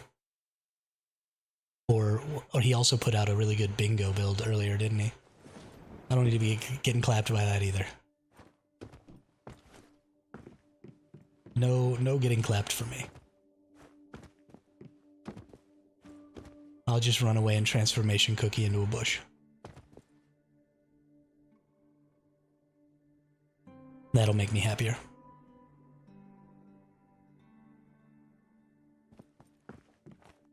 I have gotten exactly nothing accomplished today. Although there's not really anything to accomplish. Really the only thing we have left to be doing is just to be talking and preparing mentally. You totally would have found the claymore I left. Oh, did you put it up there? That's funny. We'll see. I haven't decided which faction because I wasn't sure if we were going to PvP, but I'm more into Mayfly. I think a lot of people, I think all the people who care about cosmetics are growing Rosetta because the Rosetta cosmetics are really good. And all of the people who are not worried about cosmetics are going Mayfly because they want to be the good guys. But if you're concerned about cosmetics, I do think that the Rosetta cosmetics are better. And so if that's an important factor to you, you may want to go Rosetta. Although only the people who get the most points, it seems like, are going to be getting the cosmetics. So it's not going to be something that just everybody gets. You're going to have to score really well on individual points to get the cosmetic bundle. So we will see. We will see.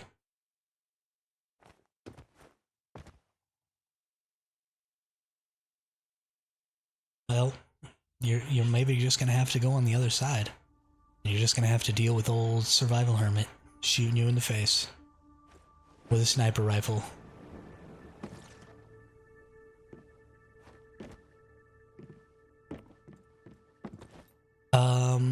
On the Discord, I think. Let me see, maybe I can just pull them up right here. Give me a sec. There was an image in the Twitter posts that showed the two clashing factions. Hang on. No.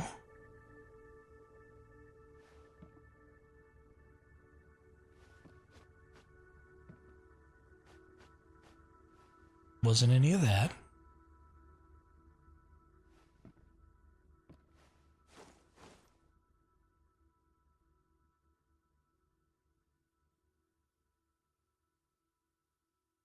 Hang on, I know I got him around here somewhere in one of the 14,000 Discord servers I'm in.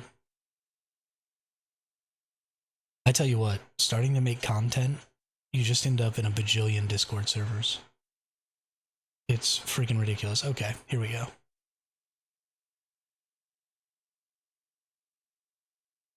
Let's... Nope. Let me save these photos. And then I'll bring them up for you. Save image.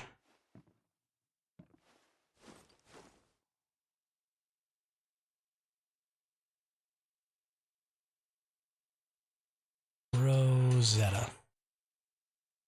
Saved. Save image. Mayfly. Save. Open image. Mayfly.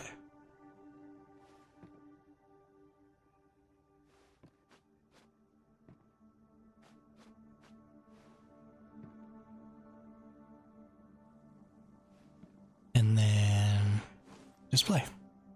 There we go. So I believe that is the Mayfly outfit, which is kind of just a recoloring of the jacket that already exists.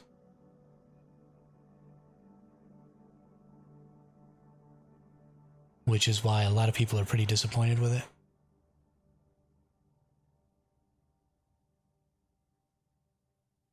Dude, I've streamed like 2 times in years and I'm in a lot of servers, so I can, yeah.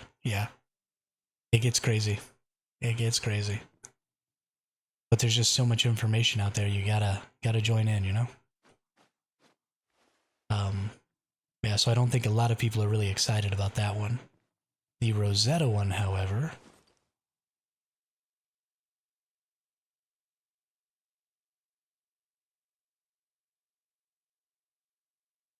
here we go, is hella dope. So this is, as far as I can tell, the Rosetta one.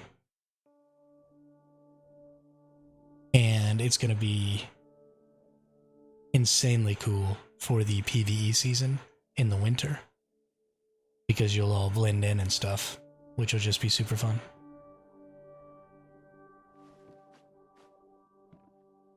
And Smoking Rabbit, who is also another content creator and a frequent viewer of this channel, who makes a lot of build guides. He put out a really good Little Jaws build guide, so if you're into SMGs, it's very PvE centric, but you should definitely go check out Smoking Rabbit. If your goal is to play a lot of PvE, and you want some powerful PvE builds, Smoking Rabbit is definitely a channel you want to check out. But yeah, so I think a lot of people are really hoping to get this cosmetic. So Rosetta is probably going to be really competitive for getting lots and lots of points, which may ultimately break down their ability to play together, which may make it easier to win as Mayfly. But we will see. We will see. But yeah, I think that's definitely a better outfit. And I think most people are of that same opinion. Which is really too bad.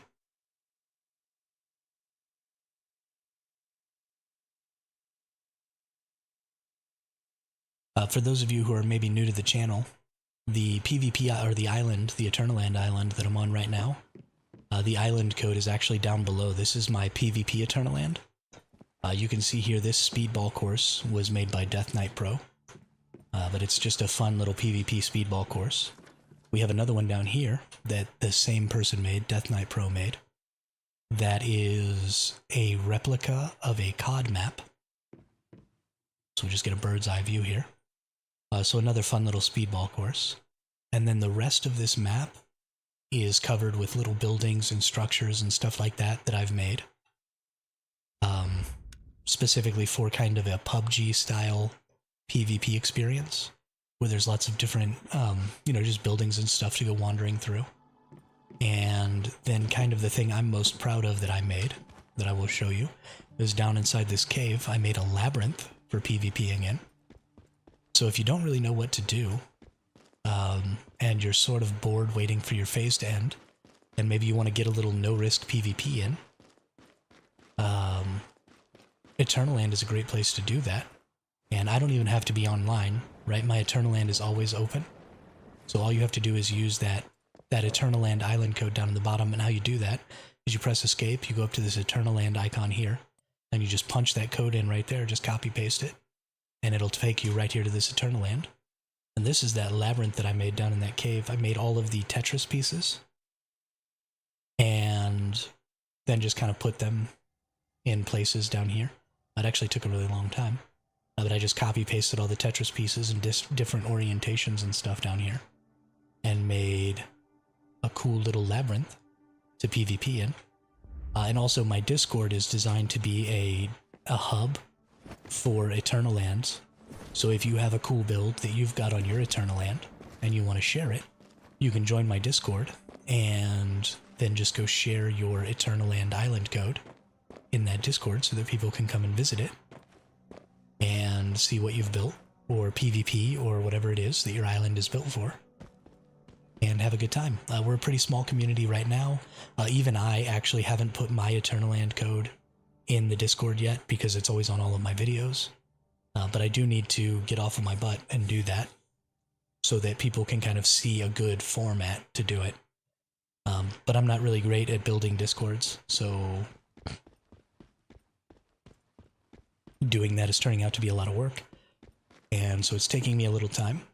But if you have anything interesting like that you want to share with us, that Discord is a great place to do that. Because I think Eternaland is a really underutilized resource. Especially, I think the devs are probably going to create some cool stuff for us in the future, like maybe a horde mode that we can activate in Eternal Land would be really cool, where maybe like the Prime War bosses could come and attack your Eternal Land, and then you could bring, 10 or so people. It's all cross-server. It's not cross-region, but it is cross-server. So anybody in NA can come and join my Eternal Land. So if we had like some cool PvE events that we could trigger, where maybe bosses came and attacked and we could just mess around and kill bosses in Eternal Land, that would honestly be really, really cool. So hopefully they do something like that in the future. But in the meantime, we will just have to create our own fun. So definitely go out, build some cool stuff in Eternal Land, share it with us. Because I want to see what you guys have made. Or what you all have made. Not you guys, sorry. What you all have made.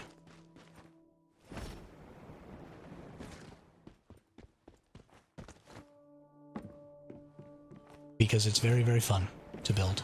Even though my buildings basically look like movie sets. Because they have no furniture in them. And they're just empty husks. Because I'm not really a great builder. But, yeah. Lots of cool stuff to do out here. That's probably where we're going to call the stream for today, though. I think we've gotten pretty much through all the strategizing. I think we've pretty well addressed any questions that anybody might have about how to get into Prismverse Clash, what to do in Prismverse Clash, how they can make the most use of themselves in Prismverse Clash. So I don't think there's a lot more to go through. We really just kind of are in a holding pattern until tomorrow. I will be putting out a notification for the stream, like I'm going to schedule the stream. So the stream will be, keep in mind when you check out mine, I only started building, oh, right, that's right, I was supposed to do that on stream. Thank you for reminding me, Drat. I'm going right now. Going right now. Holy crap, I am the worst friend. I'm so sorry. I do want to, though. I want to, Drat. I just get sidetracked and then my brain stops working. I love Eternal Lands. Alright, so this is Drat's build down inside of his cave. And he actually built a super cool maze. So we're going to go into build mode here. Oh, I don't have permission, so I can't go into flight mode. Bummer. So we're not going to go into build mode. So we have a maze here that Drat built that only has one entrance and one exit. And when Drat started building this,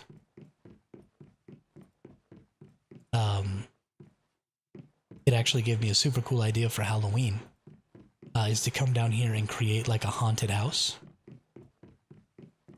And, maybe have some people with some cool cosmetics. Eternal Land is for building. You can also PvP in there. Also, Kid, love to see a new name in the chat. Welcome to the chat. Welcome to the channel. But it's where all of your stuff gets stored between seasons. And it's where you can build sort of this infinite amount of stuff. It's not actually infinite. You have a 9,950 structure limit. But you can build a ton of stuff in here. And you can also turn on PvP and turn on health. So you can actually fight each other in Eternal Land in PvP. So, I found the door. This takes me back to the beginning, doesn't it?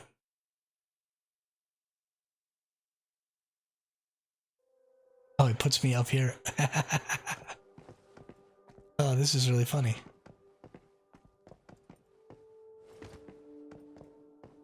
Cool. Okay, well, back to the beginning we go. What a bummer. Yeah, but they're just this really cool place where you can build all kinds of stuff. And I really, really like it.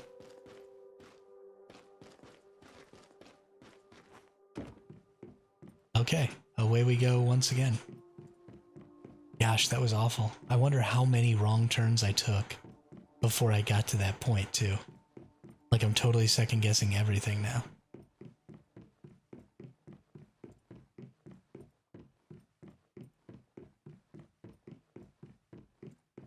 Oh, only one? Okay, okay.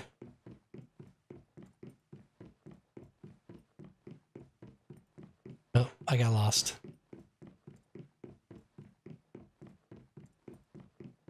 There we go. Here we go. Now we're going the right way. Now we're going the right way.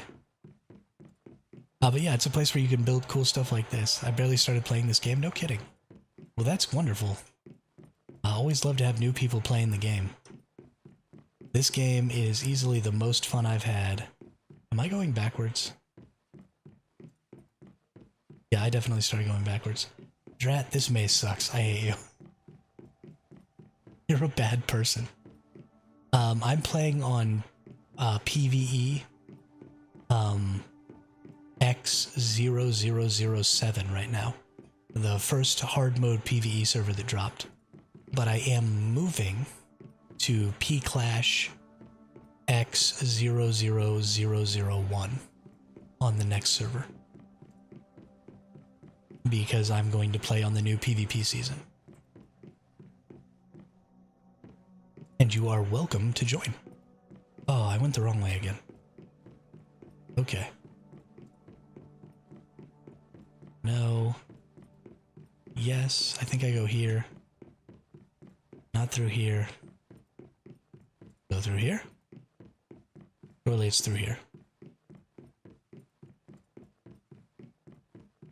Is this not backwards? Oh my goodness. I'm gonna be stuck here forever. I'm never getting out. No, I'm on phase 5 right now. I'll be phase 7, or phase 7, phase 6 in 36 hours or something like that. 1 day and 16 hours, I think.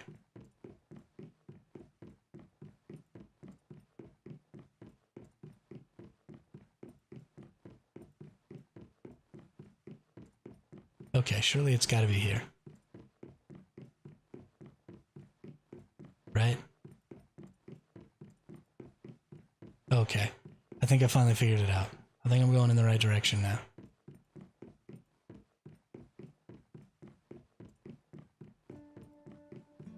Or I'm gonna end up back at the beginning again. If I end up back at the beginning again, I'm breaking my computer. That's what I'm doing. Gonna smash it and never stream again.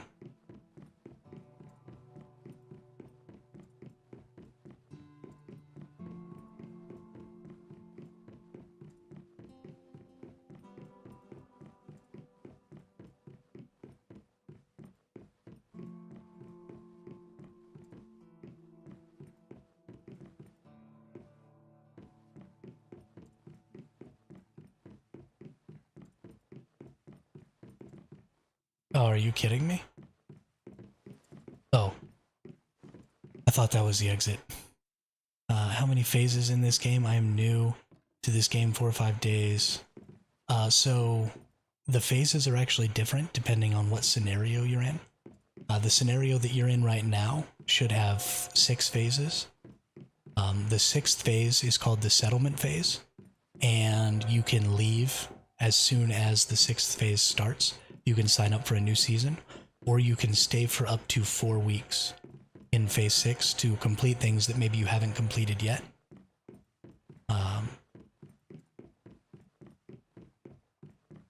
Okay, not this way. Surely that's the exit right over there, right?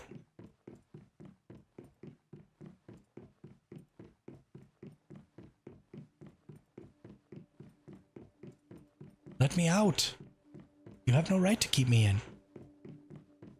Yeah, so it's... Oh my goodness. I'm right here.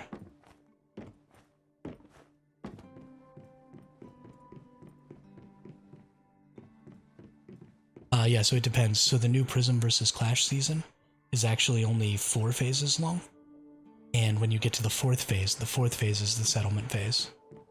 And so you can...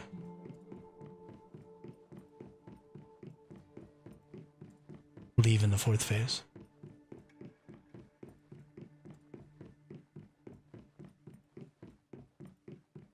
Can I go up here?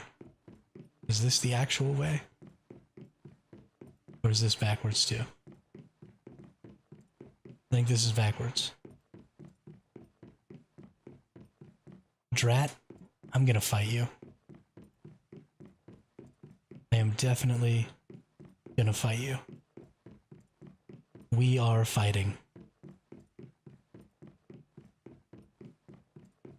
I don't want to be your friend anymore. How do I get out of here?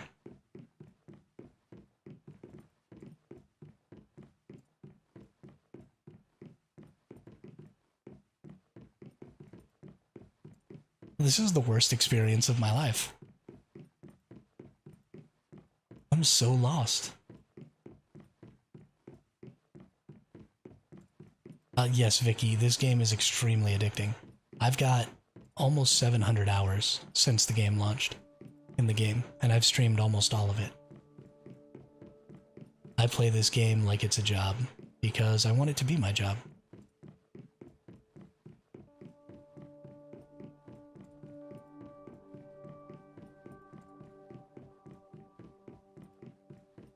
Yeah, Drat. I hate you. I really, really hate you. I really want to find the end of this, though. Like, I gotta be right there, right?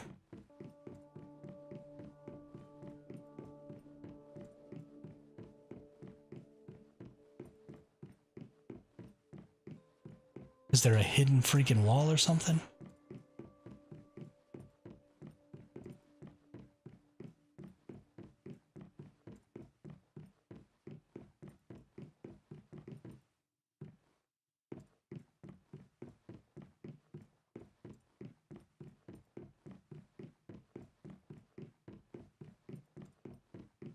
This is just backwards.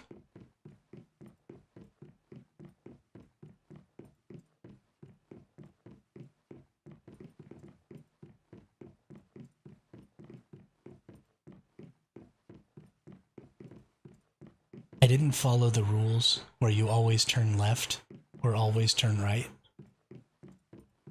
And so now I don't know what directions I've already gone.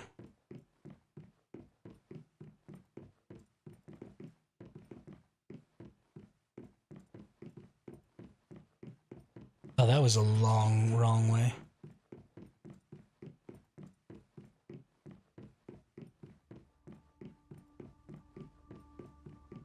$80 hours in 5 days, Vicky. My goodness. My goodness. That's almost all the hours. Good for you, though. Congratulations. Just make sure that you get up and walk around a little bit. Maybe do some squats or something like that to get the blood flow going. Because sitting down in a chair for that long can cause you some significant health problems. It may lead to a severe case of deadness. And we don't want that. I give up. I seriously think I give up.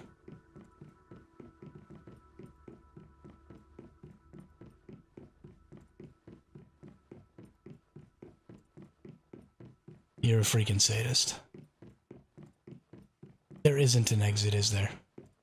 You just totally sealed it off and didn't make an exit. So that I would run around here like an idiot for hours, didn't you?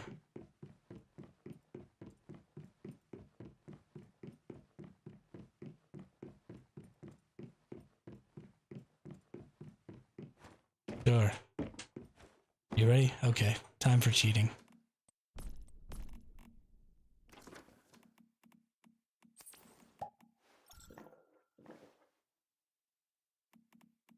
Where are my whim potions? Oh, they're in this backpack. Why can't I access my regular backpack? Oh, I'm not on my main character. You wanna bet I can't cheat?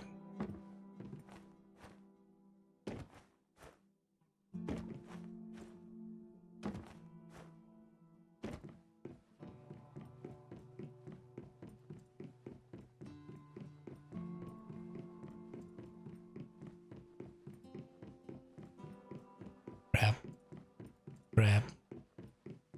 Grab.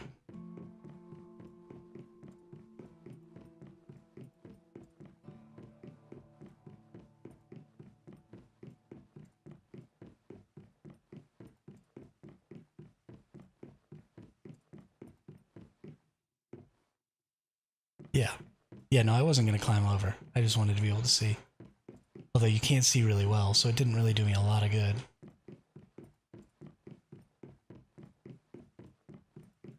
You just gotta get back that way, right? How do I get back that way?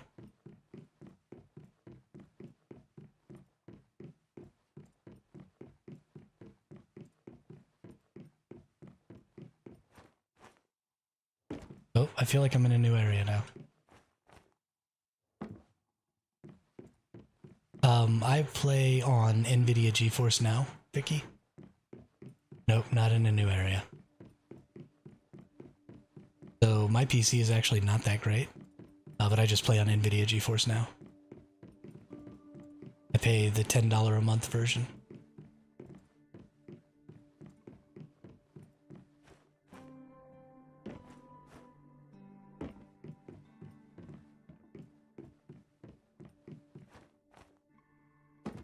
Yeah, I think I have to give up. I don't think I'm ever going to find my way out of here.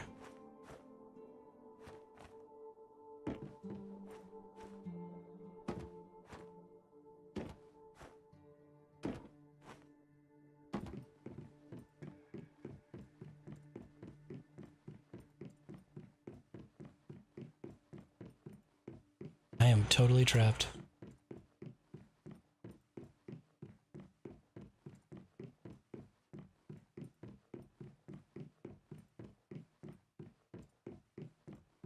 Yeah, I can't figure this out.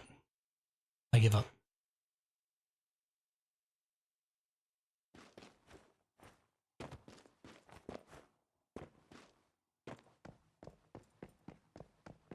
Oh wow. This is really cool. I love that you use the rocks up here. Make like another level to this. This is really great. I love the way you've decorated it with the trees and stuff in here. Fantastic job, Drat. Fantastic job.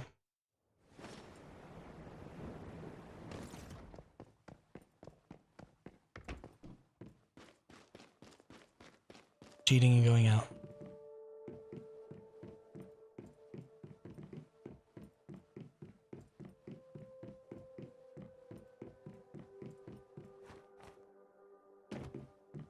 Yeah, I was never gonna find my way out of this. This is ridiculous. Good luck to the rest of you. Good luck to the rest of you. Do you mind if I show your Eternal Land Island code on screen? Then people can pause and copy it if they want it.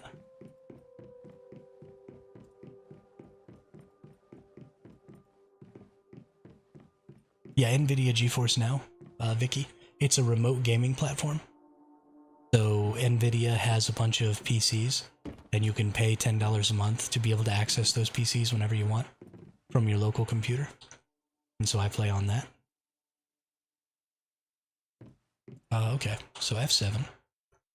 So Drat's Eternal Land Island code is this right here. So if for any reason you need it, you can just come back to this and pause it. And then you can come and get lost in this stupid maze that he made too. And feel like a complete nincompoop like I did. Because it's super duper fun. I promise. Really. Let's go check out... Now I'm probably stuck in here again. Let's go check out some more of this stuff on top of here. I assume you have plans. It seems like you have plans to make like some additional stuff up here. But I love how you've created, you know, some of these paths and stuff that move all around here. Yeah, this is such a cool little... I need to use some of these rocks in some of my construction. I think that's a really cool... You know, it looks like stalactites or stalagmites inside of the cave. Just really, really huge ones. Just huge rock creatures, or huge rock features. inside the cave that you've just gone and built around. You've done a really good job too of making everything line up really well. You know, like this staircase kind of goes right up to where this rock is, which is impressive because those things are not designed to line up with each other. They don't snap at all or anything like that. I'm sure once this is all completed, it'll be... So it looks to me like maybe you were planning on building some patio type stuff. So I don't know if maybe this is completed or if it's not. But it is super duper cool.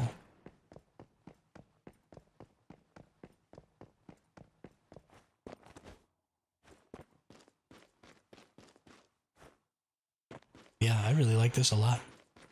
I like how bright it is on the top here, and how dark it was down inside the maze. So I felt like I needed my light down in here to be able to get around. So I turned the light off. I don't know, it just feels kind of dark. And the further you get in, you know, the light doesn't shine in as well. So super duper cool. Just a fantastic job, way better than I would have done. I would have got bored and quit doing it.